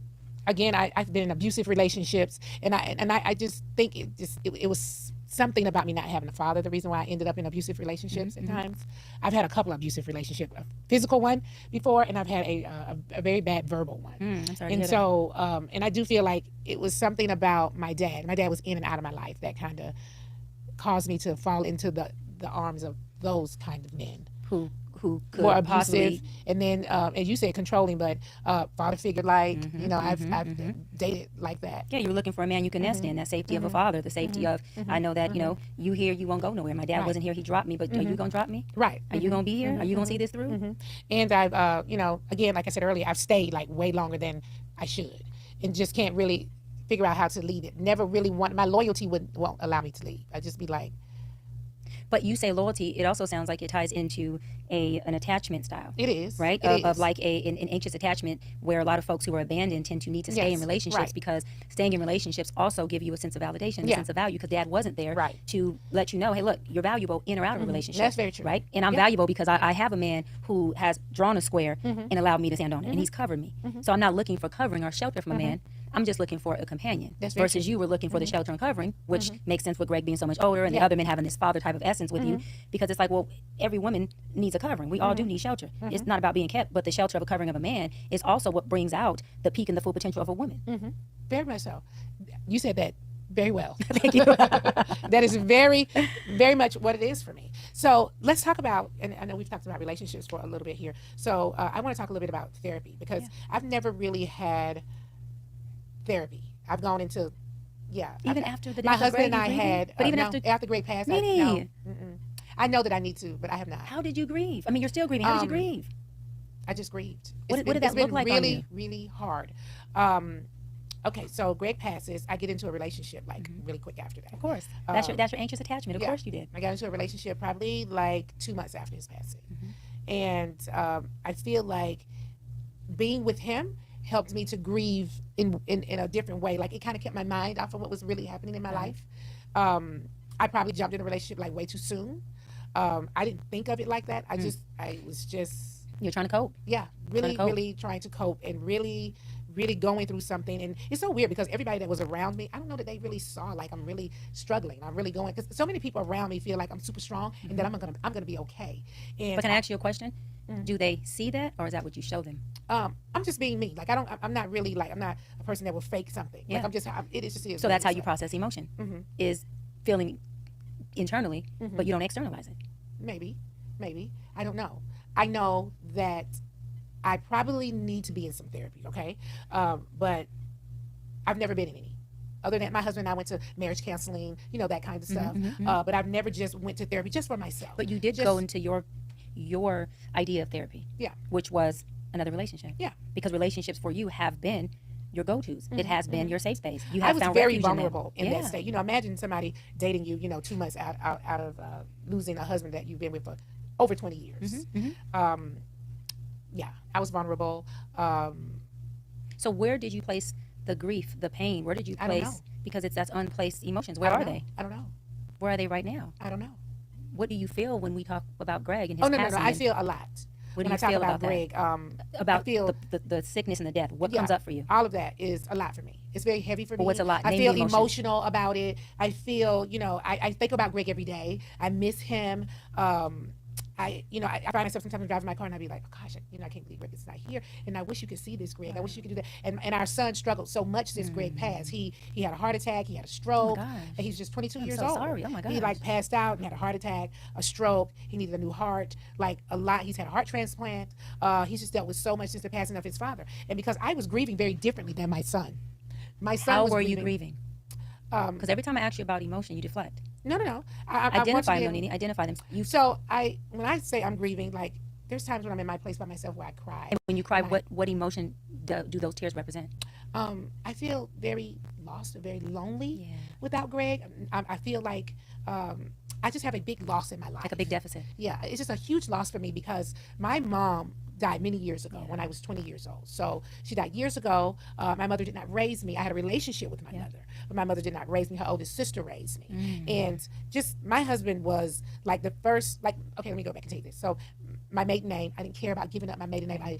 Leeks is my husband's name. Yeah. My husband was the first like real family like that I knew that was That you mine. ever had, yeah. You know, yeah, because my mom was in and out. My dad was in and out. You know what I mean? My mom's sister is the one that raised me. My husband was the first like real piece of family. And then we created a family Yeah. together. And so I've had such a huge loss not having Greg. Yeah. I don't have my family anymore. My husband and I worked really hard and bought our dream home, and we don't have our home anymore. It was a lot to do. It Yeah. was a lot to process. Just to not even pull into my house anymore, my garage anymore. Right. You know, when he passed, the house was too big for me. We sold the home. I ended up moving into it's just totally different. It was a huge loss. It's a Yeah. huge loss. Yeah. Yeah. So I guess my question to you, and I already know the answer now, that you feel that I should have had some sort of therapy by now, right? I don't like to say should have. I do want to say now I think you should start the process of therapy more so that you can identify the emotions that you've been suppressing and identify where and how you've been overcompensating for the grieving part. And I say that because when you mentioned that you didn't have mom or dad, that's parental issues. That's not mom or daddy, that's parental issues. What that tells me is that your emotions have never served you. And so as a young child, when you're telling me auntie raised me, my parents weren't here, it didn't matter how I felt. My feelings weren't good enough to keep them here. Right. Right? Whatever I was or however I showed up, it wasn't good enough. As a child, we think this way. We don't have Right. insight. It wasn't good enough to have mom here. No. It wasn't good enough. Okay, so I'm going to jump in here just because I have this exact experience that Nene had with like neither of my parents raising me, taking care of me. Yeah. When it comes to like, I agree with Dr. Bryant that it's probable that Nene never grappled with how she actually feels about that.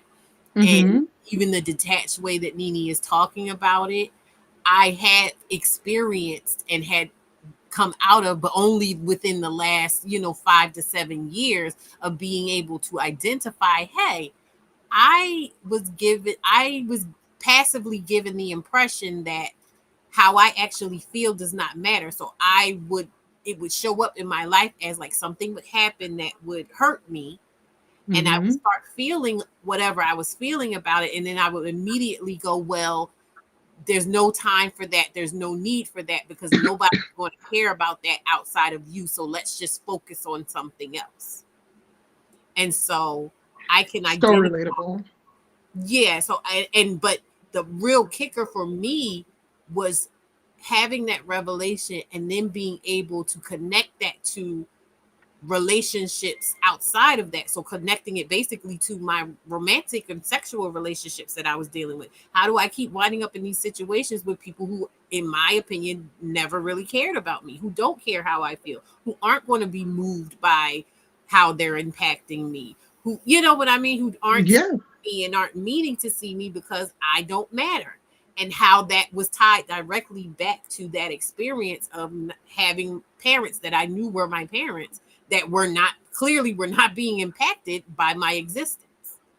And Yeah. so yeah, I can definitely relate to that. Now, as far as like she's going a little bit deeper in assigning specific feelings to Nene Mhm. on it a little bit, I'm a little uncomfortable with that. But in a general sense, I agree with the direction she went in with that and pointing out that Nene does seem a bit closed off from her actual feelings. I agree with that, but I also am not comfortable with the way that Dr. Bryant is showing up. I'll just name it. Like I'm not sure I'm comfortable with the yeah, I'm not sure I'm comfortable with this interaction. Like I don't I think therapy is one of those things that um is so sacred, and I don't I lose a little bit off of Dr. Cheyenne Bryant because of some of what she shared. And so but I also know that's really unfair and that she's a human too. But it's just kind of like, um, yeah, yeah. I mean, I won't try to discount her. I feel what you're saying. Like I wouldn't, I wouldn't, I wouldn't go to her for any kind of guidance or anything. But I will say that I feel like the more she talks, we'll kind of get where she's at with Right. how she's ingesting what Nene is saying. But Hmm. I think I hope at this point we're able to point out that just because they're interacting doesn't mean that we can get what we're getting from Nene and we can get what we're getting from her. And even though they're engaging in a conversation together, those may be different things. And that's okay. And it doesn't have to reflect poorly on either one of the people as long as they're being respectful of each other, I think. Oh, 100%. I guess what I'm trying to say is that I when I'm hearing the way that Dr. Bryant is showing up, um, it's reminding me of a lot of those church ladies who keep you in situations that are Mm-hmm. through gaslighting. Yeah. So, oh, this isn't about what happened, and this isn't anything related to what so maybe I'm triggered, but it's like when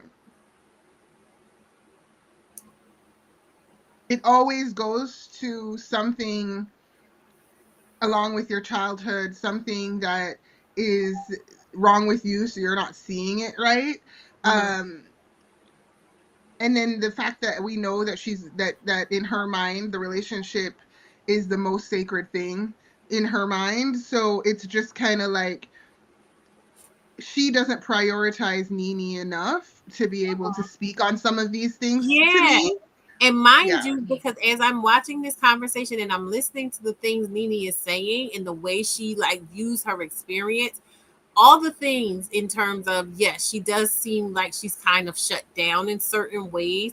However, I'm listening to this woman who was married for 20 something years and it was successful for her. Like I've never heard her complain about Greg. You get what I'm saying? Mm-hmm. It's a difference when you have somebody that's married, but they're constantly complaining, but then they want to act like on the back end, oh, but I'm better than you because I'm married. This is someone Mm-hmm. who I'm hearing her say whatever problems they had in their relationship, there was an open line of communication. She knew she could communicate with him. She wasn't scared of quote unquote going too far. If she had to leave him, she left him when she felt like, Mhm. it got to be enough. And that when she talked about like him and her coming together and kind of checking in with each other and going, okay, Mhm. how do we want to be from here on out? Like what changes are we going to make to be able to stay on this journey together? That's someone who has that kind of tangible or intangible value and wisdom that I Mhm. think you and I had alluded to before, where it's like, okay, she's actually done something. She's got this under her belt. Like Cheyenne Bryant can be a relationship expert or whatever like that.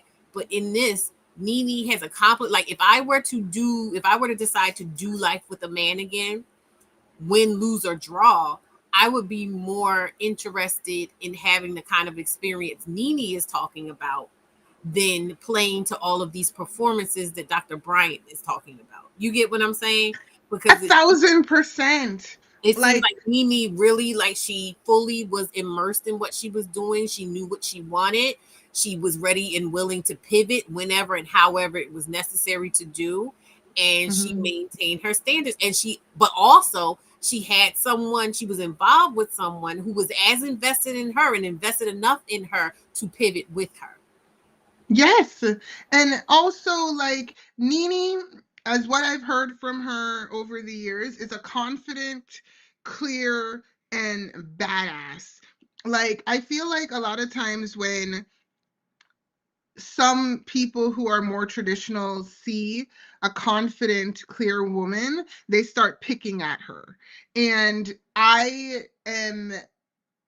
feel like Dr. Bryant in this moment is, because of her biases, maybe not biases, but because of her belief systems, is going to find it very difficult to celebrate Nene for who she is right now because of the conflict she's having with finding a partner. I feel like Dr. Bryant would have a much more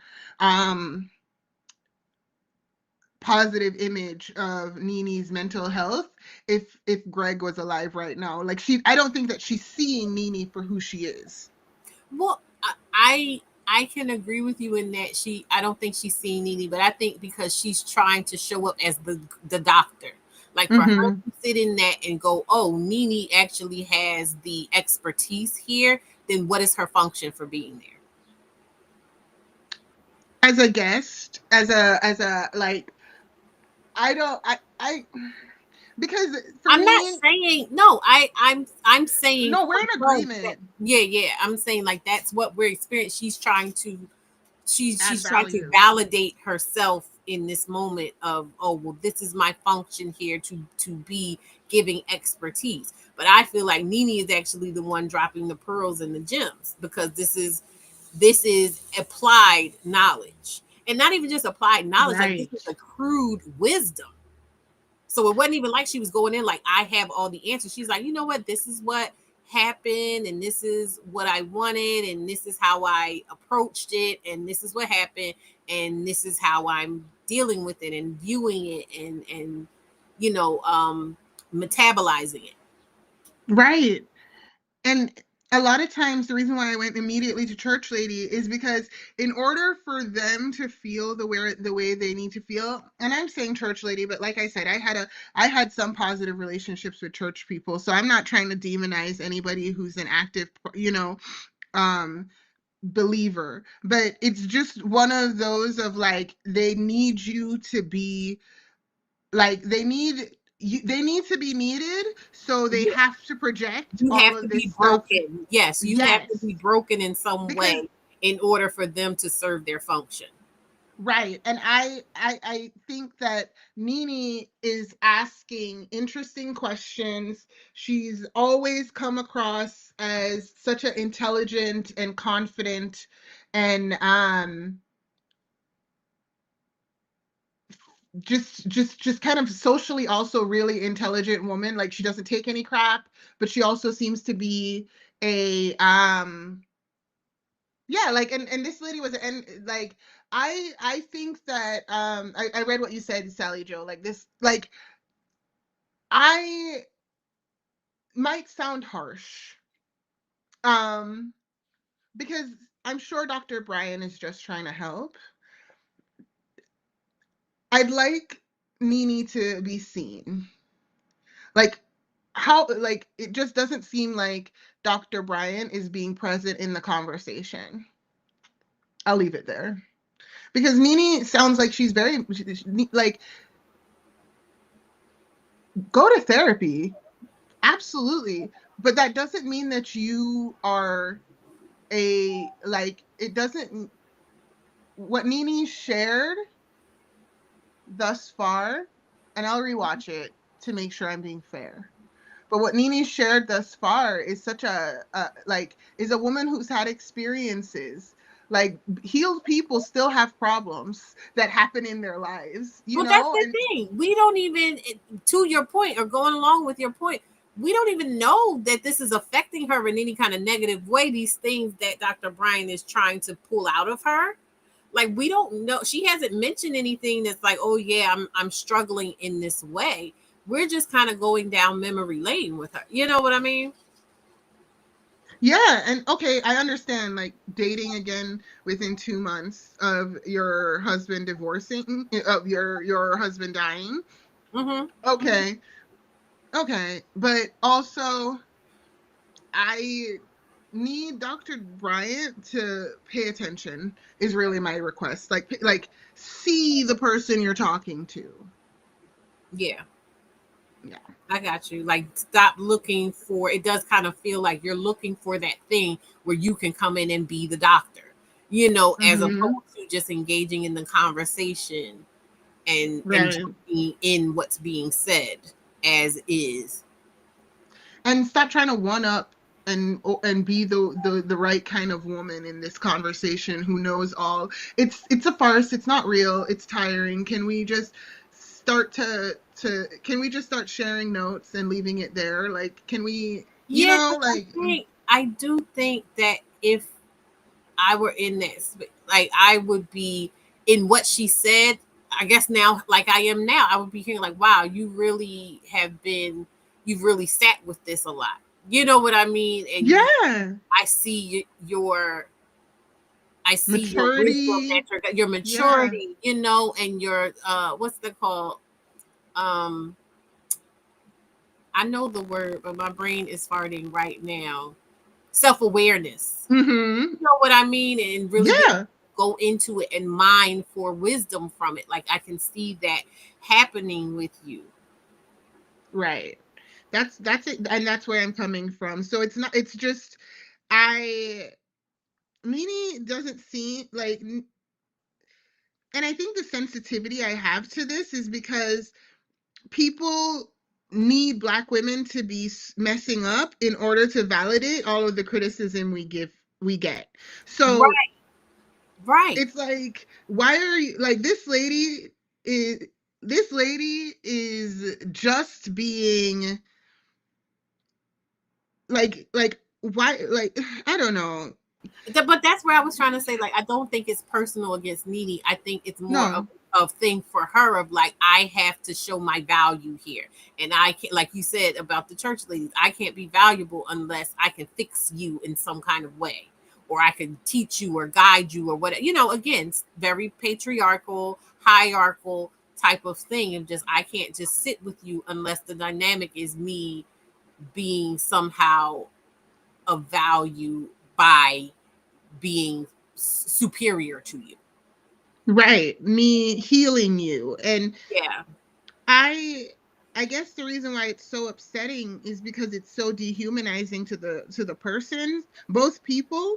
And why is it that it's always that the bigger person never has to actually be the bigger person? Like, okay, maybe you're the one with the master's degree. Well, but again, And you're talking about it in a way that denotes a certain level of awareness that's just not there. Like, I all don't right, yeah. think that Dr. Bryant, if she had the awareness to break it down in the way we broke it down, I don't think that's congruent to who she believes herself to be. And I don't think she's a mean woman. You know what I mean? Like, Mm-hmm. she's given a lot of things, but she's never given mean to me. No, she's never given mean. She's She's never never, given not me. once can I ever No. say anything. Has she said some crazy ass things? Yeah. but I've never picked up on any kind of malice or ill intent. Like, I believe she means well and thinks she's helping and wants to help. Right. And I've cheerleaded for her in other conversations. So I don't want to make it seem like I have this kind of like I think that she has negative intent. It's just I guess I'm protective of the self-image of the Black woman right now that is the patient, just because like I want Nene to be proud of herself in this moment, because that is a lot to go through.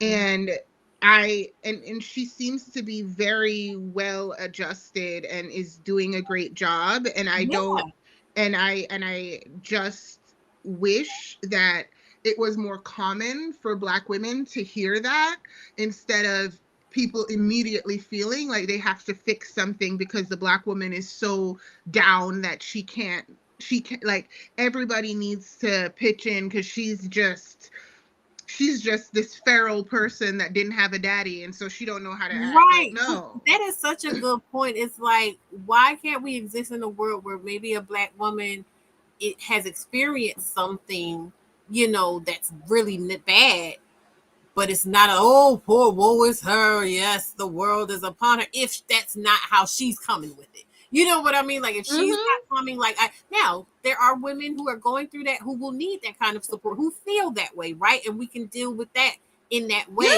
come to us in that way and give them that support. But like, that is a part of that whole thing of like, for Level Up Single Mom, is unpacking that thing of like, why is it that if I show up in this experience, having had experienced this thing, that now you have to treat me either with pity or disdain?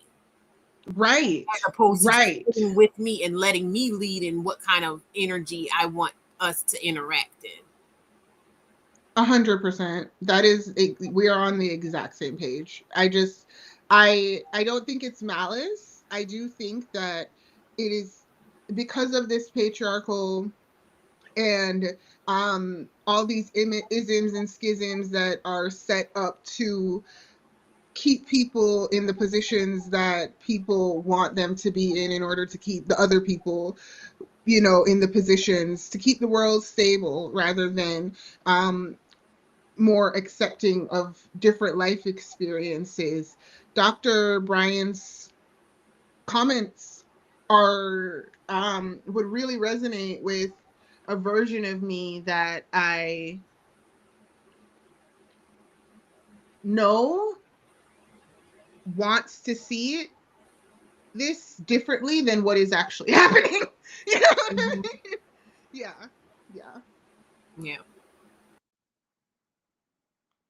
Enough for dad to be here. So y'all dropped me. Right. And we only drop things that we don't care about. Right. In a child's mind. And so when we look at it from that perspective, that tells me that emotions didn't serve you, so you didn't build a great relationship with emotions. And so whenever something traumatic happens, it's not about you feeling for the sake of externalizing. It's about you feeling what you feel, and then you got to figure out how to pick up the pieces. Oh, I always have to figure out. And you got to figure out how to move forward. You don't have the time or space to be in the emotion and honor how you feel. No. And identify how you feel and let yourself fully just be in the surrendering of, I'm breaking right now, and it's okay to not be okay. Well, even if I broke, okay, I don't have anywhere to fall. I don't. If I break, I got to get right back up. Like, I don't have that kind of support. I really don't. And you didn't have it besides your aunt. Greg. And Greg. When you were a child. Greg was and became that refuge for you. Yeah, he did. He really did. So as weird as this may sound, Nene, it probably won't sound weird to you. Losing Greg wasn't about losing just a husband and friend. You did lose a father in Greg. Yeah. You did lose a mother in Greg. You lost a lot of moving parts in one person all at once. I did. It was, let me tell you, when my mother passed, I was kind of shocked, but I was much younger and I don't remember really even crying about it. Not really, because we just didn't have that real closeness like that. So my aunt lived a very long life. She lived until she was 93 years old. Bless her heart. And so she passed away about 5 years ago. And we were just like, we were hurt, but at the same time, our family kind of rejoiced because she lived this great life. And she was in her 90s. I mean, and it was just great. So we really celebrated her life. When Greg died, okay, we were no good. We were no What do you mean by no good? Like, everybody was just on the floor. Like, we were just broken. Like, it was just bad. Like, crying and it was just a lot. It was heavy. Even his friends. I mean, Greg was a big person. Like, we were just really all undone. But it was so heavy that your baby boy had a heart attack. Yeah. Mm-hmm. He had a heart attack from a broken heart.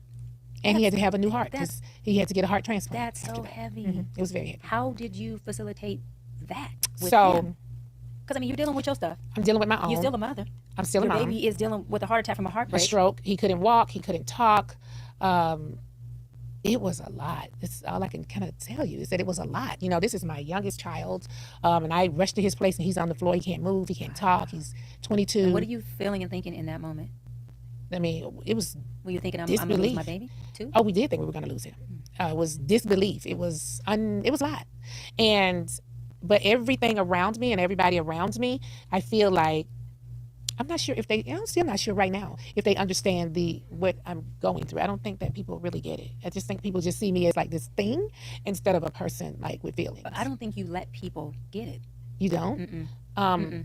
No, I don't think. When did you naturally know, if you told me your husband died and a year after he dies, your son has a heart attack, a stroke, wouldn't you have to say, she's going through a lot? Wouldn't you just think that? Or you wouldn't think that? You'd be like, oh no, she's good. She's going through a lot, but she's doing well. From a woman who says, I got to pick up the pieces. I don't have time to even be vulnerable with myself. Well, I'm saying that because when I say that is everybody in my family depends on me. You know what I mean? I'm it. You know, when everybody in my family needs something, I'm the one they call. They don't call the bank. They call me. So when the backbone is at vertical, mm-hmm. and that is all we see, we know that something happened, mm-hmm. but we don't get a chance to see the vulnerability.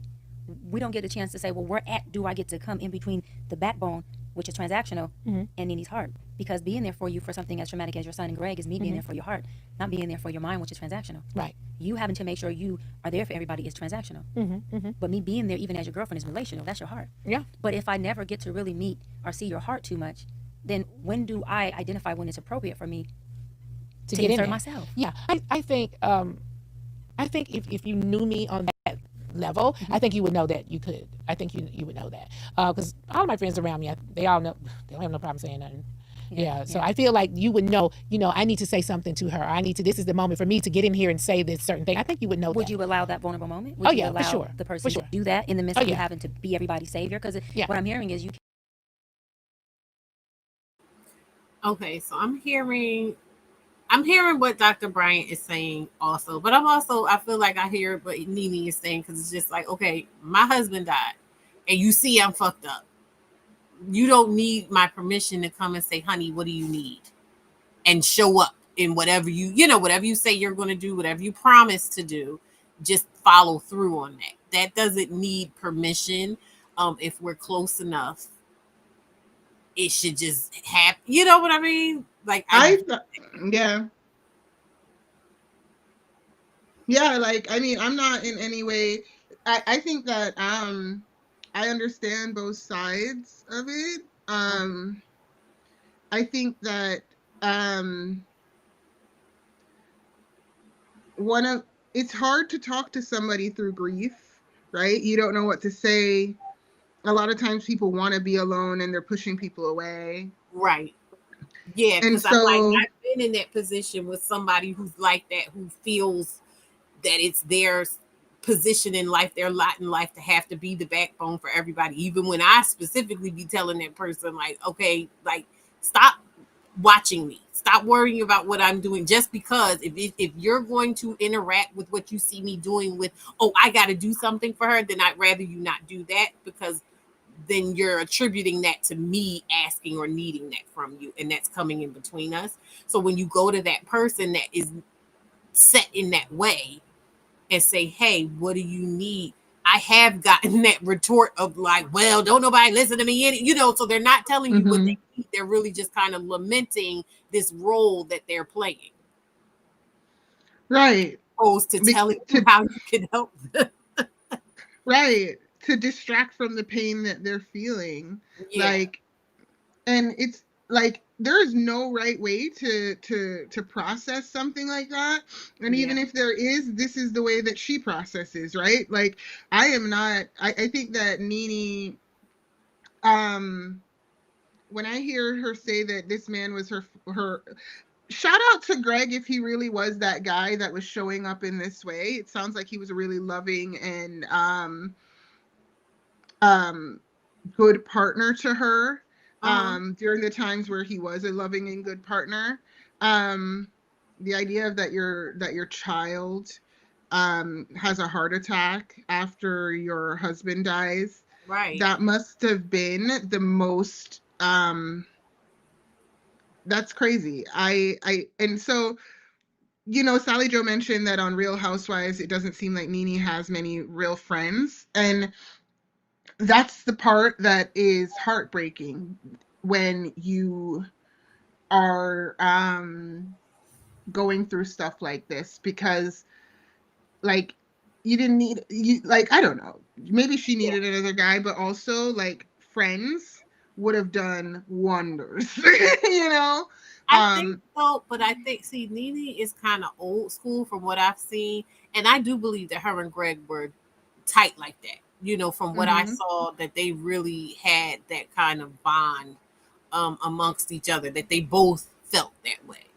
So it's not mhm like a bond of just like, oh, I just happen to be married, and so I'm going to build up a bond within my reasons why we're the love of each other's lives. No, I mhm remember watching their remarriage special and seeing mhm them both like blubbering coming back together like that. So I believe that they were really that tight. Aw. Um, but I think she's old school in that it was like he's my friend.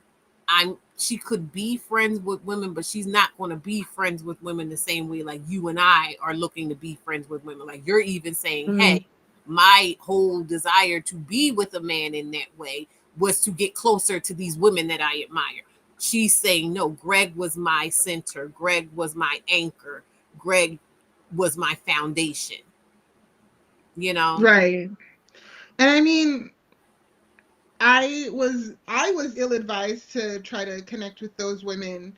I mean, it's not like I was doing any that my method was better, because it didn't make me connect with those women better at all. So I hear that. I hear that. It's just hard to hear Nene talk about this, and for Dr. Bryant in this moment to be it's just I, Yeah, I'm I kind of don't losing know. patience with her. I'm not gonna lie. Yeah, I'm losing because some patience with her.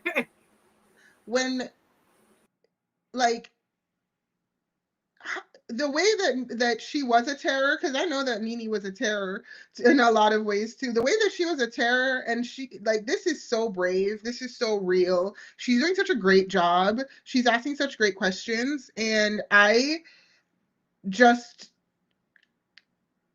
would like to protect her. So I'm going to be quiet and let it keep writing. But my like how I get into mama Yeah, bear mode. yeah, I'm no, I that makes I sense. just feel like, girl, like there are ways to position this where it doesn't have to come off in this way of kind of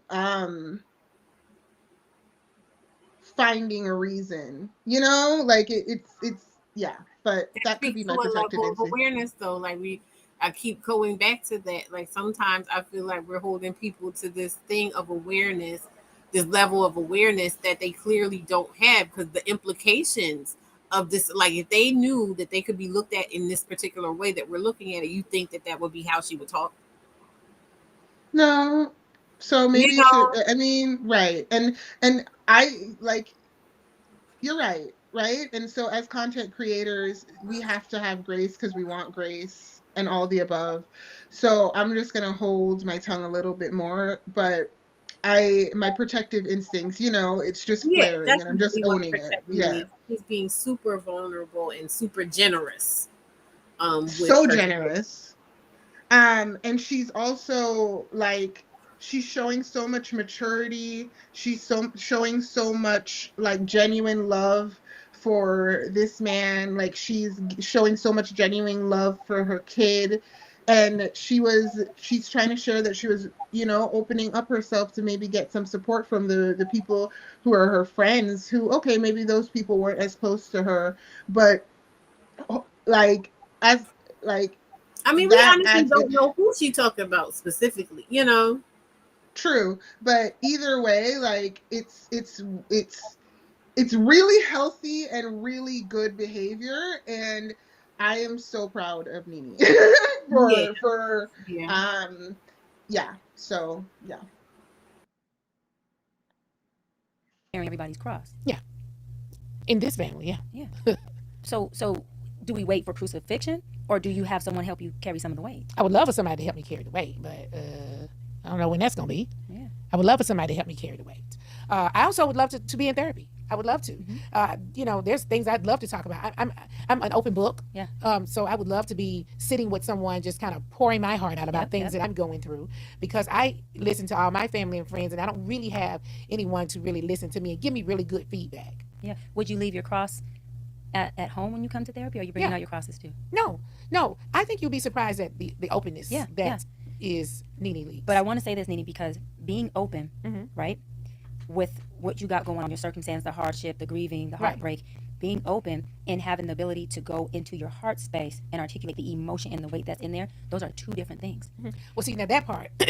Now, well, I'm emotional now, but I don't know. I don't know if somebody would get in deep into me and I could pull out all these things. I know. I would have to try. I would have to come and Yep, see, yep. because clearly I buried a lot of stuff over the There years. you You know go. what I mean? So I And it don't started know. as a little girl. Yeah, sure. This didn't start when Greg Yeah, passed oh, away. no. This Oh, was no. as a little girl. You Yes. had to bury abandonment, Yes, neglect. all of those You had things. to process your Yes. value, your worth. Yes. I remember when, I don't know why I remember this, because I've talked to people before and they've said things like, go back to your childhood. I'm like, I can't remember a lot of things from my childhood. And that may be because I pushed so many things down. But I remember my mom, she would come into town. My mom lived in New York, and so she would come into town, and she would bring I have two other sisters that we don't have the same fathers, but my mom had two other girls. And I remember really well when my mom would come down for the summer with her other two daughters, and I already lived, in Georgia at my aunt's house. And she would have all these like new summer clothes for them to put on. And so she would like wake up and get my sisters dressed and put on their summer stuff, and it was almost like I wasn't her daughter. Let me ask you this, since you brought up the little girl. Mhm. What was the most heartbreaking? If I was speaking to the little Nene, Mhm. right? The little girl, the young little girl Nene, Mhm. and I said, what was the biggest heartbreak you experienced as a little girl? What would she say? Not what would you say? What would she say? It was probably my relationship with my mom.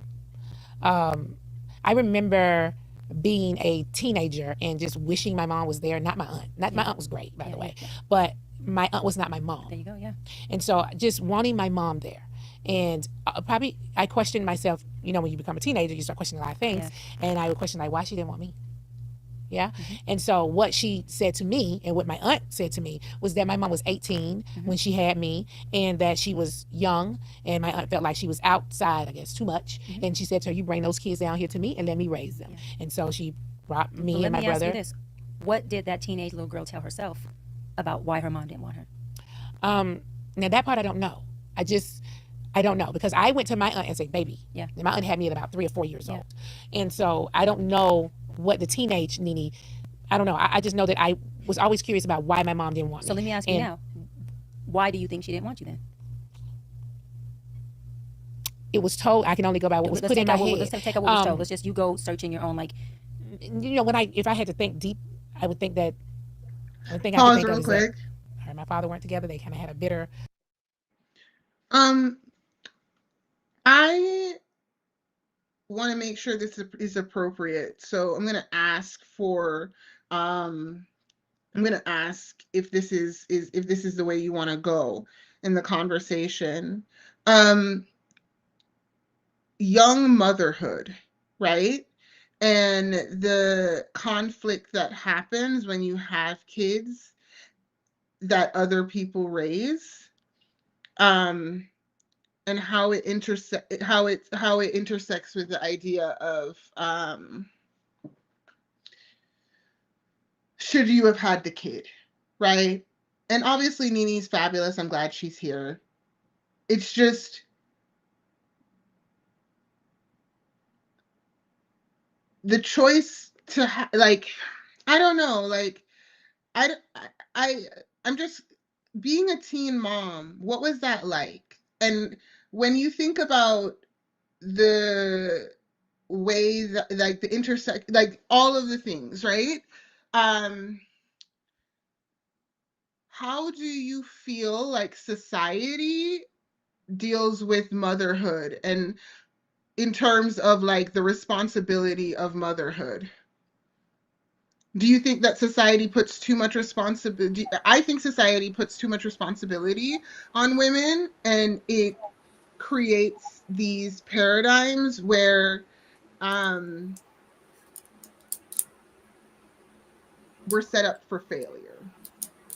So, okay, so my intersections, there are a lot of intersections intersecting for me, Right, I because know. not only was I the teen mother, but I was also the child of the teen mother, teen parent. Mm-hmm, You know, mm-hmm, and my mom was very young. My mom was a literal child. She was 13. mm, So when I think of the things that Dr. Brian is trying to get Nene to speak on, and seeing that she's not able to tap into it, I will have to tip my hat to Dr. Brian in picking up in that, those things, she picking up that Nene is not tapped in certain respects of her own experience, right? mm-hmm, But that, to your question, I felt an immense amount of pressure in terms of being a proper mother. A lot of that came from society, but I also feel like a lot of that came from me internally, from those wounds of being that child who was failed by her parents, or abandoned, mm, whatever words go there, in mm-hmm, terms of the different things that I felt about my experience as their child. right. A lot of the pressure I put on myself came from this experience of saying, okay, well, this is my experience and this feels this kind of way. And I don't want my kid to feel that way about their experience and me as their mother. So these have to be the standards. But I did not have any kind of guidance, point of reference to Mm-hmm, help me through the process of figuring out what that looks like and then executing it. And so, on top of all those negative feelings that you were talking about, that I had, that I didn't have room, like I can say that I was in a position where I didn't have the support I needed to process. And I mm-hmm, also didn't have the um, examples I needed in how to do things in the way that intuitively I was feeling towards wanting to do them. So, like, mm-hmm, sorry, I wanted to mm-hmm, be a quote unquote good mother, mm-hmm, but I also wanted to be present in a way that my mother wasn't. And so that mm-hmm, translated into me being physically there, and me being the provider, and me being, accessible to my child physically, but not emotionally, because of mm-hmm. all that other stuff that I did not have any know-how about how to process and transmute and whatever else, all that other energy, the negative things. Because feeling negatively about having had my child does not coincide with this standard I put on myself to be this kind of, you get what I'm saying? Mm-hmm. So that again is that internal conflict that I was talking about and seeing in Dr. Bryant of, you know, um, seemingly contradictory beliefs or circumstances. Right. Because, I mean, which contradictory, like, beliefs and circumstances are common, right? Like, most of us have some level of cognitive dissonance, but I think that, um, so my mom and my dad did want to have a kid, like, they were trying to have a kid when they had me. Um, and that did not end up in a situation where they stayed together. Um, but I understand what Nini is saying. I understand what Dr. Brian is saying. I feel like because to Sally Joe's point, like because women are objects for motherhood or bearers of the children in our societal construct, we find it really hard to like we're always mad at our moms. We like they don't get to be people, and it hurts us. as well to not humanize them, Well, because here's the thing though, and this is what I think sometimes, it's not all the time, but sometimes we have to recognize you could humanize people, not just your mother, anybody. You could humanize anybody that you're in conflict with all you want.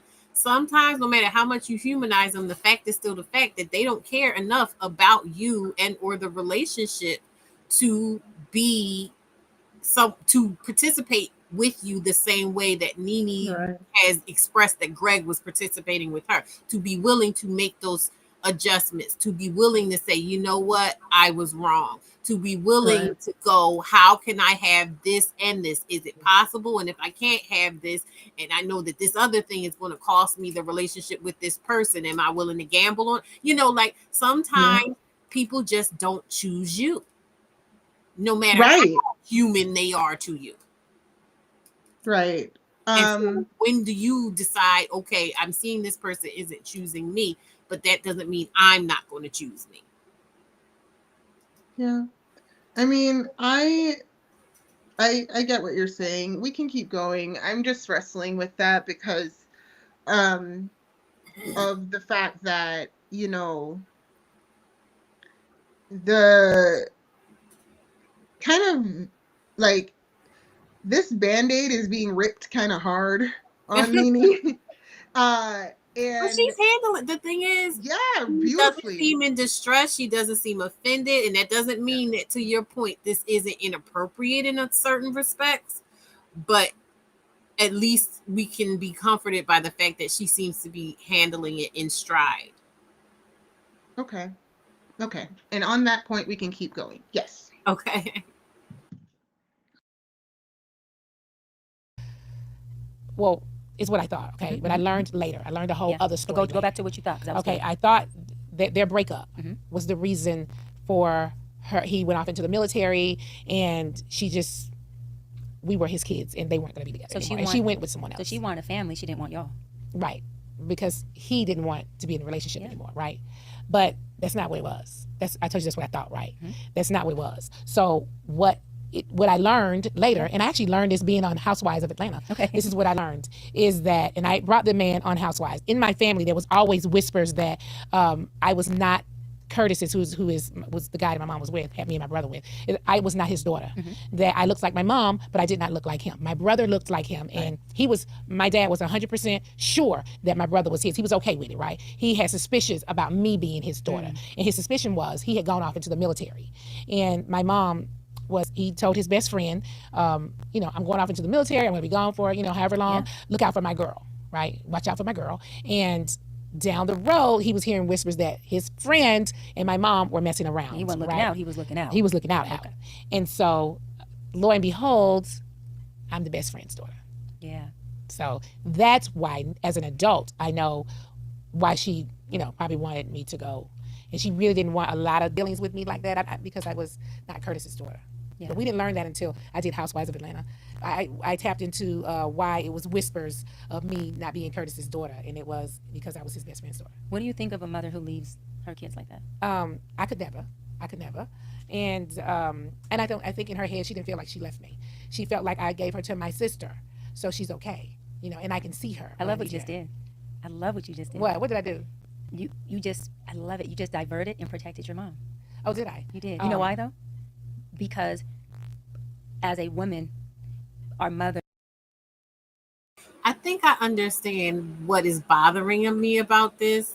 It's not necessarily that she's asking questions, but like she's what I say in the court shows, leading the witness. Like if I'm having a conversation with someone, I have hunches about something, but I'll be like, well, wait, let me ask you this. I'll ask you a pointed question, but I'm trying to see if I feel like my hunch is right. And if I ask a certain amount of questions and I feel like we're on the vein, I'll say to you, oh, well, could it be possible?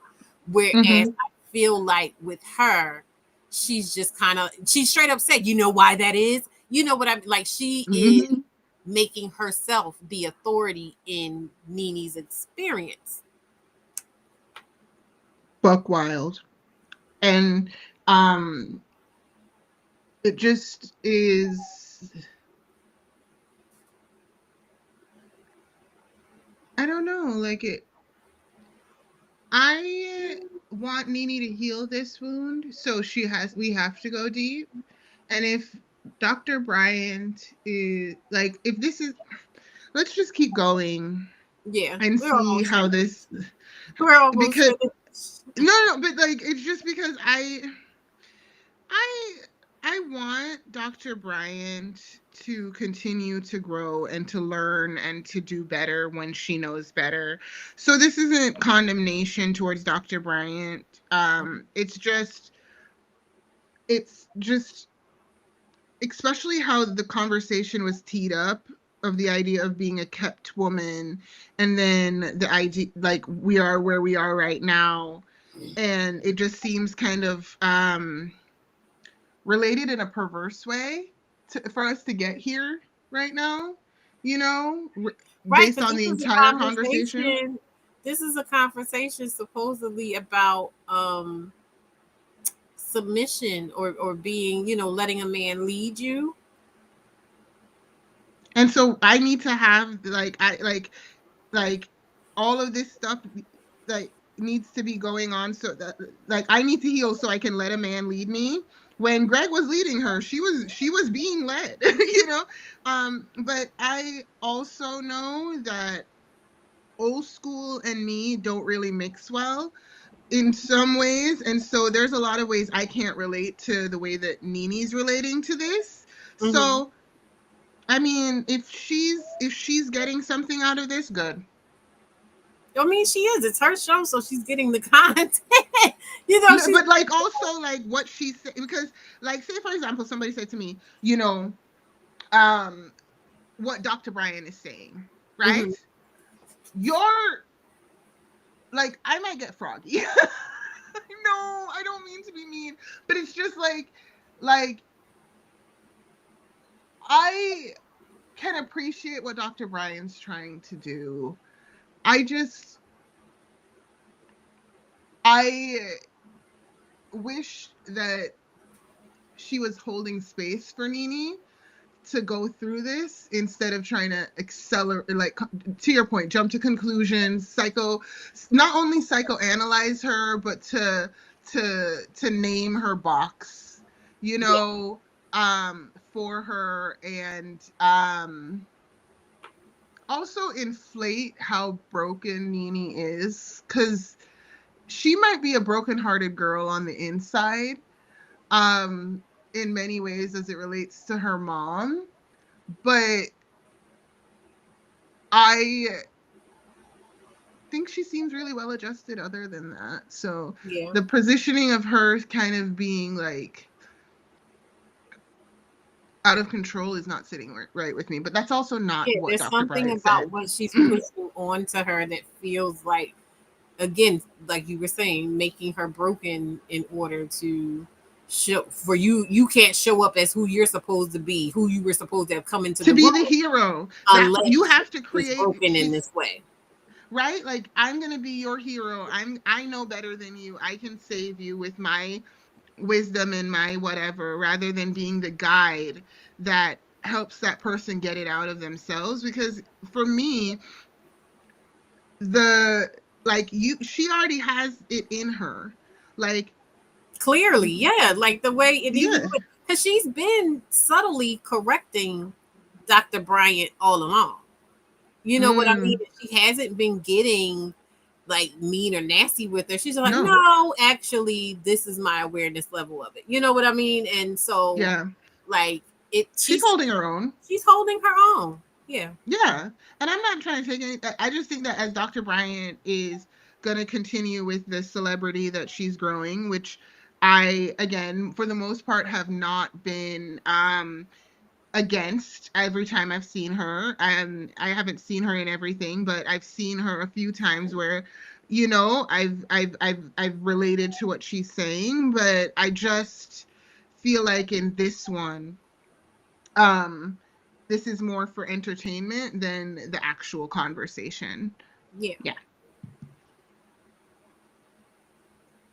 Is a direct reflection of us, no matter how old we get. Mhm. So when someone asks as a child, what do they think about their mom? They don't have insight. They don't know they're protecting. A child will say, why did she leave me? This is unfair, right? They're Right. going to not protecting because they don't know how. But as we grow up into adults, when we say, what do you think about a mother who would do what your mom did? We protect because that's also protecting the identity within us that we see in her. Well, I certainly could never. Now, I could never. As a mother, I could never give my kids away.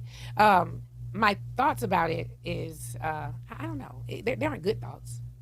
Boom. You see what you said? Right. They aren't good thoughts. No. So why it's important to know that they're not good thoughts, even if you don't list all of them, Yeah. is because, again, how we identify our mother to be are Mm-hmm. the exact trauma and pain pockets that she has given us to have Right. to process out. Mm-hmm. Because if we identify with our mother, who we baked in her womb, Right. we are a direct product of her. We can't Yeah. be separated. Yeah. But by flesh, that's it. yeah. Even with pathologies, we are directly connected. And so when you say the thoughts aren't good, if we were in session, which we are, but in session continuously, I would say, Nini, the next session, we have to unpack those thoughts because those thoughts are your pain pockets. Those thoughts are the traumas that we have to unpack. And we have to look into those because that is a huge part of your identity. Yeah. I don't know, but listen, I don't mind getting on your couch now. I got a lot of things I could drop off over there on you now. I'm just telling you, okay, I got a lot of things I can drop off over there on you. But I've never sat in therapy, and I really want to know from you, do you think that grief, you should go into therapy? 100%. You think divorce? I think therapy should be a lifestyle Okay. because we need to make sure it's a preventative measure. Okay. Not we're going to it once we're trying to intervene with a problem and issue. Okay. Because if therapy was a lifestyle, let's just say with you, then processing your emotions would be something you automatically do. Okay. Distributing weight would be something that you start to know how to do. Identifying your pain pockets in these parts of your identity that are directly tied to your mom are all pockets that you would have already dwelled into. Okay. And it would have definitely changed. Of course, you've done well. But I'm not surprised because folks who come from such a adverse background tend to do well because remember, you're constantly saving yourself even now. So as long as you save yourself, then there's a high percentage who ain't gonna drop you. But you do understand that all the other people out there, more than likely, they gonna drop me. Yeah. And so guess what? I'll be the backbone. I'll carry everybody's cross because ain't nobody gonna carry my cross again and leave me and my cross over there for dead. No. Like my parents did. No. And you are right. A lot of people who've had these adverse upbringings, Do well. they do very well. But what we don't do well with is overcompensating for our emotions versus identifying them, letting ourselves just not be okay, knowing that it is okay to share and distribute the weight, knowing that we can be a backbone, but we ain't got to carry everybody's cross. No. And it's not us. We shouldn't feel guilt or shame when we say, "Hey, hold on, open your hands. Let me give you a cross real quick. Let me give you a cross." But see, there's a layer of guilt and or shame that comes in us giving everybody their cross and saying, like the disciples, and Jesus, carry yours and follow me, because we know what it felt like. Excuse my language, when motherfuckers didn't carry us. That's true. And I definitely know what it feels So like. we don't want to give you your cross and make you feel the heartbreak we felt when the person that was meant to carry us dropped us. So we rather keep that cross and carry it so we don't have to feel the duality of our brokenness again and the guilt of saying, I can't do nobody how I was done. Right. Because it was too excruciating for me. So I ain't gonna do you like that. So I'll carry crosses until my back breaks. Well, I hope my damn back don't break. But And that's what therapy comes in at. yeah, that's what therapy comes in at. But listen, Dr. Brian, you know, I can sit here and talk to you all day and tell you all kind of stuff. I do want you to come back and let's talk more. Actually, I have something I think I want you to do. So, But before we wrap, I just gotta ask you real quick. yeah. If anything, what did you get out of our exchange? Just out of our quick Well, what session? I would say, just from sitting here talking to you, which I kind of felt I wanted to do anyway. I know I need to go into therapy, and I need to have one-on-one session, you know, with someone. I've had therapy before, like I said, with my husband and stuff like that. So if I took nothing else from this, I know I need to go into therapy, and I do need to, you know, work through the grief that and all the trauma that I've had as of recent, the last like 5 or 6 years. You know, with my husband announcing he has cancer and watching him fade away, to my son being 60 these last few years, to my son having a heart transplant.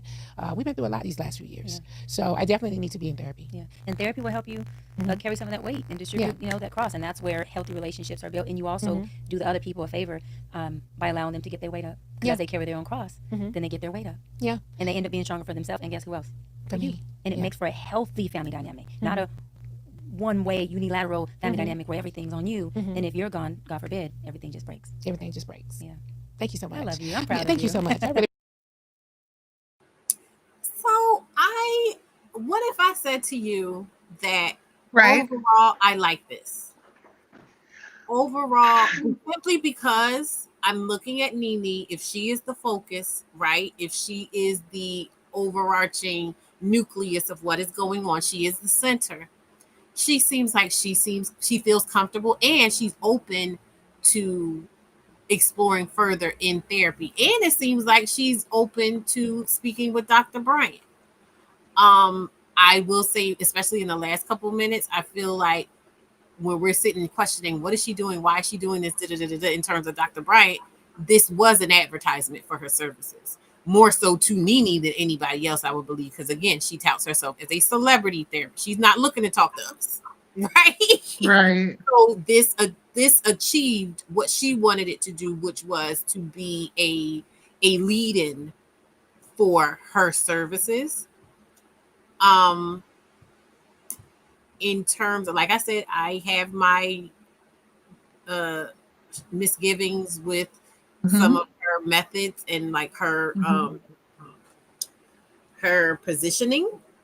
But overall, like, I'm just really proud of Nene, and I want her, you know, if this will help her on her journey, because she already seems like she's well equipped, you know what I mean, to do this work for herself. So even if she were to choose Dr. Brian or whatever, I still feel like she has that ability and has demonstrated the ability to be able to transmute whatever energy she's getting into what is needed for her. Does that make sense? Yeah, I'm overall kind of I respect where you're coming from. I don't object to the conversation. Um to Sally's point, like, this is more life coaching than therapy, like, and I would like to suggest, not suggest, stop. I want to point out that Nene has so much to be confident about. And I would like to normalize women reflecting the positives onto each other and seeing each other um, for the beauty and the brilliance. And like, just I'd like women to develop the skill of being able to see goodness in each other, you know, when each other is talking. And to deepen what it is you're saying, not just surface level stuff, you know, like not just the glitz and glamour of, oh yeah, you're a boss, but actually being, wow, you're really introspective. Wow, you're really self-aware. Wow, I like how you were able to find peace in that chaos. Right. Because I like, they're not talking as therapist and patient right now. They're talking as homegirls, right? And my only comments are about being able to balance it out. You know, the correction. And it's not even really correction, because Dr. Bryant doesn't have enough information to say that Nene needs correction in this moment. I know that many people have been watching Real Housewives. I think she's Atlanta, right? So there is maybe they know. I don't know. But maybe over the years of watching Nene, maybe more people know about some of her hangups and kind of can more identify to be able to be this direct. You know, I'm a direct person, so I'm not trying to knock the directness of a woman, especially a trained professional. But I think as a person and as a friend to many women, I would have wanted for my friend in this moment to see more of a, like, to feel, and I don't know how Nene feels, so this could be projection, but I would have wanted to set a different setting for my friend to have this conversation, but also God didn't send me. God sent Cheyenne, so here we are. You know, like, yeah. I mean, and I think too that goes to, like I said, the framing of the idea of, because this last leg of the conversation was centered around, yes, you need therapy. And I'm not saying people don't need therapy. I am a proponent of therapy, right?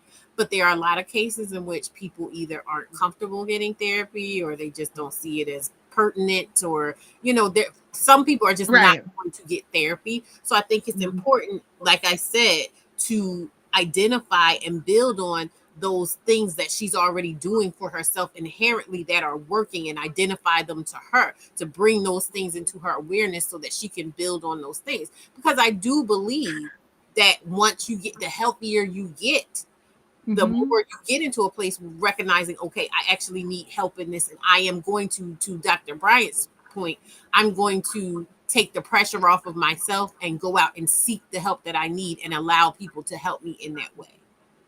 100%. And I think that these experiences that make life, right? Life be life, and because we know life is ups and downs, life is chaos, life is lessons, right? Um, I am, I like the more and more women that are honest with me is the more and more I realize that everybody thinks that they're not doing it right. And I would like to spend more time celebrating the women that are doing their thing. Maybe not right, but doing their thing. Yeah. And I'd like to normalize that. And maybe because that's my mission, that's the lens I'm seeing it through. But um,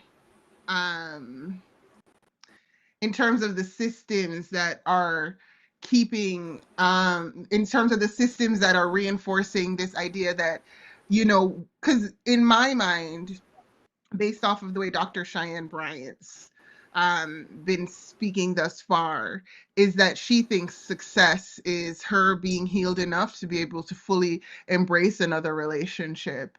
Like getting into another relationship where she's able to have something more healthy, or maybe not even healthy, but something to have another Greg is in my mind what Dr. Cheyenne Bryant's goal is for Nene, and I don't know how I feel about that.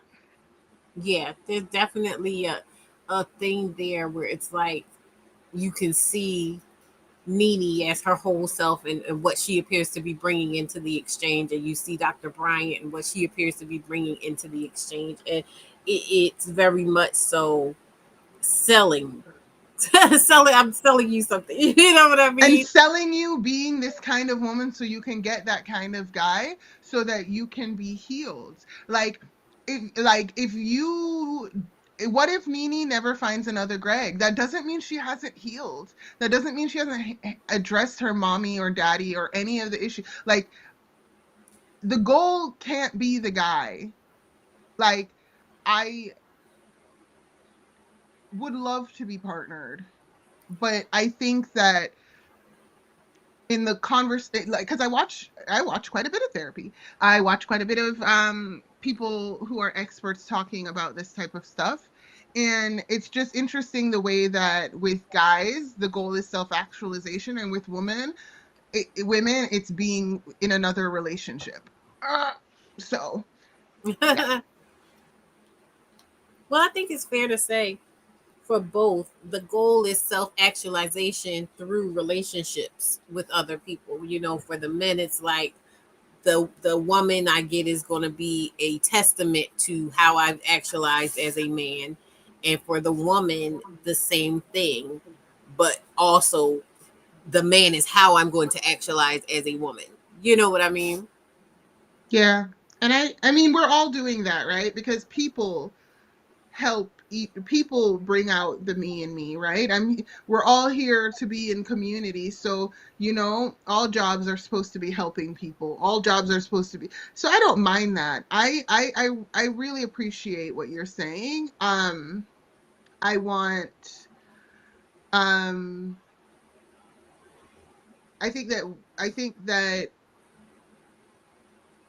the subtext is off-putting, but not invalidating. Because I'm hearing the subtext of her saying, like, getting you healed so that you can be in a even better relationship in the future. That's the subtext I heard, but I won't categorically reject the rest of the food and what Nini's getting out of it. Um, Yeah. I but you're exactly right about the way that all humans are communal. You're not supposed the goal is not to end up on the island. Mm-hmm. And that's not my mindset.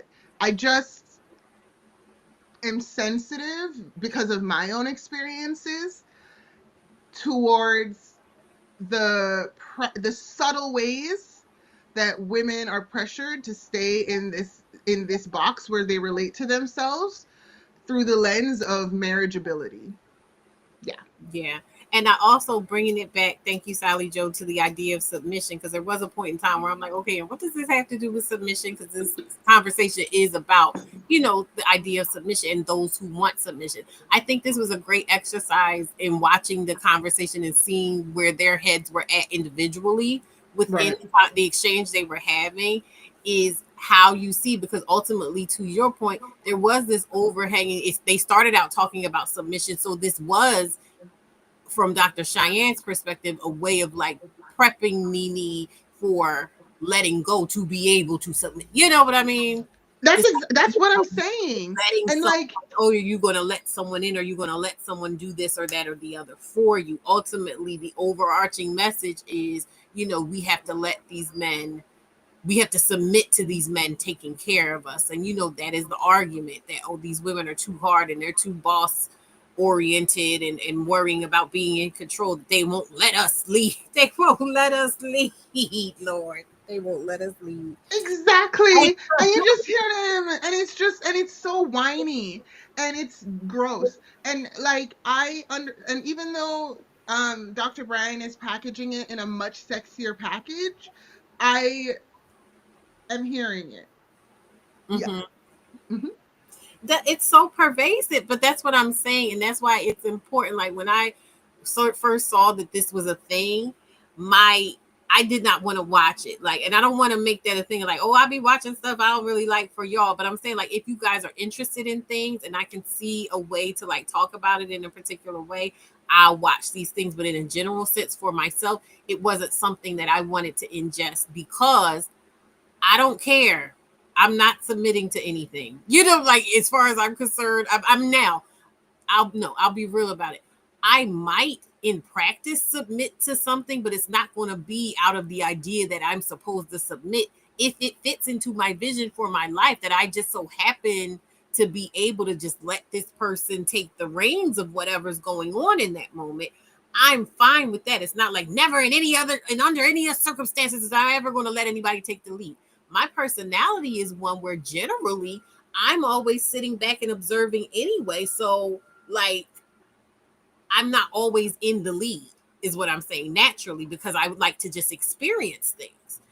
So what I'm saying is I'm not going to fixate on this performance of submission to a man in a heterosexual relationship to make my experience into something. Hey, Marissa. Hi, Marissa. We have a therapist in the building, so I'm so glad you're here. You came just in time. Okay, keep going though, please. You're spitting facts, vitamin, from my heart. Oh, no, yeah, and that's the thing. Like, I've been talking more and more about, like, I've been being more vulnerable and open about, like, really my feelings when it comes to the idea of me being in a relationship or even desiring a relationship, and like the ways that I got to where I am and being like, okay, yeah, not only is it something that I recognize that I'm not like desiring in the traditional sense, I'm also Yeah. able, because I don't have that latent desire, to identify some of the shortcomings of it and how people wind up in bad situations just chasing, or following. Hmm. And so that's not me. Again, I don't want to project that this is the only way to be, because I do see women and people, even Nene, like I said, what I saw her experiencing, what she shared with us, Hmm. both through being on the show and everything, and the things she said, I feel like it is consistent. She had a beautiful experience with a man, right? Right. But I don't feel like it's serving any of the women to do what it seems Dr. Brian is doing. And because I want to stay there around the same age or whatever. So you've been spending all this time chasing this perfect, expression of this in a way, and trying to like distill it down, what Hmm. I mean, into Yeah. this cheat code or anything, where it seemed like Nene was just living and experiencing. Does that make sense? 1,000%. And even though Nene might be old school, and so she might have had more rigid ideas of how people are going to fit into different roles, I do think it's important to point out that Nene is no slouch. She is absolutely not like this podcast is hers. Like she has so many different endeavors and she has a life. Mhm. And and not everything is about IPs or money, but I want to celebrate Nene. No, um absolutely, because you would think that, when she was put off the Housewives show, the mhm. expectation was, I think it was like part and part. Like the expectation was she was going to do well because she did have a nice upswing at one point. She was on a network television show. You know what I mean? Like she was getting Mhm. things done, but then there was a lag. What I'm seeing here is this is a woman who is living on her own terms and has uh jurisdiction over her own worth, because now she doesn't need a Ow. Brady Cohen to make her into Ow. something. She's sitting in the host chair of her own show, and so I love that. And we know that a lot of these reality TV shows are not kind to the participants. So Mhm. in so many ways, I'm sure that she's way better off right now running her own things now that she's had her brand built up.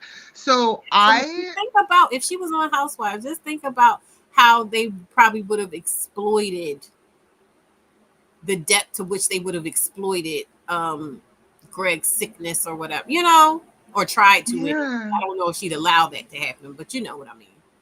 right. And I like Nini's doing a I think Nini's doing a great job. And I am super proud of her. And I know that my um I'm not in the minority. And if she doesn't want to be on YouTube, if she wants to be on network television, she's going to find a way to get there. And maybe she's partnered during the path, maybe she's not. Maybe she does more plastic surgery, maybe she doesn't.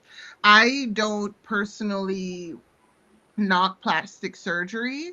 But I also know that some people are using plastic surgery as a method of self harm or just something. Somebody who is so, like there's a word for it though, as a method of self abandonment, identity change, something. But Yeah, I think it uh, does have to do with identity because, like, it's one of those things where sometimes it seems like what you don't want more than what you want, mhm, and it's a constant what's that called, pursuit of that, kind of mhm, like Moby Dick type of thing, and then but the body can only take so much, you know. right. But she still looks like herself in a lot of ways. And I also I look, I appreciate people holding women accountable. I'd like I'd like it to be more normal for women celebrating the rest of women. You know, like Yeah, because accountability, but like we're always, that's the thing, at any given it's so moment tiring. we're messing something up, you know what I mean, like And at any somebody's like given moment. and some exacting person is just like hovering over us, judging our every step. And it's like it sounds like she's getting mostly right. Like, and shout out to her for going through so much complexity and stress um and whatever happened with her parents beforehand, and the identity she's built for herself. She chose to surround herself um in her partner, in her prospects for her career and all of the above. She's not a passenger. And like, you know, when we were doing Project U, there was this slide that I couldn't get out of my deck because even though it didn't flow with the conversation, but it was the different responses you can have to to craziness. So you can either fight, flight, freeze, fawn, but there's also you can face it. So this idea that Nini's facing it. And that deserves to be celebrated.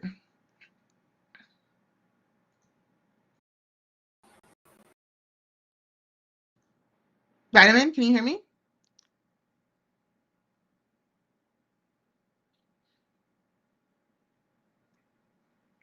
Okay.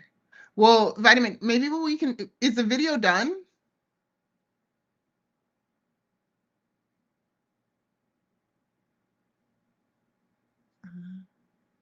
And I'm looking at before and after pictures of Nene, by the way, ladies. And she looks so, she has made changes, but like she just, she didn't lose her, she looks like the same person. So in my mind, she did the type of plastic surgery that wasn't self-annihilation. There are some pictures I where mean, she's done, it's where changed. she's lightened her skin, but also I know that like that's so much of that is lighting, what time of year, because sometimes I look a whole different color, you know, uh depending on the time of year. So I'm not quick to go into believing someone's bleaching. But in terms of her face, her facial features, this doesn't look like self-hate to me. Yeah, I'm honestly, I mean, and the thing is, I don't know, I'm not pocket watching or nothing, but I'm like, I think it just got to a point where she was like, you know what? Because I don't think she did it like this until after Greg was born. So it's kind of like, I got the money, I got the time, why not? You know, hello? Yeah, I'm here. Can you put up what I just put in the back? Let me see. This thing is not letting me scroll all the way down. Hold on. Okay. I mean, Sally Joe, you watch Real Housewives, it looks like, so you see more of her than I do. So there are some things here that I'm like, okay, if Nene be doing a lot for the plot, cool. But I get it. I get it. I the surgery that she's done though, I don't I don't see Is these it a link? enhancements. Yeah, I need to send Send it. it, What, send Discord? it to Okay. me in the regular chat. Oh, okay. Because the other chat won't let me scroll down for some reason. Okay. Oh, I didn't want to show it, Lord. Well, I wanted to show it to the ladies. No, I know. I'm Oh, saying, okay. I meant I didn't want to show the link. Ah, okay.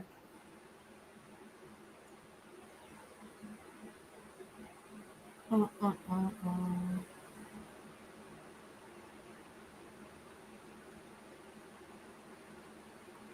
I Girl, Sally Joe, that is a sickness. I almost got that same sickness when it came to Grey's Anatomy, but I realized that is way too long. You cannot be sitting down for 15 seasons. That is abuse. That is abuse. That is way too much. Oh, I don't know what that is. Lord, it's not trying to let me in. Jade Chan, we're having a great time. You should stay. We're still laughing. This is a great Right? conversation. Hang out with us. It just was flowing, you know, like It was that's a great little really tea and key. You should have stayed. Grey's Anatomy has no business still being on television. child. Listen, I love it, and I love Miranda Bailey. I'm so glad that she's staying employed, the actress, and all of the above. And shout out to Shonda Rhimes for making something that could shout out to I love everybody black in it. I love all of the people in it. I love Grey's Anatomy. Also, we are probably at season 18, 20. What is going on? Like, what is going on? They are wringing this rag dry. girl, because I mean, listen, get your money, girl. If they gonna I keep paying you, get your money. uh, you do you need another picture? Um, I need because my Discord refused to open up. It didn't open up, so I'm trying to figure out how to be able to get this link because the back chat will not let me scroll down. Well, either you could just look at, like, you could just search what I put in, Nene leaks before plastic surgery, and you'll see the same Google. Yeah.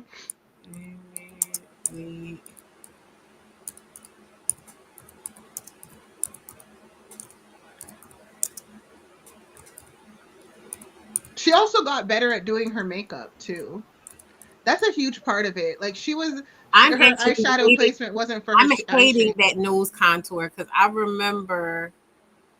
um, I remember my aunt going with my aunt to like a modeling thing she had one time, and she was just they contour her nose the same way, and it's just like that looks like a nose contour. Like this nose contour. Mm-hmm. Hold on.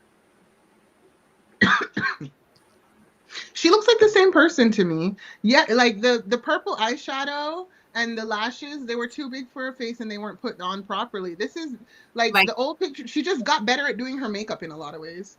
this nose contour that she can I get in on that magnify? Yeah, this nose contour she has looks Mm-hmm. nice on the on the after side. It makes her Mm-hmm. face look nice. It makes it, but the other one it was like not this, but Mm-hmm.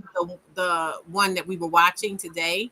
Mm-hmm. It made it just look like I see the makeup. You know what I mean? Yeah, like, yeah, yeah. But No, she she looks looks great in the video though. Like, and no, she don't look bad, the but beat, that the wasn't at her. That was at the makeup artist. yeah, I yeah, was no. But I'm also saying that, like, a beat, like, there are levels to this. Like, like, getting good at doing your makeup is a level up. Granted, we know she did some plastic surgery, but also knowing how to make makeup, to do the makeup that suits your face, is a huge, huge advantage. oh yeah, definitely took me over a decade to like get to where I am now with just working with what's there as opposed to like, oh, I'm Yeah, going to sculpt it into something else. It's like, no, I just want what's there to look the best. right.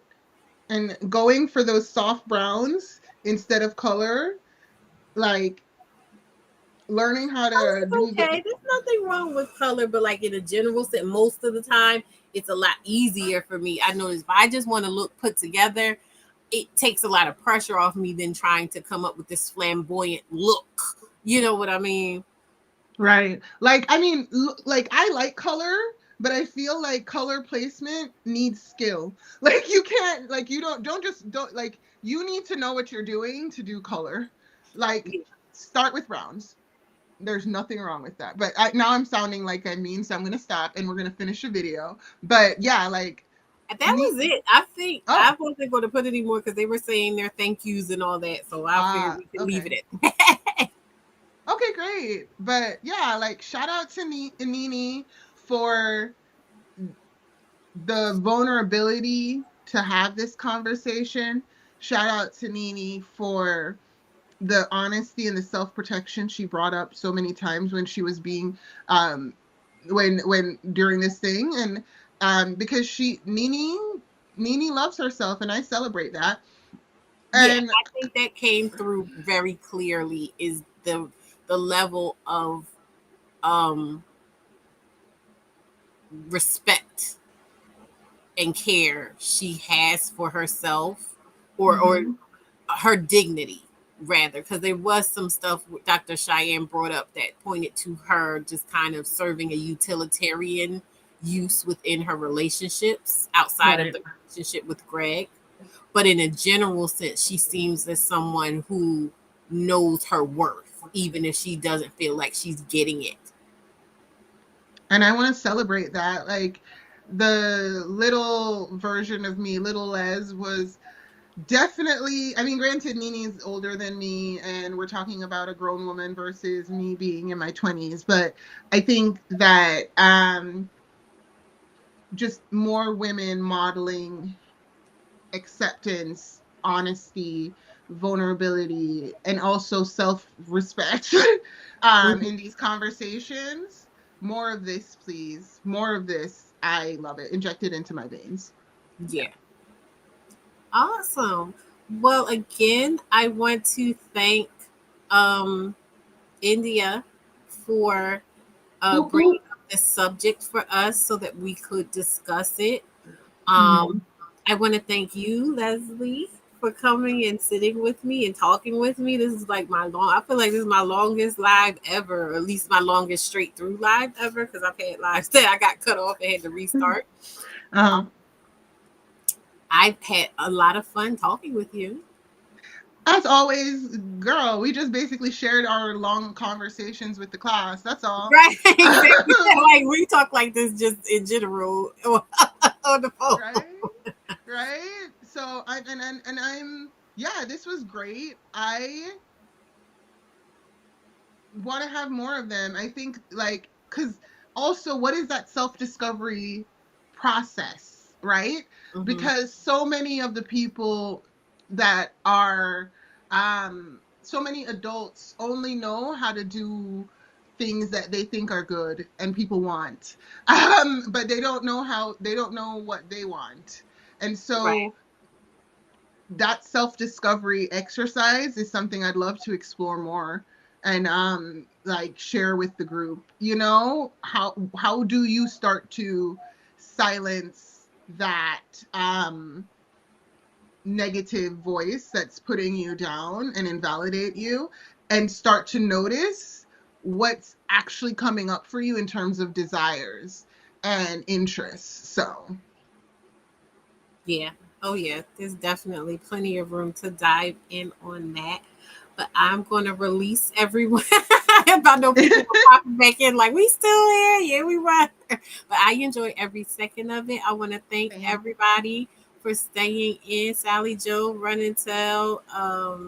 Who else was there? Invincible, Jade, Invincible Summer, Erica De Niro, Sally TT, Hemmings. Sally Hemmings, Shout out to Marissa for Holly, coming through. TT, yep, Melly, TT, Annie, Daniel. Yeah, Joanna, yeah. Felicity, Lashandra, Chrissy. Hey, Chrissy. I'm Aw. going all the way Chrissy, up. shout out to you. Right? Yeah. Our girl. She said, you know what she said? She said, I be dragging and the drags be dragging. She was just like, yeah, You she's go like, in. You she be was like, you going ain't got no patience. I said, I ain't got, you know, my patience, she is thin. And she's like, it's highly entertaining. I snatched a pearl. They be saying the same thing about me though. That's why they be sitting to be stuffing that Discord. They know it's going to trigger me because they want to hear me cuss. They want All to hear love, me cuss. Chrissy. All love. I'm glad that because it's coming from my heart. Look, if I drag, it's coming from my heart, and that's just on period. That's what I have to say. It's coming from my spirit. It's coming from the Holy Spirit inside of me. My drags. So I'm just gonna let them out. Amen. hmm Amen. Well, all right, guys. I'm going to go ahead and we're going to do All right. You want me to hop down while you do the outro? everything.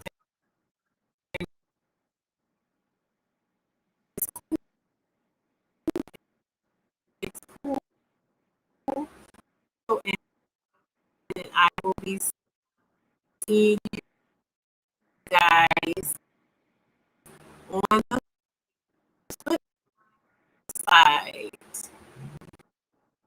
Bye.